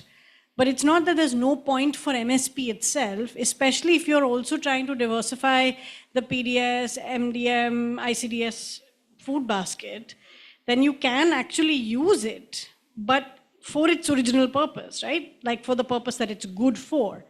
And it doesn't have to become all purpose. It will also do income support, it will also do risk mitigation, and it will also do a whole range of other things. If you think about nutritionally rich food, agroecologically sustainable, and a good part of farmers' income, there is a case, and I think that's the point Aarti Ahuja was making, that if you think in a decentralized way, you don't have to just do the same crops for the whole country. You can pick, you choose which ones you need. Maybe there is a way. So I don't think it should be an MSP, sort of pro and anti in that sense, but I think the point you're making is use it for what it's good for. Seems to be a very important point. I think other panelists may also have. There is, the purpose of MSP, everybody is chairman or former chairman of CACP is sitting here. It was just to incentivize the farmers. So that was the main purpose at that time. And then, of course, to reduce farmers' excessive dependence on informal markets and so. It is supposed to act as a floor price. But now the MSP is a necessary evil. And if you see that's its impact of MSP on the price realization and on the yield improvements. So it serves both the purposes. It provides remunerative prices to the farmers for rice and wheat. Still, MSP is higher by not only benchmark, it is It doesn't serve as a benchmark, in fact. It is higher by 5 to 15% than the open market prices. So this is, I say that this is necessary, otherwise the farmers will be exploited. Another is if you look at also the yield incentives, because it is an incentive to use more better technologies, more inputs. So that means the higher yields. And in both the cases, the yield advantage is also in the range of 5 to 10%. So if you bring in any kind of reforms, so MSP will be there, but other reforms, how you do it is really very difficult to do. But because I think Madhya Pradesh experimented price deficiency scheme for oil seeds, pulses and all that. Now can it be replicated for the rice and wheat?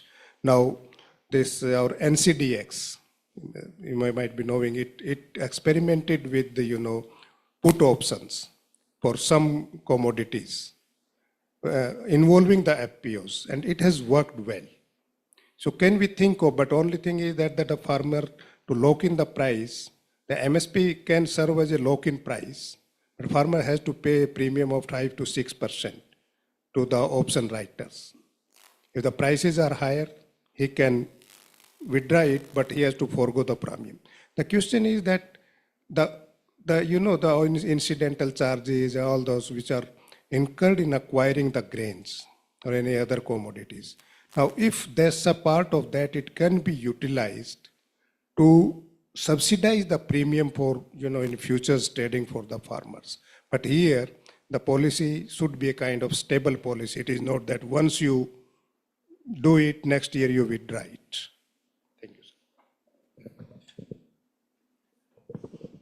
So MSP is here to stay. There's no way that we're going about it. So I think the way forward is that we design within the MSP a better policy of what we procure from, like we have area production plans. You put it up front that we'd only procure such crops from such blocks or such districts. That kind of a thing you'll have to end open-ended production. And especially to say that MSPs to support farmers is partly true, because if you're promising 800, 700 million people 5 years ke liye free grains, then you need that MSP, you need that procurement. So it's not about price, it's about procurement also. But open-ended procurement can end and area production plans can come where you can actually you can even come up and say that instead of procuring, see there's a difference between price, MSP and procurement. We need to factor, both things are completely different. You could say that we won't allow import of crops below MSP price. You won't need to procure because prices will go up accordingly in those crops. So I think there are ways around it, but MSP is here to stay, and I personally am not against MSP. Just you need to make it a better, and nothing is going to be perfect. The government has to decide what level of imperfection we're ready to live with at the end of the day. You have any further secondary? No, I'm saying that, if you can't use MSP like for, say, you can pay a higher MSP for pulses for providing ecosystem services, right? So MSP could, right now everything depends on, if it's a risk mitigation system, then it will look at the relative risk profile. Right now, pulses or oil seeds, they would be comparatively high risk, right? And then there is an ecosystem element, which is to take at pulses. So the report that we did, Dr. Joshi, and we did for the Ministry of Finance, we said that you steer the MSP system in order to achieve the objectives which you will get distorted because now you will do rice and wheat. So make the MSP sensitive to, say, ecosystem services, make it MSP sensitive to risk. Crops which are riskier, they should get a risk premium. And that is what I'm saying is, it's about the point of Dr. Bittal, that is you're repurposing this thing, right? Which is what we think that, you can't get rid of MSP for all the reasons, but you can restructure the MSP in order to achieve the objective that you really should be achieving. Good. So MSP has no meaning unless you procure. I think we should not discuss about the MSP. We should go for other policies also. Yeah, Avinash. No MSP. One of the things that's kind of interesting is, if you look at India's policy discussion, including the discussion on this panel, it follows the calorie share. it doesn't follow the amount of attention, time, words, whatever. If you look at the latest NSS, the cereals share is 4%, 4.6%, and that's average. For slightly richer people like us, it's not even that, right? And it's been going down partly because of PDS, but a small share. Milk alone has budget share and value share in agriculture GDP, which is equal to cereals plus pulses. And in milk and in fruits and vegetables, which together account for 2/3 of, I guess, food GDP, and I don't have the numbers off my head, almost like that, even bigger share in the household budget. For some reason, and government is less oppressive there apart from price and export-import controls. If you want to think about healthy diets like MSP, yes, it does create problem. And Bharat had a very interesting point, is that you don't even need a big area increase in, let's say, fruits and vegetables to bring their prices down. It's 2.5% of gross cropped area. Now, if it happens, it goes to 5%, we won't even be able to handle it. So forget MSP, as you said, we are not going to get out of it in the foreseeable future. The other sector where most of the value is, where most of the budget, household budget is being spent, where the growth is higher, what do we do there? Where we can think about a life with less oppressive state, or less interventionist, I should say, state. I think that's something that we should think about. There's very high risk there, and procurement is not the answer, right? We know that. Probably price guarantees are also not the answer. It's a different world, right, compared to cereals. What do we do there? How do we go about there? Because that would determine our diets and other things. Cereals will continue to have a large share in calories and gross cropped area, but that's about it. And natural resource use. But how about these other things where households are spending 90% of their food budget on average?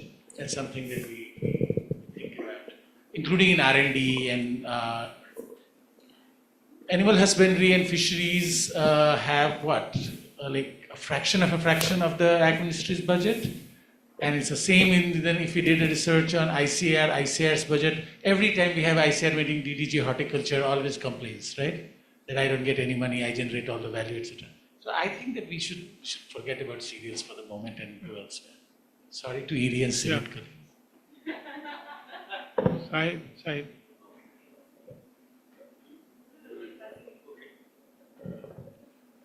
I thought you loved IFPRI. I'm not going to criticize us. So I did not criticize at all. I don't know. Oh, you criticized our title. Why don't you have an agriculture? Because I didn't find farmers in the you are the track lead of the food system. When you say food system, you know that farmers are there. Without production system, you cannot talk about food system transformation. So we are there. You didn't find us. So I think it's almost like a nitpicking.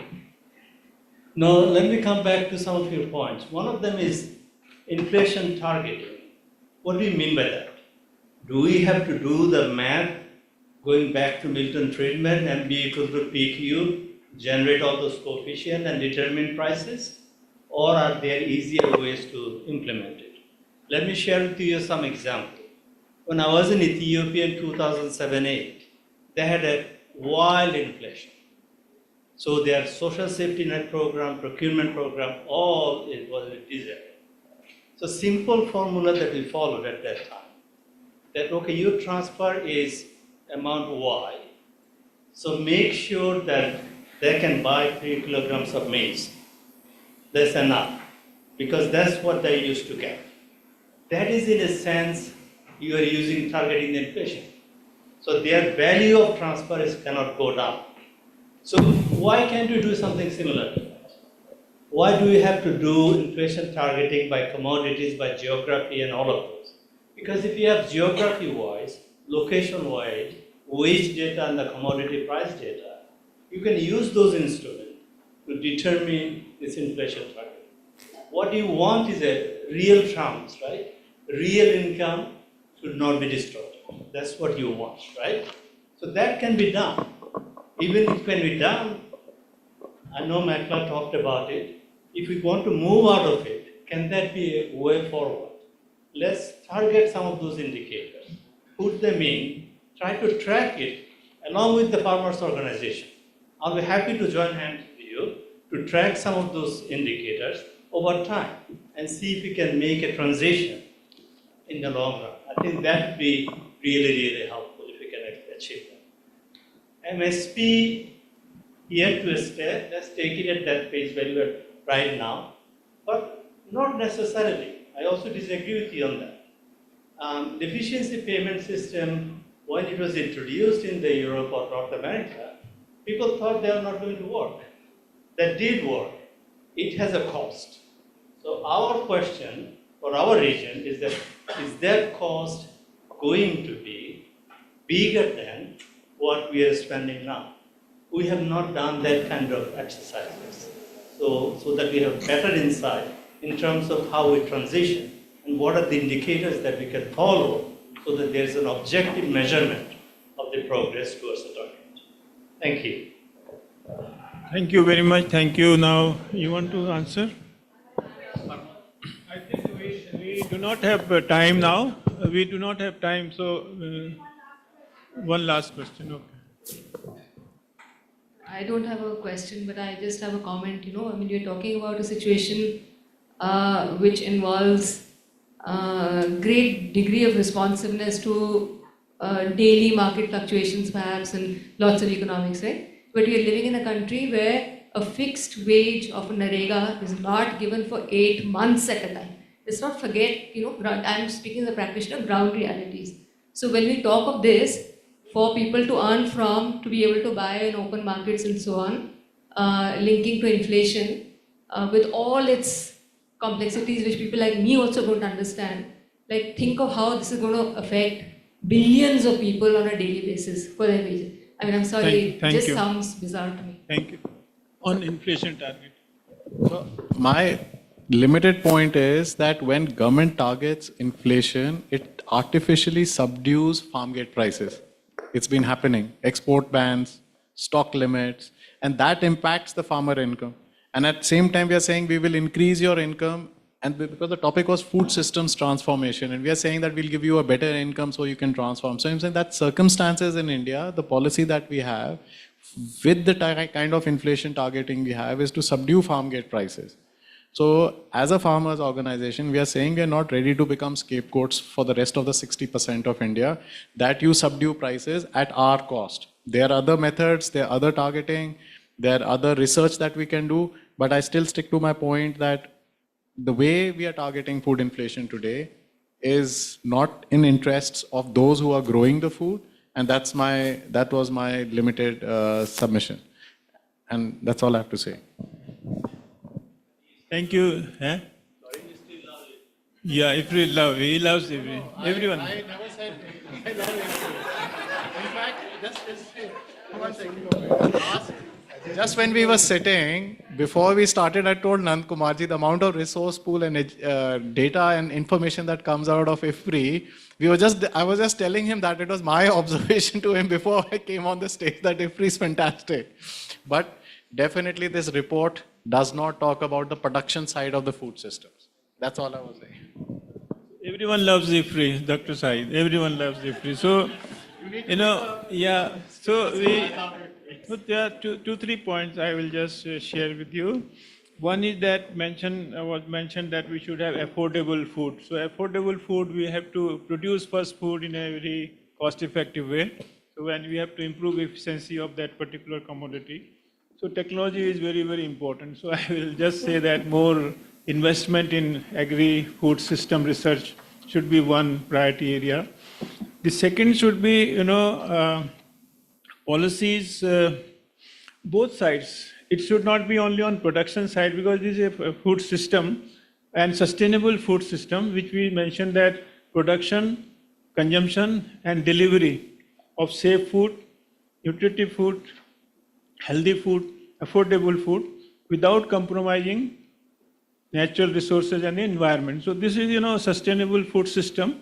So it requires not only addressing one component, that's production or the consumption or the distribution or natural resources, but it's a holistic, policies we have to address the entire sustainable food system.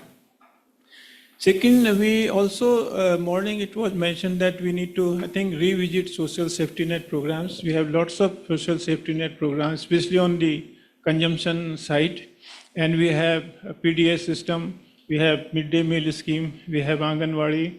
Lots of programs are there. But the outcomes are not, expected. The outcomes are still India is undernourished in several counts. So why it is not happening more? I think IFPRI should take some research.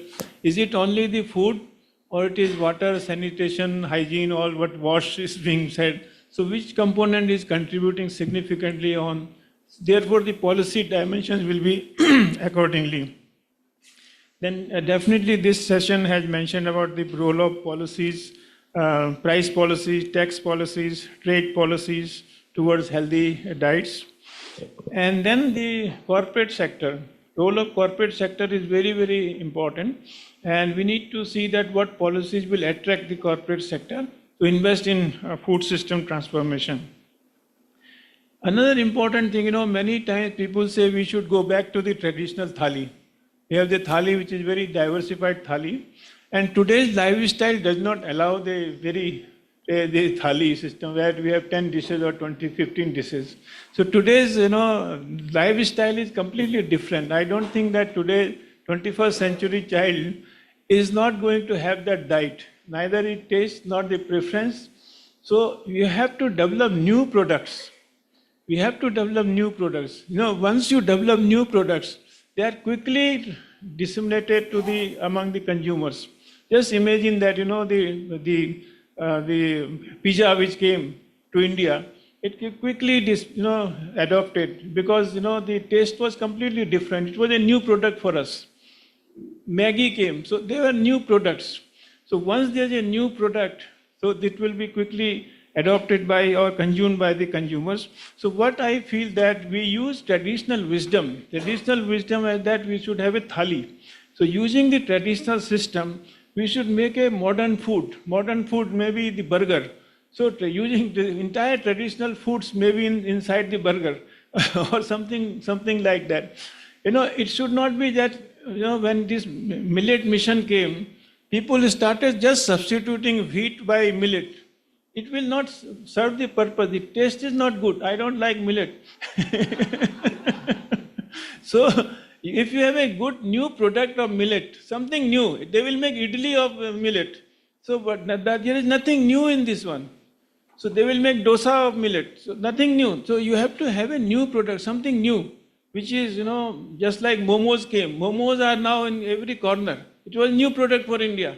So you have to develop our food processing people or food science staff should develop new food products. Then only we will have this with nutritive food for our children. So this session was very fruitful session. So I would like to express my sincere thanks to all the panelists and the Mekla for setting the tone for this session. Dr. Pratap, thank you very much. Dr. Grover, Dr. Ajay, thank you so much. And to all of you, thanks for your participation. And thank you, Shahid, for giving me this wonderful opportunity. I compliment you and IFPRI for bringing out the Global Food Policy Report 2024 and launching in India. Thank you very much. Thank you, Dr. Joshi, and thank you to all the panelists for a fantastic panel discussion, and of course that little banter on Hum Aapke Hain Kaun kind of a love story. We'll take a short break, though it was for a 15-minute break. Can we make it 10, and then we can reconvene for our last session, which is on the way forward. So the tea break is just outside the room.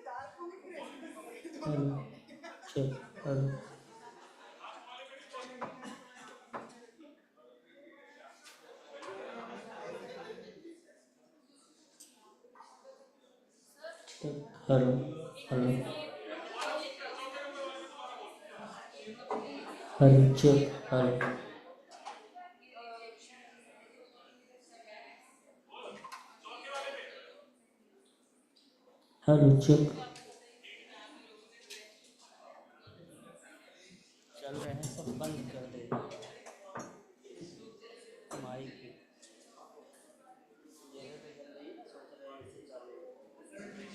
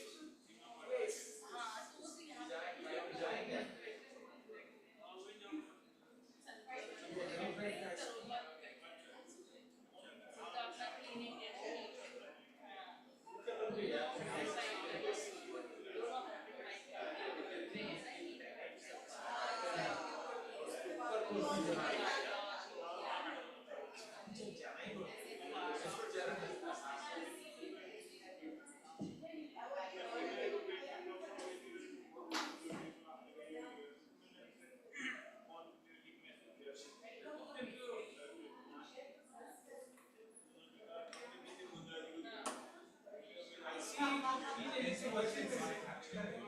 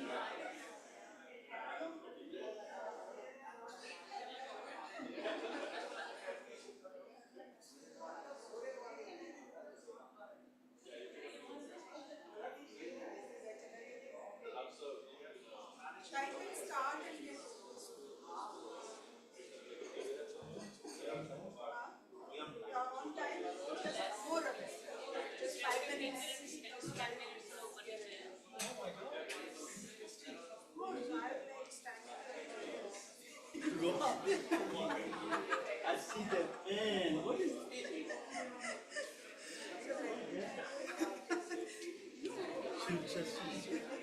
That's a subtle way of saying this time.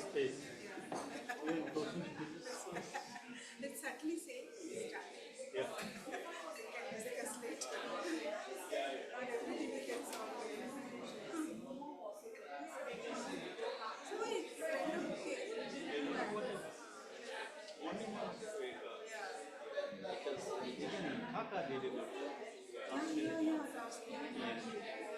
So we gave him talking points. Of course, Ashupato was totally referring to the talking points. Yes.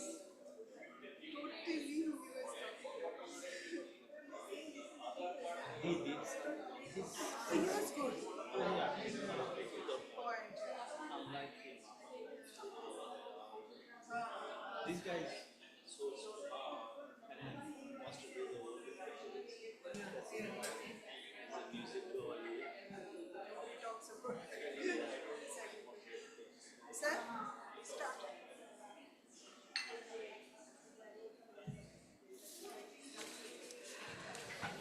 Can we all please reconvene for our last session on the way forward? So this will be chaired by Shri T. Nandkumar sir, who is a former secretary for the Government of India. Shri T. Nandkumar sir has more than actually 4 decades of experience in policy and program implementation in the Government of India. Shri Nandkumar was served as Chairman, Spice Board, Cochin and National Dairy Development Board Anand. He was served as the Agriculture Secretary of Government of India. Post-retirement, he was given a special assignment to chair the Committee of Secretaries for optimizing the fertilizers usage in the context of emerging food security concerns. And he was a member of National Disaster Management Authority with the rank of Minister of State in the Government of India. So he'll be chairing the session on discussing a way forward. So over to you, Shri T. Nandkumar sir. Thank you. Mahendra Dev, please come. Dr. Srinath Reddy. One more panelist. Dr. Sheila Veer.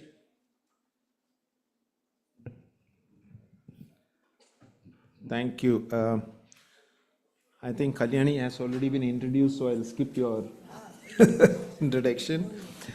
We have Dr. Srinath Reddy. I don't think anybody is here who has not heard about him. The monumental work that he does on public health systems.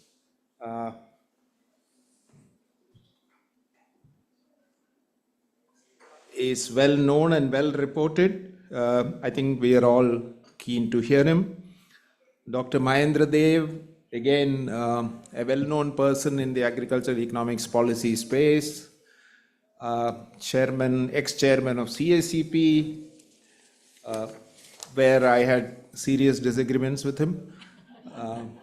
Then I went to IGIDR and disagreed with him again. Now, of course, he is editor of EPW, so I can't disagree with him if I need to get an article published. But an authoritarian voice on policies that we are discussing about. Dr. Sheila Veer, it's a pleasure to meet you, ma'am. This is the first time I met you. She's worked in UNICEF and worked very closely with the governments of India and Uttar Pradesh on innovative strategies and program designs in the public health and nutrition space.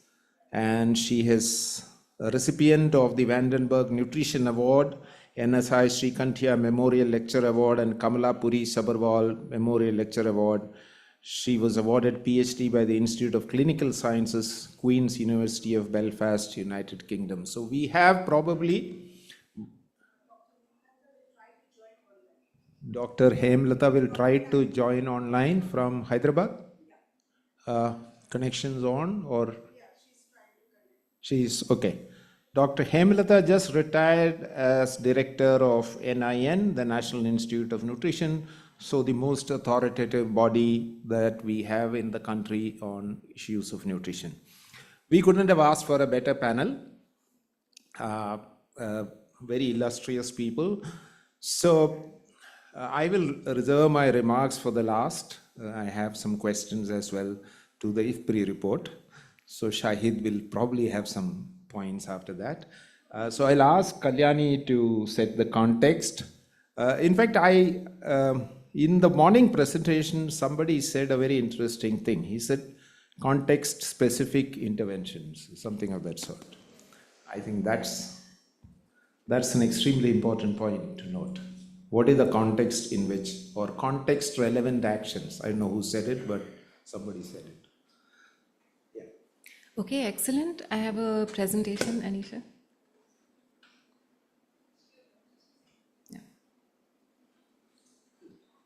Great. So thanks a lot for sticking around for the last session. It's actually perhaps the most important session because we're going to try to put together everything we've heard over the course of the day and discuss the way forward and potential solutions. Next slide, please. So I'm going to focus my remarks on a shameless plug for a conceptual framework that Sudha and I have been working on, which is talking through the various different pathways to improve affordability of diets. And so we've identified 4 main pathways: an income pathway, which looks at ways to, through cash transfers, workfare, social protection, ways in which we can improve people's incomes and hence their ability to purchase healthy diets. An expenditure pathway, which focuses on ways in which we can reduce the costs of healthy foods vis-a-vis unhealthy foods. So things like consumer subsidies or sin taxes, improved efficiencies in the supply chain, that's also been mentioned in the previous session. A behavior change pathway, which, keeping income and expenditure constant, looks at how you can encourage consumers to kind of reallocate their expenditures towards the foods that we want them to be eating. And then a production pathway, and that also came up quite a bit over the course of the day. So there's been a lot of conversation about expanding the availability and accessibility of nutritious foods, introducing novel foods, going back to indigenous varieties which had higher nutritive content, and also the use of food tech. And then Vandana has left, but just to make the point that there's also a cross-cutting set of issues that are really relevant, and she raised the issue of gender, in particular in the context of women's time and the labor burden, but also questions around climate change, around ethnicity. So these kind of cut across the 4 different pathways. So I'm hoping that this panel here today is able to pick up on some of the various aspects of each of these different pathways depending upon their expertise. We have a really distinguished panel that can do so. Next slide, please. I'll just quickly go through some points across each of the pathways to kind of stir up some discussion, hopefully. So there's been a lot of conversation about modifying existing social protection programs to make them more nutrition sensitive. We know that nutrition sensitive social protection can help bridge consumption gaps, so it's not clear, as Avinash pointed out, to what extent it is effective. We also know that current social protection transfers are not actually plugging the gap that they need to plug. So the chapter 4 in the GFPR points out that globally an average diet poor person in a low and middle income country needs a transfer of close to $1.4 per day to be able to afford a healthy diet, whereas the average household level transfer is only 50 cents per day. So if you turn that into a per capita number, it's even lower. So there's quite a big gap that we need to bridge. So what can we do to improve the coverage and mix of foods that are provided through the social protection programs, but also to aim to target the most nutritionally vulnerable groups? So we've talked about mothers and children. So how can we make sure that they are being covered and reached by these programs? Next slide, please. So on the expenditure pathway, we've talked a lot about regulation, monitoring, food environments. How do we make healthier foods cheaper? So the pictures up here are quite familiar, at least in general terms, a sort of rural retail environment which is covered in plastic. What you'll see in the little inset is kind of the specific products that we found in Madhya Pradesh.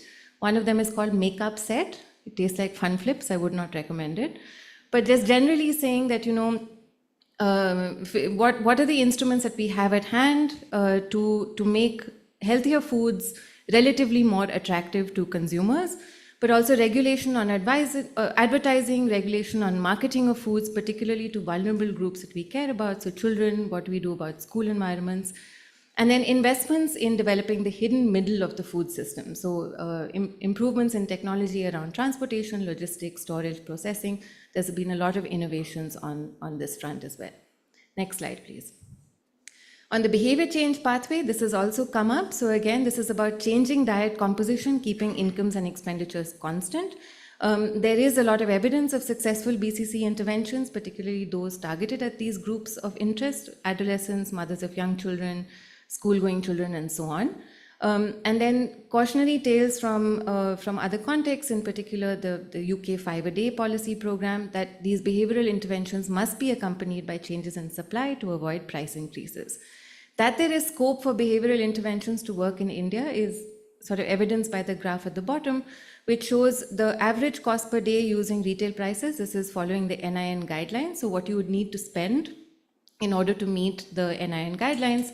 In brown versus in purple, what people are actually spending. So urban expenditure per adult equivalent. And this was a point also that Avinash made. You see the purple bar right out on the right-hand side. There's a lot of expenditure on beverages and processed foods, things that we don't want people to be spending on, where we want them to shift more towards fruits, vegetables, dark green leafy vegetables, etc. Next slide, please. And then the production pathway. So we've talked a bit in the last session about realigning agricultural policies and investments. So hopefully there'll be a bit more discussion and debate about that in this session. But also improving the nutrient content of the food that we're already eating. So conversations around novel food, so the eating of small fish, insects, etc. Revisiting and rejuvenating indigenous high nutrient varieties of staple food. So but particularly indigenous varieties of rice, conversations around fortification, biofortification, and then something that hasn't really come up in the conversation is kind of the soil to crop nutrient transmission, which is also an emerging area of research. And then investments in food technology. So Ajay was at our meeting on the TAFSA workshop about 1.5 years ago, where we had someone talk about food tech. And so what do we know? What can we say about the future of cellular and acellular agriculture and cell-based lab-grown meats? Last slide. And then on the cross-cutting pathway, I think it's, Vandana's point is really well taken. We can't talk about any of this unless we're talking about who's preparing, who's procuring, who's actually putting in the labor behind creating those diets that people are eating. And so the least cost diet, just to reiterate, it doesn't take into account anything around convenience, taste, preferences, and other factors. The fact that you can break open a packet and hand it to a screaming child and they stop screaming is a huge factor that we don't account for. So much of the burden of feeding does fall on women. So how do we take that into account? Obviously climate change. And then we've touched briefly upon this, issues relating to vegetarianism, so devaluing animal sourced foods, removing them from social protection programs where they could be of great value for children. So all of these are kind of larger issues around cross-cutting issues that feed into these. So I'll stop there. Hopefully that set a bit of a stage for some of the questions and remarks that our panel will give. Thank you. That's quite a large number of questions. Anyway, I hope the panel is able to answer at least some of them. Is Dr. Hemlata going to join? She's online, so I think we'll move to Dr. Hemlata. You have seen those questions. I've introduced you earlier. I think this is a session on way forward. So we have done many things. There are some gaps, something we did wrong. What do you think would be, the next steps that we need to take? It's a very huge question, not very simple to answer. And the answer is also well known to most of us. We have to engage with all the stakeholders, including the consumers, industry representatives, policymakers, scientists, researchers, healthcare professionals, and the effort should be coordinated effort, concerted effort with a long-term commitment to bring any sustainable change in food behavior and public health outcomes. So it's not a simple one. And another important thing is dietary guidelines. Although all of us think that we understand a lot, most of us fail to understand the small things that are required to be in place for a healthy food. So that is what has been taken, very carefully mentioned in each of the guidelines that we have proposed. We have proposed 17 different guidelines and dedicated two new guidelines for protein one and another one for HFSS foods. And we have made a very good attempt to classify the unhealthy foods, like in terms of how much fat, how much salt, and how much sugar should be there to call a food as unhealthy, and how you classify healthy, or what are the principles behind if you want to call a food as healthy, what are the principles behind it. So the guidelines that we have developed for the last 2 years, we have had several meetings and rigorous discussions, and we have reviewed more than 2,000 publications globally as well as within India, and came up with these recommendations. And coming to protein and coming to cooking oils also, there are a lot of misconceptions around, even among the scientists. Not much research is there. Even the research that are existing around protein powders are all driven mostly by industry, and we do not have any clear answers to them. And when we point out and say that they are not very healthy for regular consumption by healthy people, people are not ready to accept. Although scientifically we have been repeatedly, we have shown and repeatedly been emphasizing the fact that protein extracts need not be consumed just like pure protein powders. It has to be, calories should be there from carbs and fat also for appropriate utilization. And also we just like that don't build muscles without the required physical activity. Coming to cooking oils also, there's a lot of research done around the globe regarding saturated fats. So all our information is, even here, the dietitians and nutritionists here in India call cooking oils as healthy fats. Actually, they are not healthy fats. How can they be healthy fats when they are just concentrated in one type of fatty acids?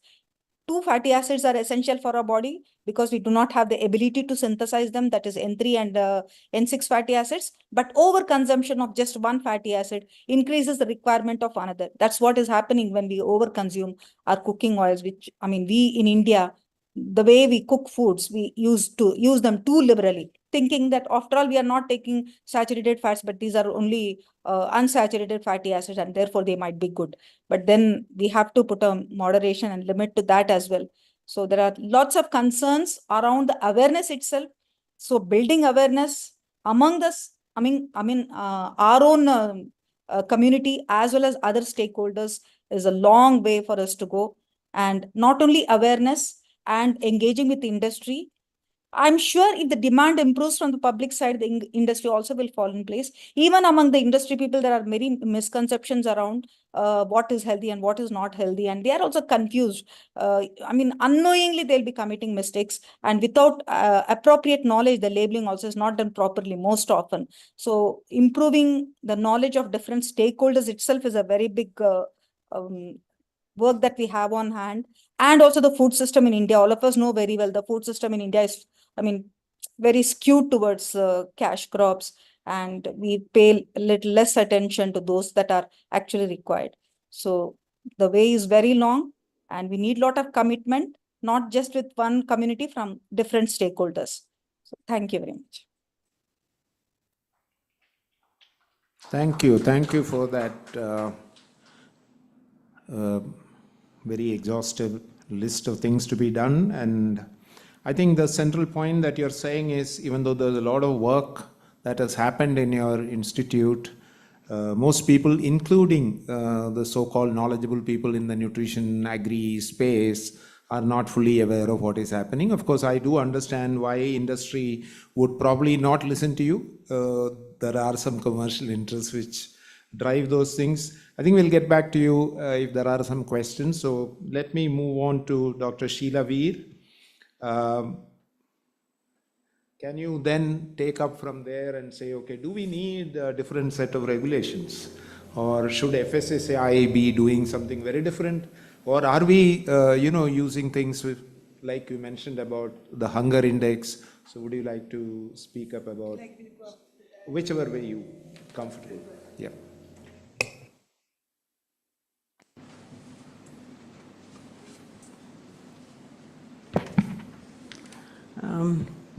Since the morning, I've been hearing such wonderful lectures and learning a lot, I must say, because nutrition and agriculture remains very though it wants to converge, it remains very parallel, and it was an opportunity, and thank you, IFPRI, for inviting me. I think when I look back, more than 3 decades back, packaged food came into our country through supermarkets. I don't know how many of you know that. And I was involved in testing of food. That's my first job after post-graduation. And food labs were established in Lady Haven College, Delhi University, to help the government infrastructure of Super Bazaar. And that's where I learned that food testing is very important. And after that, I forgot when I went to do my PhD and remained in my nutrition area of interest. And today I come back with good memories of food testing and regulation, how important regulation and monitoring is. And I was going through this today's presentations, and if at every level of food change, we need good regulation and monitoring. And Government of India has in its place a number of policies, which is what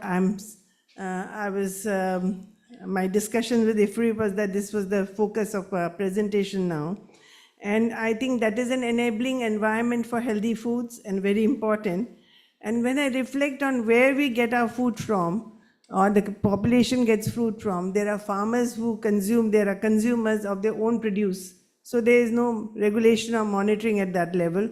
Second level I see is the public distribution system, which distributes food to people, to population. Almost 60% get food from that level. And then we have, and also welfare schemes, midday meals and ICDS.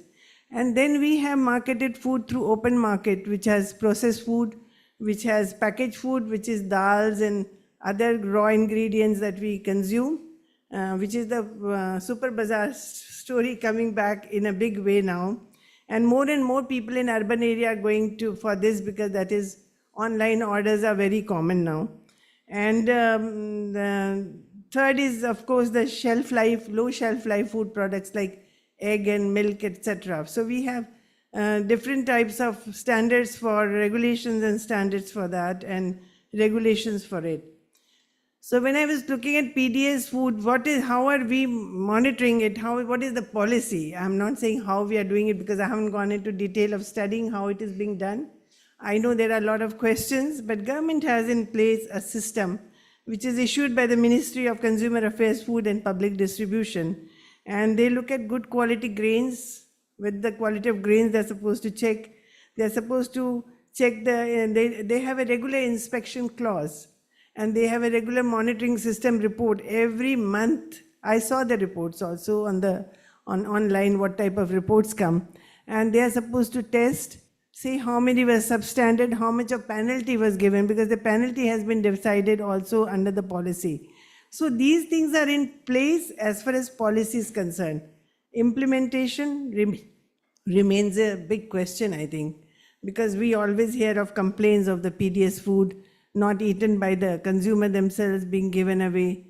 And I was talking with Mamta. I think there's a lot of work on PDS she has done, and I was learning from her, and from my own consultancy experience, I do see a lot of gaps.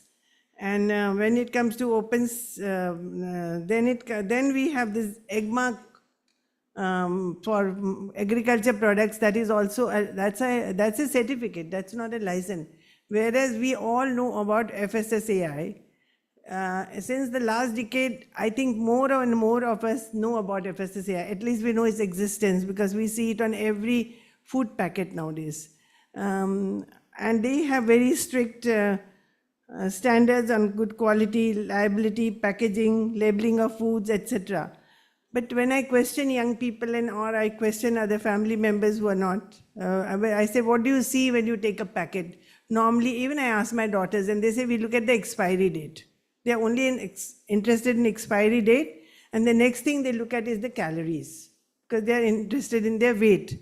Other energy issues and other nutrients that are mentioned are not seen by people, because we have not informed them, we have not educated them. So it is our job to inform them, educate them. And as Hemlata ji mentioned about the dietary guidelines of Indian foods, that was Indians, that was released only last month. I was very closely associated with NIN in it. And it has a chapter on 17 on dietary guidelines for Indians, which focuses on food labeling and making food choices. I don't know how many of you would have seen it or read the dietary guidelines, because today we are talking about healthy foods and linking health and nutrition with the food system. That means more of us who are interested in agriculture and food, like I'm trying to learn, please try and learn about the dietary guidelines also. That is how only we will bring the linkage, which is my concern. Only if we look at the other dietary guidelines, we'll say, oh gosh, these are the dietary guidelines and this is where the gaps are. We have there was a very good presentation by Devesh ji, I've got the name correct, Avinash ji made a presentation on the food consumption pattern, and then we can compare with NIN guidelines and see where the gaps are. So I think it's a very systematically we can go through. We have our own, I told you the nutritionists have their own limitation in understanding the food systems. So this report would help us to educate us also. And then I said, okay, gosh, there's another food that we eat is fresh fruits and vegetables. Are there any guidelines to monitor, and are there any, what are the regulations, what are the standards for it? Because we need to understand, and we all spend a lot on fruits and vegetables, we are supposed to. And it's a costly item. We think very easily, and I always criticize my colleagues, nutritionists, when they say, eat diversified food, give diversified food, and we'll solve problems. 5 out of 9 food groups we should take. But look at the price.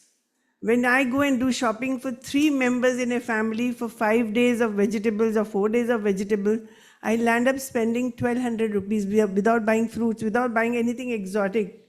I don't go for non-seasonal vegetables. I don't go for non-seasonal fruits.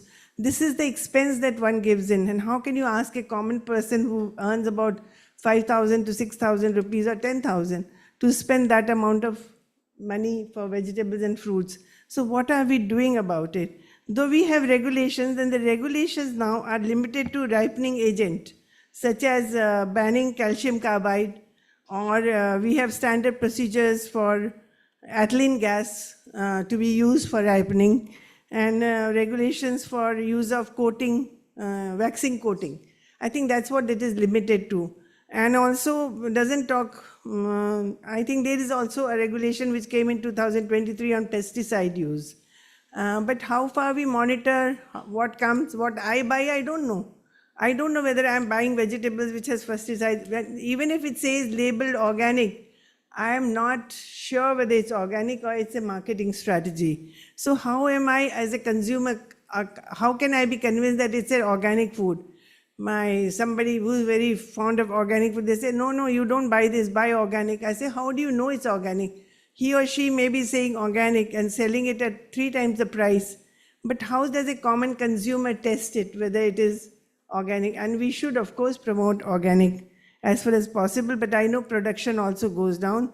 I understand the state of Sikkim has all the production, vegetable and fruit production, which is organic. This is what I read. And I haven't been to Sikkim recently to understand. I haven't read it much. So coming to way forward, which is our concern now, first of all, it's execution of guidelines. Somebody in the morning said, take it seriously and not take it seriously. That is the situation we are in. We are taking it seriously. Yes, we must have regulations, we must monitor. We are very serious about it in our mind, but we don't take it seriously. Why? Because the consumers, even educated ones like us, we don't demand, we don't understand, we don't appreciate. So if we don't demand, why should the producer who can make money without going for regulations and monitoring? Or if the government system is there and if the officer can get away without really being serious about execution of it.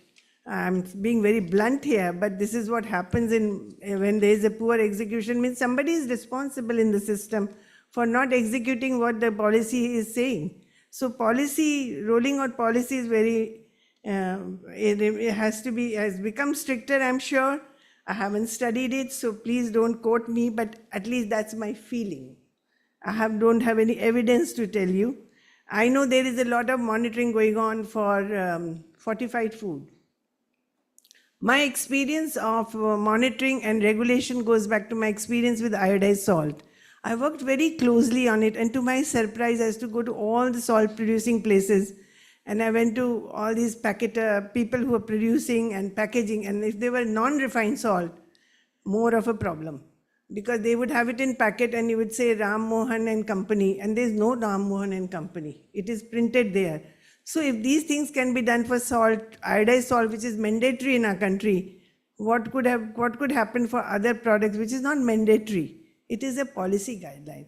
So I think there's a lot to learn from there's a lot we have to do on that. And so we have to start with education of consumers. I think the education best is to start in schools.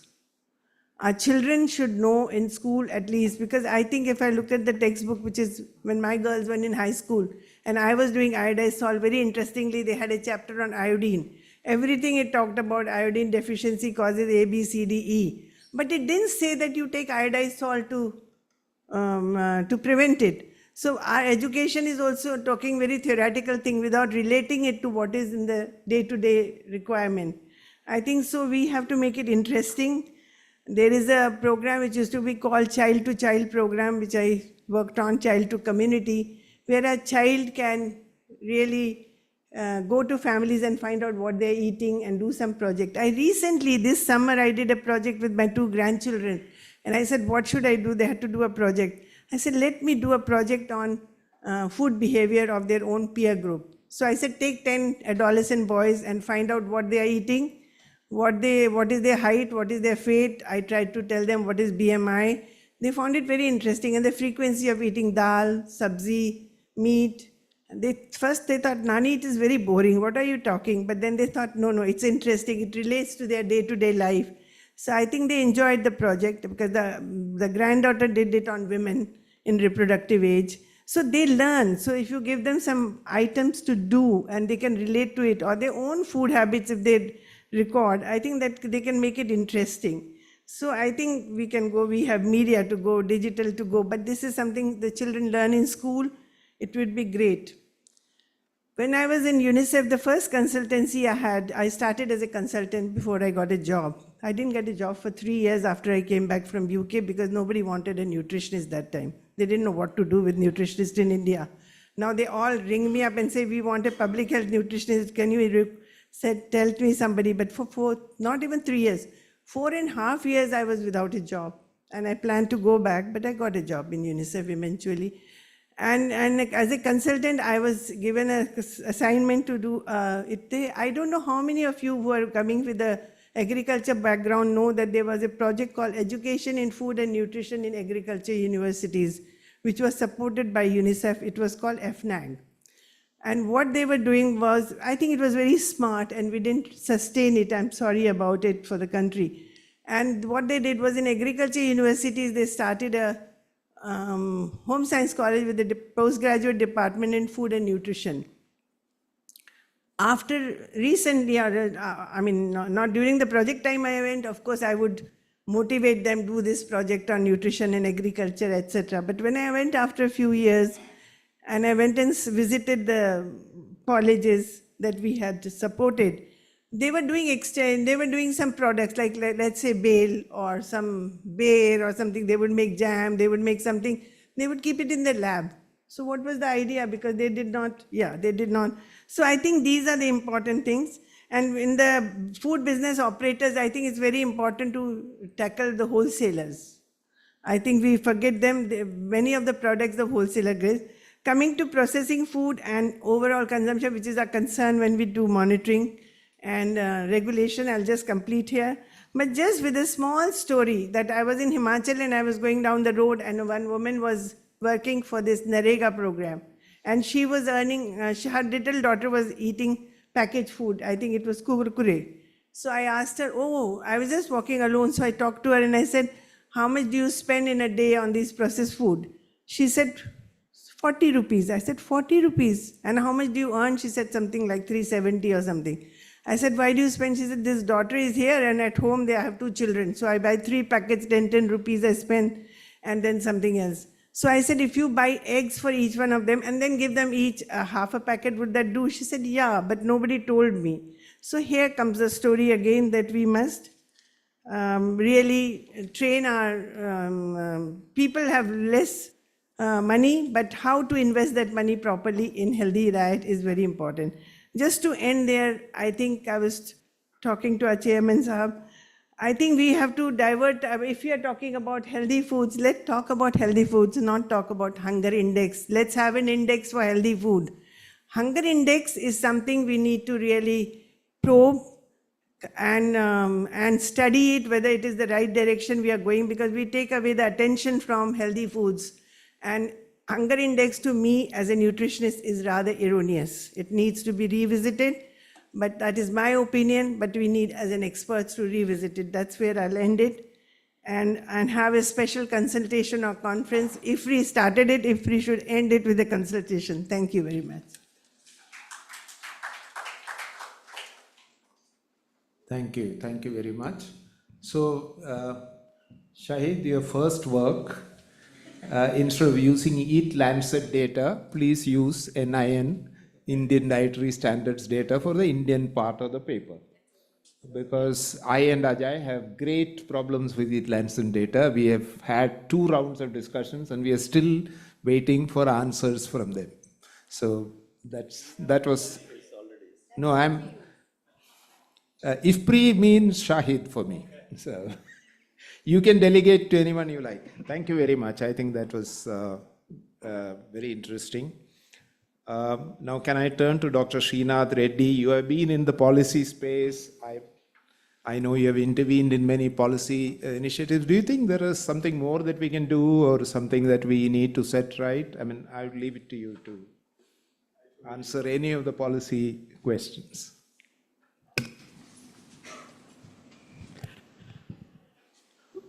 Let me first say that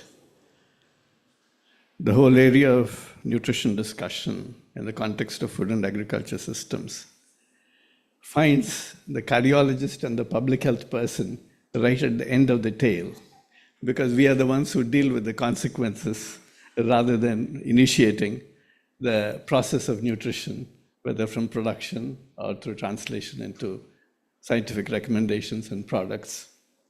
Nevertheless, I will reflect a little on what I've heard in the previous session towards the end, and also what you, Mr. Chair, started off with. And then talk a little about where policy could be further advanced, which is what you've asked me to do. In terms of your opening remarks, you said that you were considerably struck by the fact that somebody else had recommended context-specific recommendations. May I advance that a little more by saying what we need to produce are evidence-informed, context-relevant, not necessarily context-specific, but context-relevant, culturally adaptive, and equity-promoting recommendations for policy and practice. And this means that we also have to look at what the evidence is leading us to at the moment, that we, particularly those who have dealt with nutrition in the context of health, have grappled with a very reductionist initiation from single nutrients, went on to food items, and now we have recognized that it is composite diets that matter, it is dietary diversity that matters, and therefore it's crop diversity that matters. And how do our policies really advance crop diversity across this country? And particularly where agriculture is a state subject, how do we actually ensure that regionally appropriate agricultural practices are adopted to promote that kind of a crop diversity, which translates down the road into dietary diversity and into healthy nutrition? Therefore, we recognize that what we really require is also to factor in the challenge of climate change. And we need to have climate smart and climate resilient agri-food systems, and which can actually provide energy-wise adequate but nutritionally appropriate diets for every single individual at every stage of life across the life course. And therefore, we have to fashion our agri-food systems accordingly in that direction with that particular aim. And of course, as I said, in a sustainable manner through climate smart and climate resilient food systems. Now, in terms of some of the slightly out of the box questions which I may pose, that we frequently talk about what we can do with the land that we have and the water we have. But can policies also push the envelope a little more? Why should we be spending 0.4 million hectares of arable land in India and 3.5 million hectares of arable land globally on tobacco, which is a water-intensive, pesticide-intensive, health-harming crop, and not utilize it for growing nutrient crops? Where is the policy coming in? I know it's not going to happen overnight. There are huge market forces, and you also have to take care of the farmers. But the process has to begin. Are the agricultural universities and other agencies looking at how best they can actually promote alternate crops in an economically sustainable manner? So these are some of the questions. Similarly, if millions of gallons of water are being leached out for sugar-sweetened beverages, the cola drinks and like, then in a situation of increasing water scarcity, is that not a policy priority that we must actually ensure that water is available for other purposes rather than for this? So I think there are some out-of-the-box questions that we need to ask ourselves as well. Now, coming to the other question about where the consumer education comes in, I completely do believe that, but far too long we put the burden on the consumer. And we let the industry get away by saying that consumers should be able to exercise a free choice, and therefore regulation is an imposition on free will and therefore is a taboo. But choice is not something that is sui generis. Choice is conscious based on the right kind of knowledge or the wrong or incomplete knowledge. It is conditioned by aggressive marketing and promotion, peer pressure, cultural influences. It is also constrained by economic factors. I may know that I must consume 5 helpings of fruit and vegetables a day, but my pocket does not permit. I may know that I must prefer healthier edible oils, but I may not be able to afford them. Therefore, policy must ensure that each of these elements is addressed, that the right kind of information is provided to the consumer through all possible channels of communication, right from community-based educational resources to mass media, to ensure that they have the right kind of health and nutrition literacy to make the right kind of choices, but at the same time ensure that the aggressive marketing and unethical practices of the industry are also curbed. Because when you talk about ultra-processed foods, for example, I mean, like tobacco, these are advertised addictions and marketed maladies. And therefore, there has to be a strong political will there. And that's where policy must put its foot down with much greater resolve. Then comes the question of constraint. Certainly, we must make every effort to make sure that healthier options are the easier options by making them less expensive and affordable with whatever means of cross-subsidization, of course, while taxing unhealthy products. So this is where I believe policy must say, okay, how do we work backwards and ensure that all of this is possible and ensure that these 3 barriers are removed. Then comes the question of behavior change on part of the industry. Somebody did raise the issue in the previous session about industry's own behavior change. How do we appeal to the industry?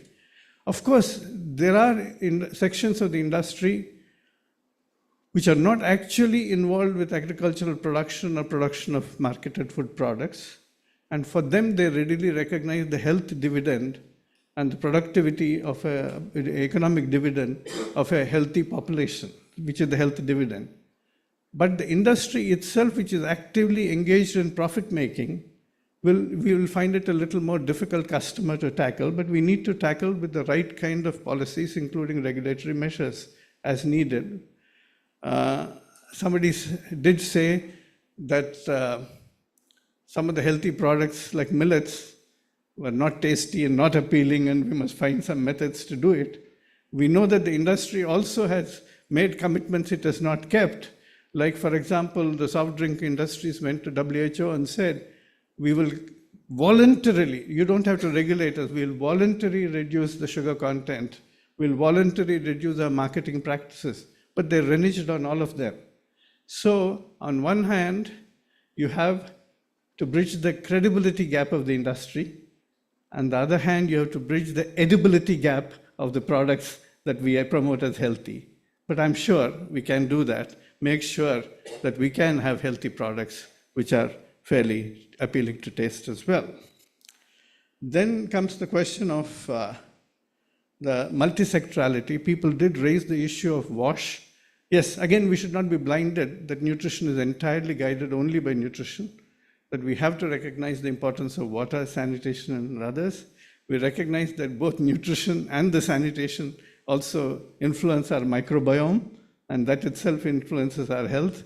And we also recognize that the kind of nutrition that we take feeds us, not only us, but the trillions of bacteria in our gut, and therefore we have to ensure fiber-rich foods. So this expansive approach in terms of multisectorality will have to extend to different sectors, especially in terms of promoting healthy nutrition.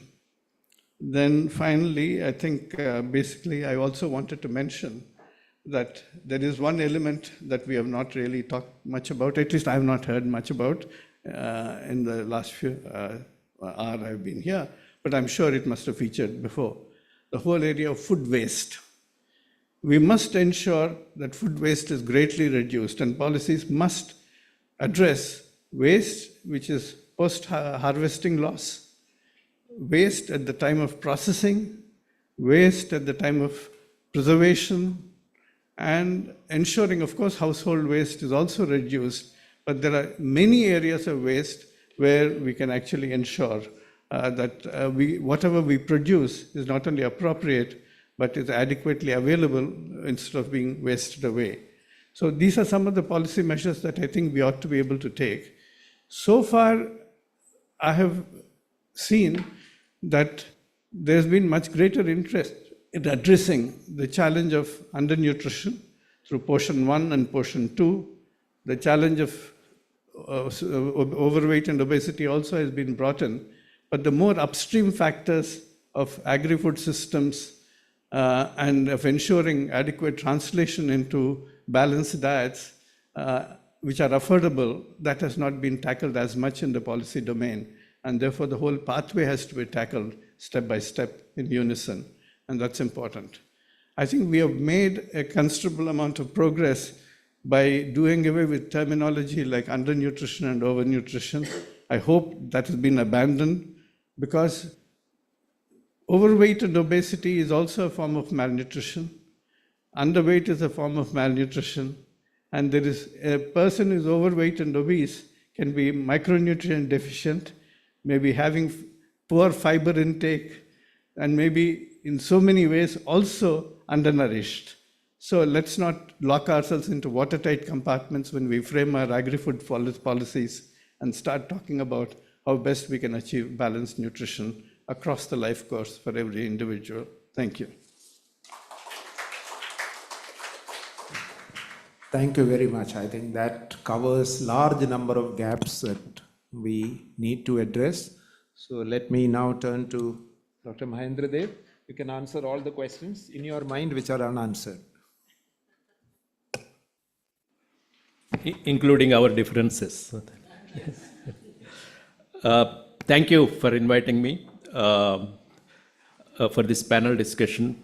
I may mention that I've been associated with this Global Food Policy Report since the inception, when I was in the IFPRI board. So I'm happy that now today they have taken up the food systems for healthy diets. As Shahid mentioned, it's a very vast topic. In the morning, I think Bharat, somebody mentioned the inequalities in food consumption. But I think inequalities in the whole food systems is important. Not only food consumption, but starting from production to all the value chains. So I'll briefly speak about the inclusive policies for food systems and the linkages with the healthy diets. Before that, I talk about two things. One is which Devesh mentioned about the macro policies. I generally start even at IFPRI, because generally people, agriculture or food, they talk about sectoral policies. What about agriculture? What about food? But I think macro policies in general may have impact, or indirectly or directly, on the healthy diets as well as the food production, many things. For example, they talked about fiscal policy in the report on taxing the sugar thing. But fiscal policy has many things which can impact the agriculture, social sector, allocations to health, the several things. So the fiscal, trade, the monetary policy. So all macro policies are important in this connection of the food systems and healthy diets. The second point is that about the incomes. One is it doesn't talk about the employment because that is one of the important things. Even the recent elections and all, people talked about employment is across countries. So because that is the quality employment generates the incomes for the people. Particularly, for example, in India, women's participation rates are low, 30 to 35%, compared to the global average of 50%. So you have to have the, how the employment aspect has to bring in if you want to have the affordable, healthy diets and all. And the third one is the inflation.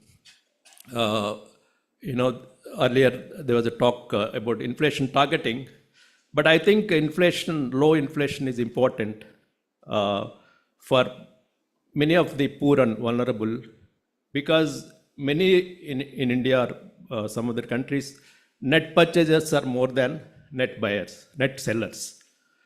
So for them to have low inflation is very important. How do you incentivize the farmers? That we have to balance between the two.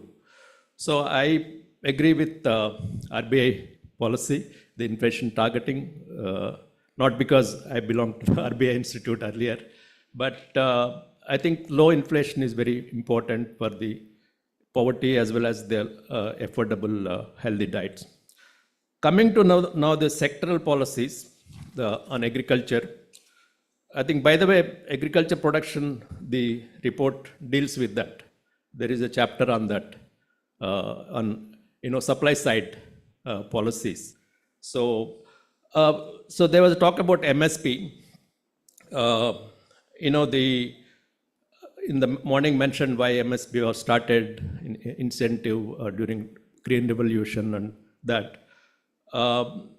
In fact, during my time, I gave more importance to pulses, oil seeds, and the millets.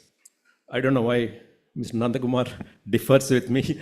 I increased 40% rise to pulses. And in 1 year, it increased from 14 million tons to 18 million tons. So there was a response. I don't know because of pulse villages or because of but there is some response. But there was also a question that why don't these are more risky crops, why don't you shift the incentives?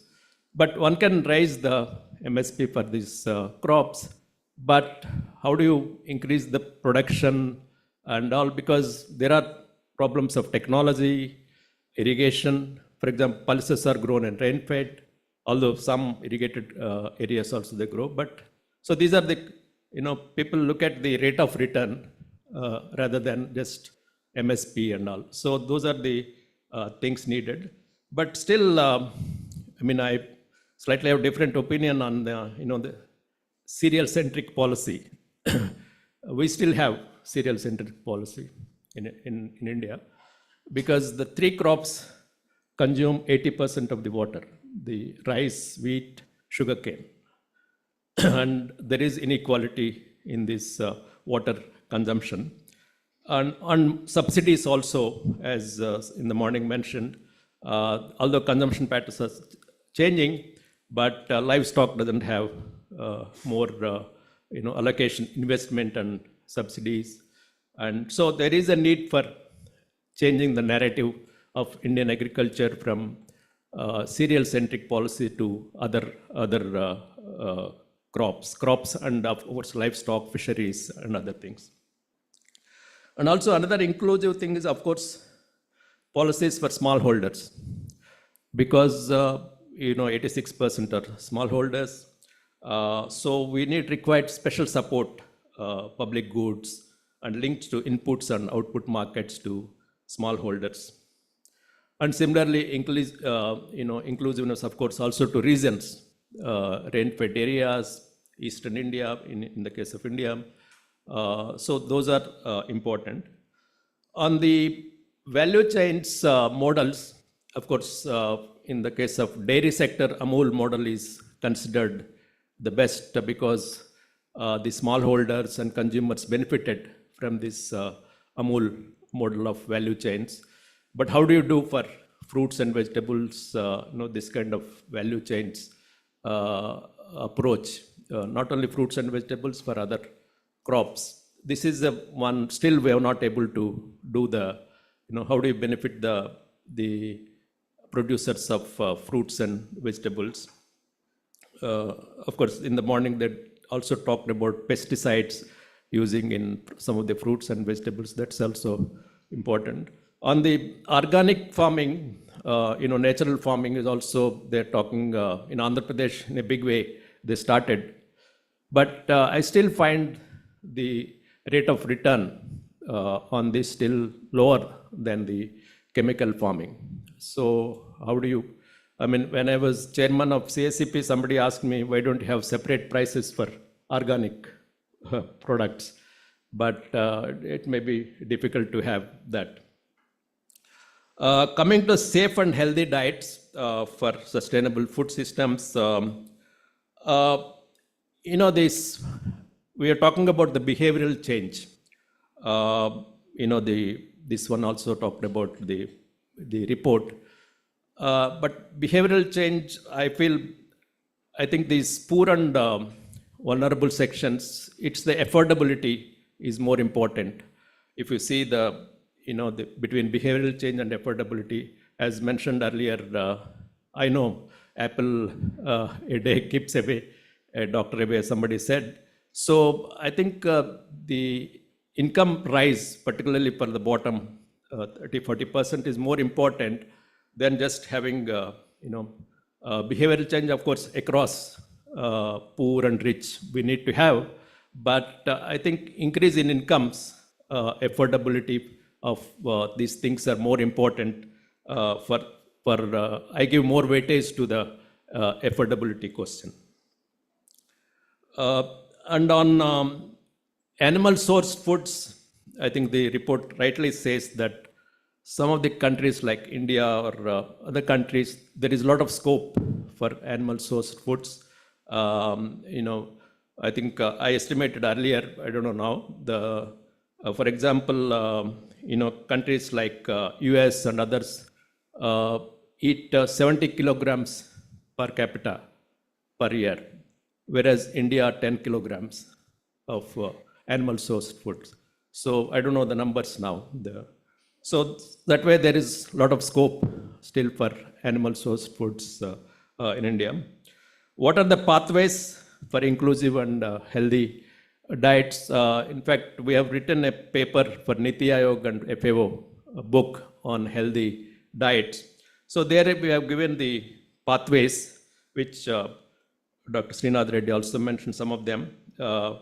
there are 7-8 pathways. One is reducing post-harvest losses, of course, waste also, and the biofortification of crops, empowerment of women, WASH, enforcing standards of food safety awareness, nutrition education, and nutrition programs, use of technologies. So under each that we have given the policies how to deal with that.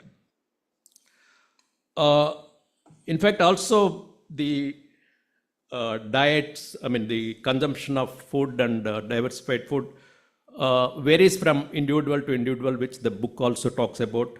In fact, Dr. Srinath Reddy knows about the Sukhatme debate. This human body as adaptation kind of thing. So for each individual, it differs from the food and nutrition consumption. Individual differences one has to take into account. On the sustainability of healthy foods and the climate change kind of thing, I think some of the diversification itself will lead to sustainability and take care of climate change. For example, pulses, legume crops are climate resilient. Similarly, some of the oil seeds and other things. So that itself may take some of the sustainability questions. In fact, IFPRI has done a study on repurposing agriculture. So if we spend more on climate change kind of things rather than subsidies, then your growth will increase, the food security and nutrition security will increase. Lastly, of course, also on agriculture, the share of women is increasing in agriculture. So women-centric agriculture policies may be needed. And on the other aspects which Dr. Srinath Reddy knows about the health policies, we've been talking about universal health systems, but it is not done because it's more on insurance people are talking about rather than the universal things. And because our infrastructure or doctors are much less, particularly in rural areas and all, which are important for the healthier diets and of course NCDs and other things. I have 2 more points on social protection. The poor and others have shocks. One is the health shock is very important. In fact, we did a study on farmer suicides. So some of the reasons related to agriculture, but some of the many reasons were our health shocks.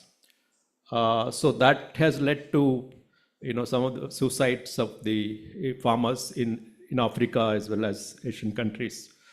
Social protection are so that way important. And in the morning they talked about eggs, giving in midday meals and other things. But I feel that social protection is important, but also investing in rural infrastructure and also R&D, research and development, is more important for poverty and healthier diets rather than just giving social protection programs. Because we have done a study on national highways, how they impacted the production and also incomes of the farmers and others. So these are some of the policies. I can't cover everything given the time. So to conclude, I think inclusive policies can help informal workers, smallholders, low-income consumers, women, and leads to healthy and sustainable food systems. Thank you very much. Thank you, Dr. Mahendra Dev. I think that's a masterclass for the last part of the session. We covered almost everything. Just 2 comments. One, I disagreed with you because I needed a better argument to go to the cabinet and get a higher price for pulses, but you must know that your report got completely approved by the cabinet. So I have this habit of pushing you a little bit so that I get the best. The second, I think we all hear about why is the Amul experiment not being replicated in fruits and vegetables. I've tried and failed, so I have probably burnt my fingers, so I know what is the correct answer. The problem is the product itself. One is, okay, you can always say milk is harvested twice a day, and therefore it's the biggest perishable thing, but you can mix cow milk and buffalo milk and still pasteurize it. But I cannot mix tomato and potato into the same container because different levels of requirement of temperature and humidity. And when you go to buy milk, you buy milk. Whereas you go to buy vegetables, you look for 5 to 10 vegetables, which need different harvesting times, different temperature control measures, etc. So it's a bit of a technology problem, bit of an organizational problem. I leave it at that. So can I take questions if there are any before we close? All or few are tired, I think. Yeah, Sudha.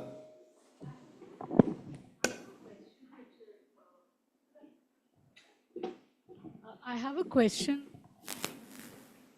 I have the same question.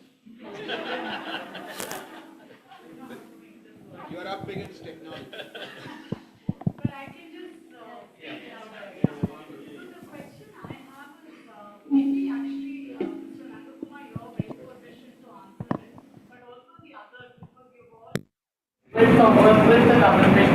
So we've talked about how this is multi-sectoral and there are all of these factors. But at the end of the day, you do have to go to either a Ministry of Food and Consumer Affairs or Agriculture or Environment and Forest. So are we seeing, and is it essential that at some level these ministries have to integrate so you have a larger body that sees it as a food system rather than, and as long as we don't do that, we are going to make no headway at all. So this question is for any of you.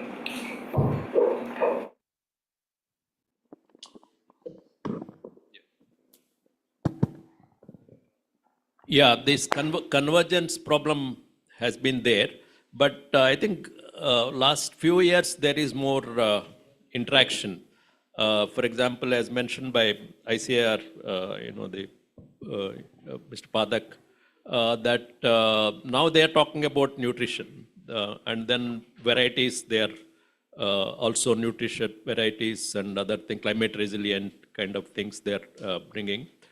And in fact, when I was in the ministry also, we started talking about nutrition, agriculture interaction and all. But it's coming to maybe now 30, 40%, but it has to go much more.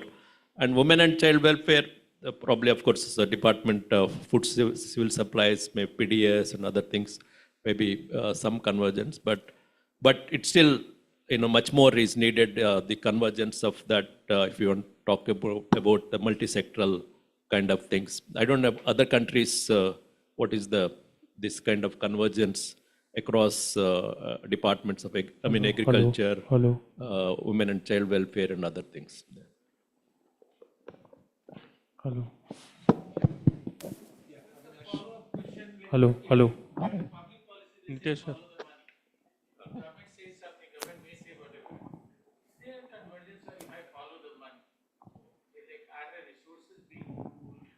Human and financial. So this is just follow up. Anyone of you can respond to it. Is that at the human capacity level, or hours of bureaucrats and money level, this convergence happening? So even within CGI, we talk about convergence. You can talk about it and get it. No, let me tell you, whatever we tried for convergence has had very limited success. In fact, I went and got joint letters signed by Secretary RD and myself, Secretary Health and myself, Secretary Food and myself, to district collectors and state governments. At the policy level, I don't find too much problem. I think the problem is, how does PDS talk to MDM and MDM talk to ICDS at the district and the block level? I think that's what we have not sorted out. So yes, probably you're right. We may need to put that money into a common kitty and then find a way of doing it. Yeah, Ajay, you had a question? So just, Mahendraji, on food inflation, as a farmer, I'm asking that if farm gate prices are going to be artificially subdued by stock holding limits, by banning exports like it is for onions, for sugar, for wheat now, and for other crops, either the government compensates farmers for that loss, or should we keep suffering cheap food? And because that cheap food also will not allow diversification to happen. At the one side, we are saying shift from paddy to pulses. Now you cannot shift from paddy to pulses until the price of pulses rises by many times. So that's the paradox that we're dealing with, that either the government policy compensates farmers, or do farmers become scapegoats for food inflation? And we are 40% of India. We are not like 10% or 12%. So that's the question that I was trying to, get that in the narrative, because people don't think about what happens to farmers when you look at inflation. And I think research also needs to be done into the fact that how does government policy impact farmers because of these actions, and how does it lead to nutritional, because amongst the most unhealthy people or undernutrition people or are farmers themselves, and a lot of impact is because of government policy. Yeah, I mean, I know the policies, we've been talking about consumer-centric kind of thing on prices. But on the other hand, you think of the poor and vulnerable sections, when how do they compensate? I mean, cash transfers and all, one can do that, but it doesn't cover the entire population. So from the informal workers and others, I mean, even somebody said even the middle class is not able to buy fruits and vegetables. So think of the poor and vulnerable when you're talking about the diets thing. So, I mean, I don't have the solution kind of thing, but how do you balance this producer price and the consumer price is, which, Peter Timmer talked about the scissors kind of thing. So that I think, but the low inflation is important from that point of view, from the poverty and the healthy foods point of the affordability of these foods. For example, eggs in some of the countries, I think African and other countries, if you buy even one egg, 1/3 of your expenditure, or 1/4 of half of your expenditure or something. So in that context, I'm saying, but incentives for producers, I'm ready for it. But how do you balance these two is important. On the inflation question, Ajay, if you look at deficiency payment system, it's essentially tackling the same problem. If prices doesn't work, so if prices go down because of any policies, there is a difference between world price and the market price. That is the deficiency payment you make to the farmers so that they don't suffer. So I don't know why that cannot be implemented or even tried out. I recommended that in Bangladesh. Hopefully they'll be trying it next season. Not sure where we are.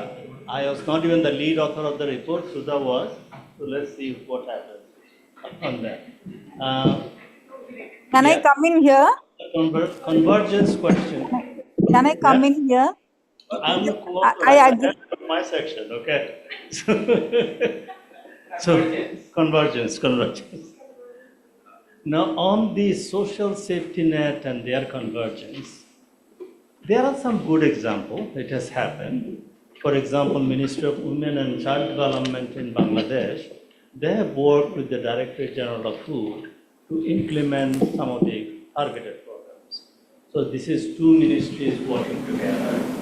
And at the policy level, there are examples as well, both in Africa and Asia.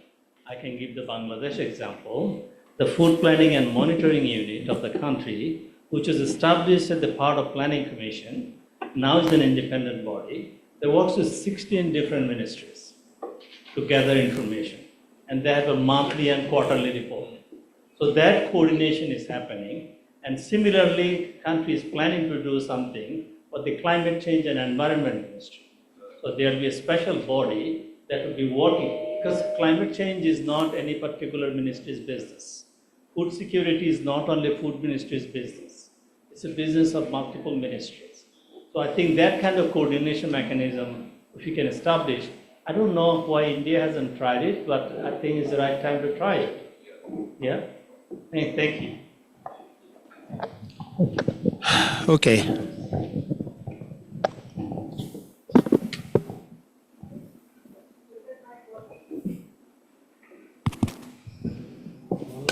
On. I don't know whether this.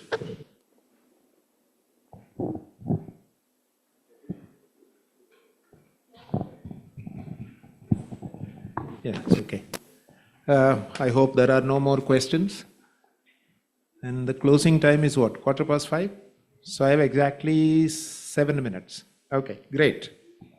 Well, I'm not trying to take away anything because I think all the three panelists laid out excellent pathways on where we want to go and how we want to go.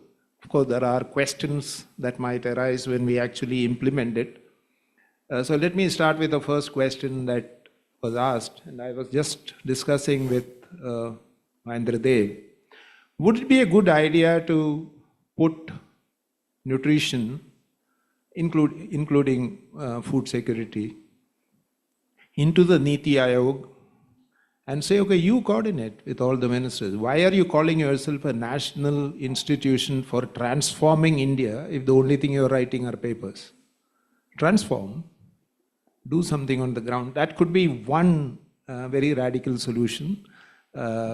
Might work, might not work, but in certain cases it has worked because the aspirational districts program has worked. So why shouldn't this work? Or put this whole thing in the aspirational districts program as part of the aspirational district. Because these are definitely districts with low nutrition, probably a higher hunger index and stuff like that.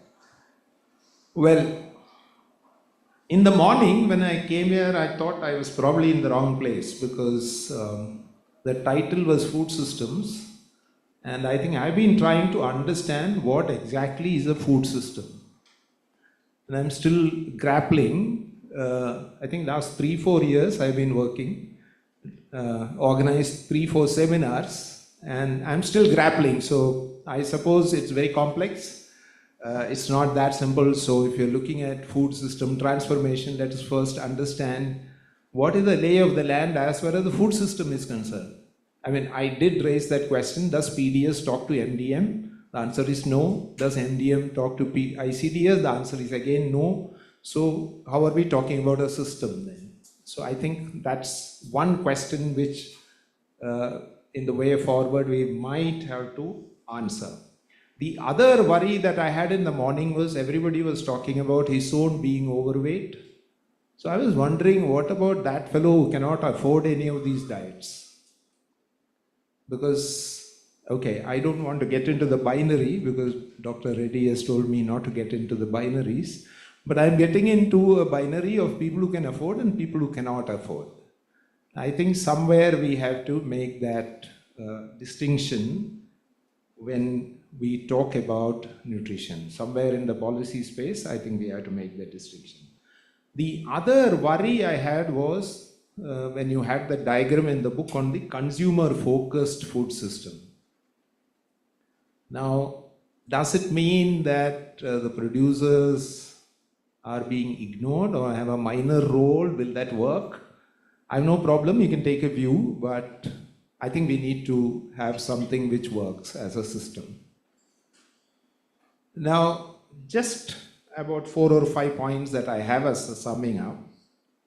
In fact, we did, Bharat Krishak Samaj did a 2-day or 2.5-day long consultation on food system transformation. At the end of it, the key message was we need to focus A on systems and B on the word local.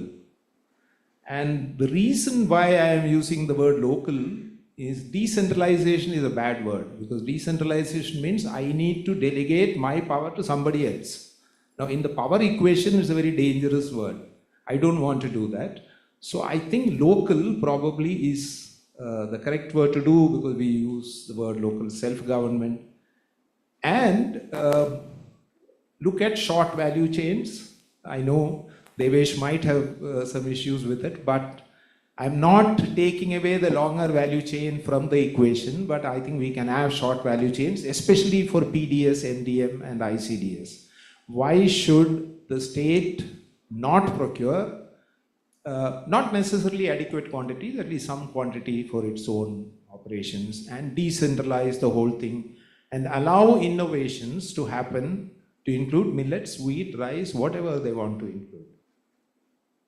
And the way to intervene probably to look at healthy diets into the public programs is probably midday meals and ICDS, and then try and extend it to the PDS in probably aspirational districts to begin with.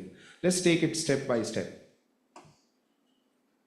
The second is again, how do we look at systems? So if you really want to look at nutrition as a major issue, how do we place it within a much better coordinated system? One way is to look at a district level system. The other way is to look at probably a state level planning or a Niti Aayog kind of a system.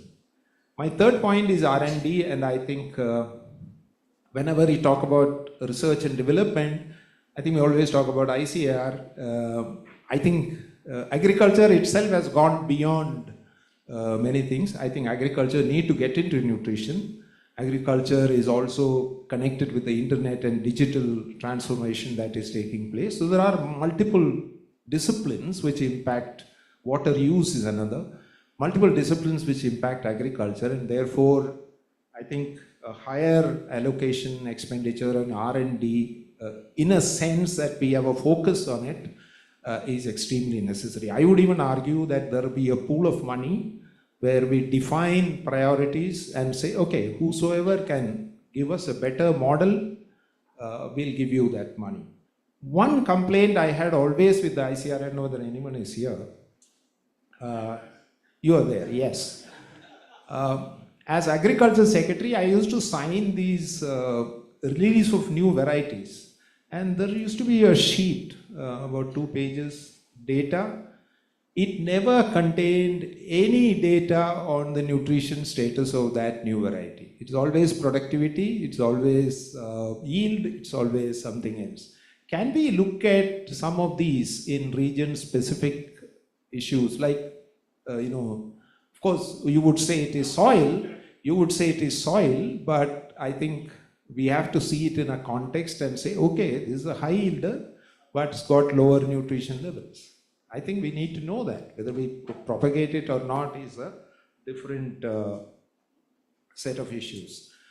The last point, of course, is the consumer kind of an issue. I think people like us who talk about the change need to set the example. And I'll tell you a small story. Manda, I'll take 1 more minute. We tried to push Bajra into Maharashtra. Wrong choice, probably Jowar would have been the right thing, but we didn't have Jowar, so we had a lot of Bajra, so we pushed it into Maharashtra. And they wouldn't take it in the PDS. So I went there, I think it was Amravati district, if I remember correctly. So I went to a PDS shop, there was a lady who was refusing. So I asked her, why are you refusing? You eat Jowar, why don't you eat Bajra? So she said, "Aap Delhi se aaye ho?" I said, "Haan." तो इतने अच्छे हैं तो आप क्यों नहीं खा लेते हो? Now that sums up, we have to set the trend, and as long as we go to the malls and eat burgers, don't expect too much of a change. And you can do as many communications as you want, that's not going to work. And the last and my favorite point is governance. How is it that every policy in this country is differently implemented by different states? Any policy, education, nutrition, health, it's a question of what that governance is all about. And if we can't address that governance issue, you can make any number of policies, we can have any number of consultations.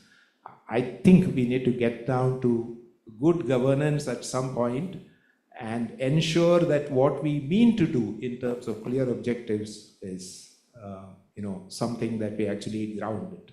And this is something that never gets spoken about, and Ajay told you, how, somebody said, why do you write a chapter on governance in an agriculture policy? I think that should be the first chapter. Even in your nutrition policy, there should be a chapter on governance. How do you do it at the panchayat, at the district? And Dr. Redley rightly said, context appropriate kind of solutions. And if you don't delegate, if you don't have local innovation, if you don't have local resources given to them to innovate, you won't get localized solutions. And if you don't get localized solutions, I mean, you can have all the numbers you want, you can have all the data you want, but when you go to the ground, you might find a different story. Thank you, Shahid, for giving me this opportunity. And I hope you will be able to take this forward in a much more meaningful manner. Thank you very much.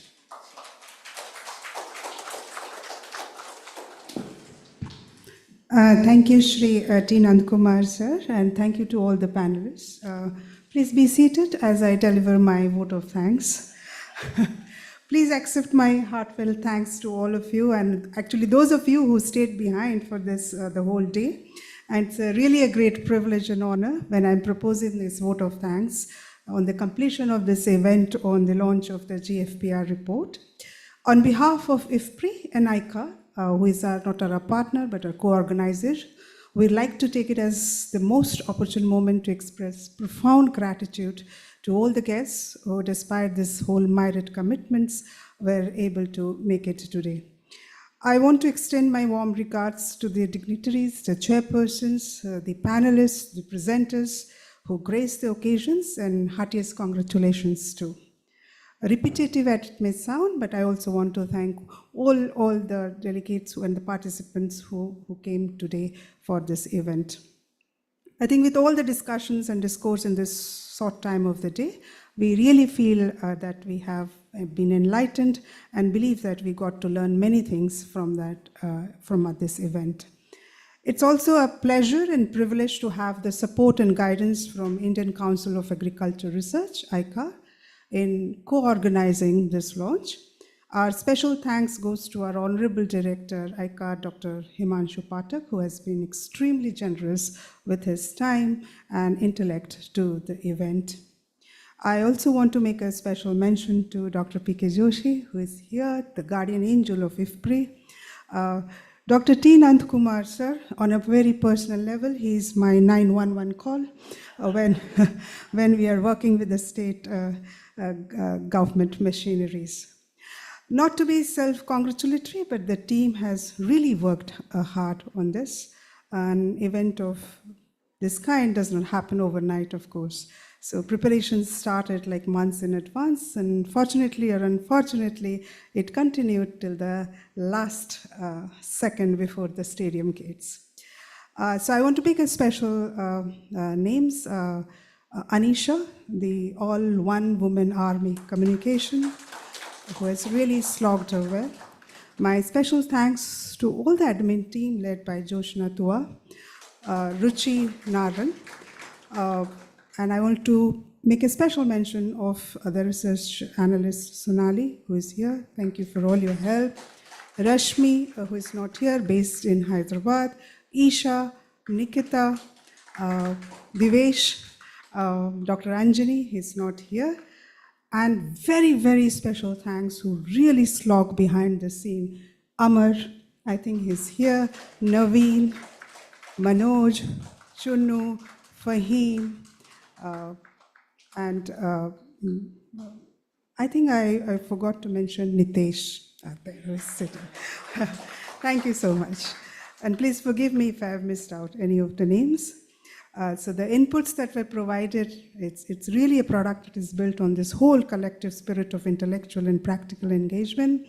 So it's now up to us to what we learned and what we do with them. How do we apply and adopt this, considering all the local realities? I think for the road ahead, Dr. T. Nandkumar, sir, let me quote Isaac Newton, who said, "If I have been further, it is by standing on the shoulders of the giants." We got a multitude of the shoulders of the giants, and it will help us see further. Thanks for all your contributions. Goodbye till we meet again. Thank you so much. Thank you.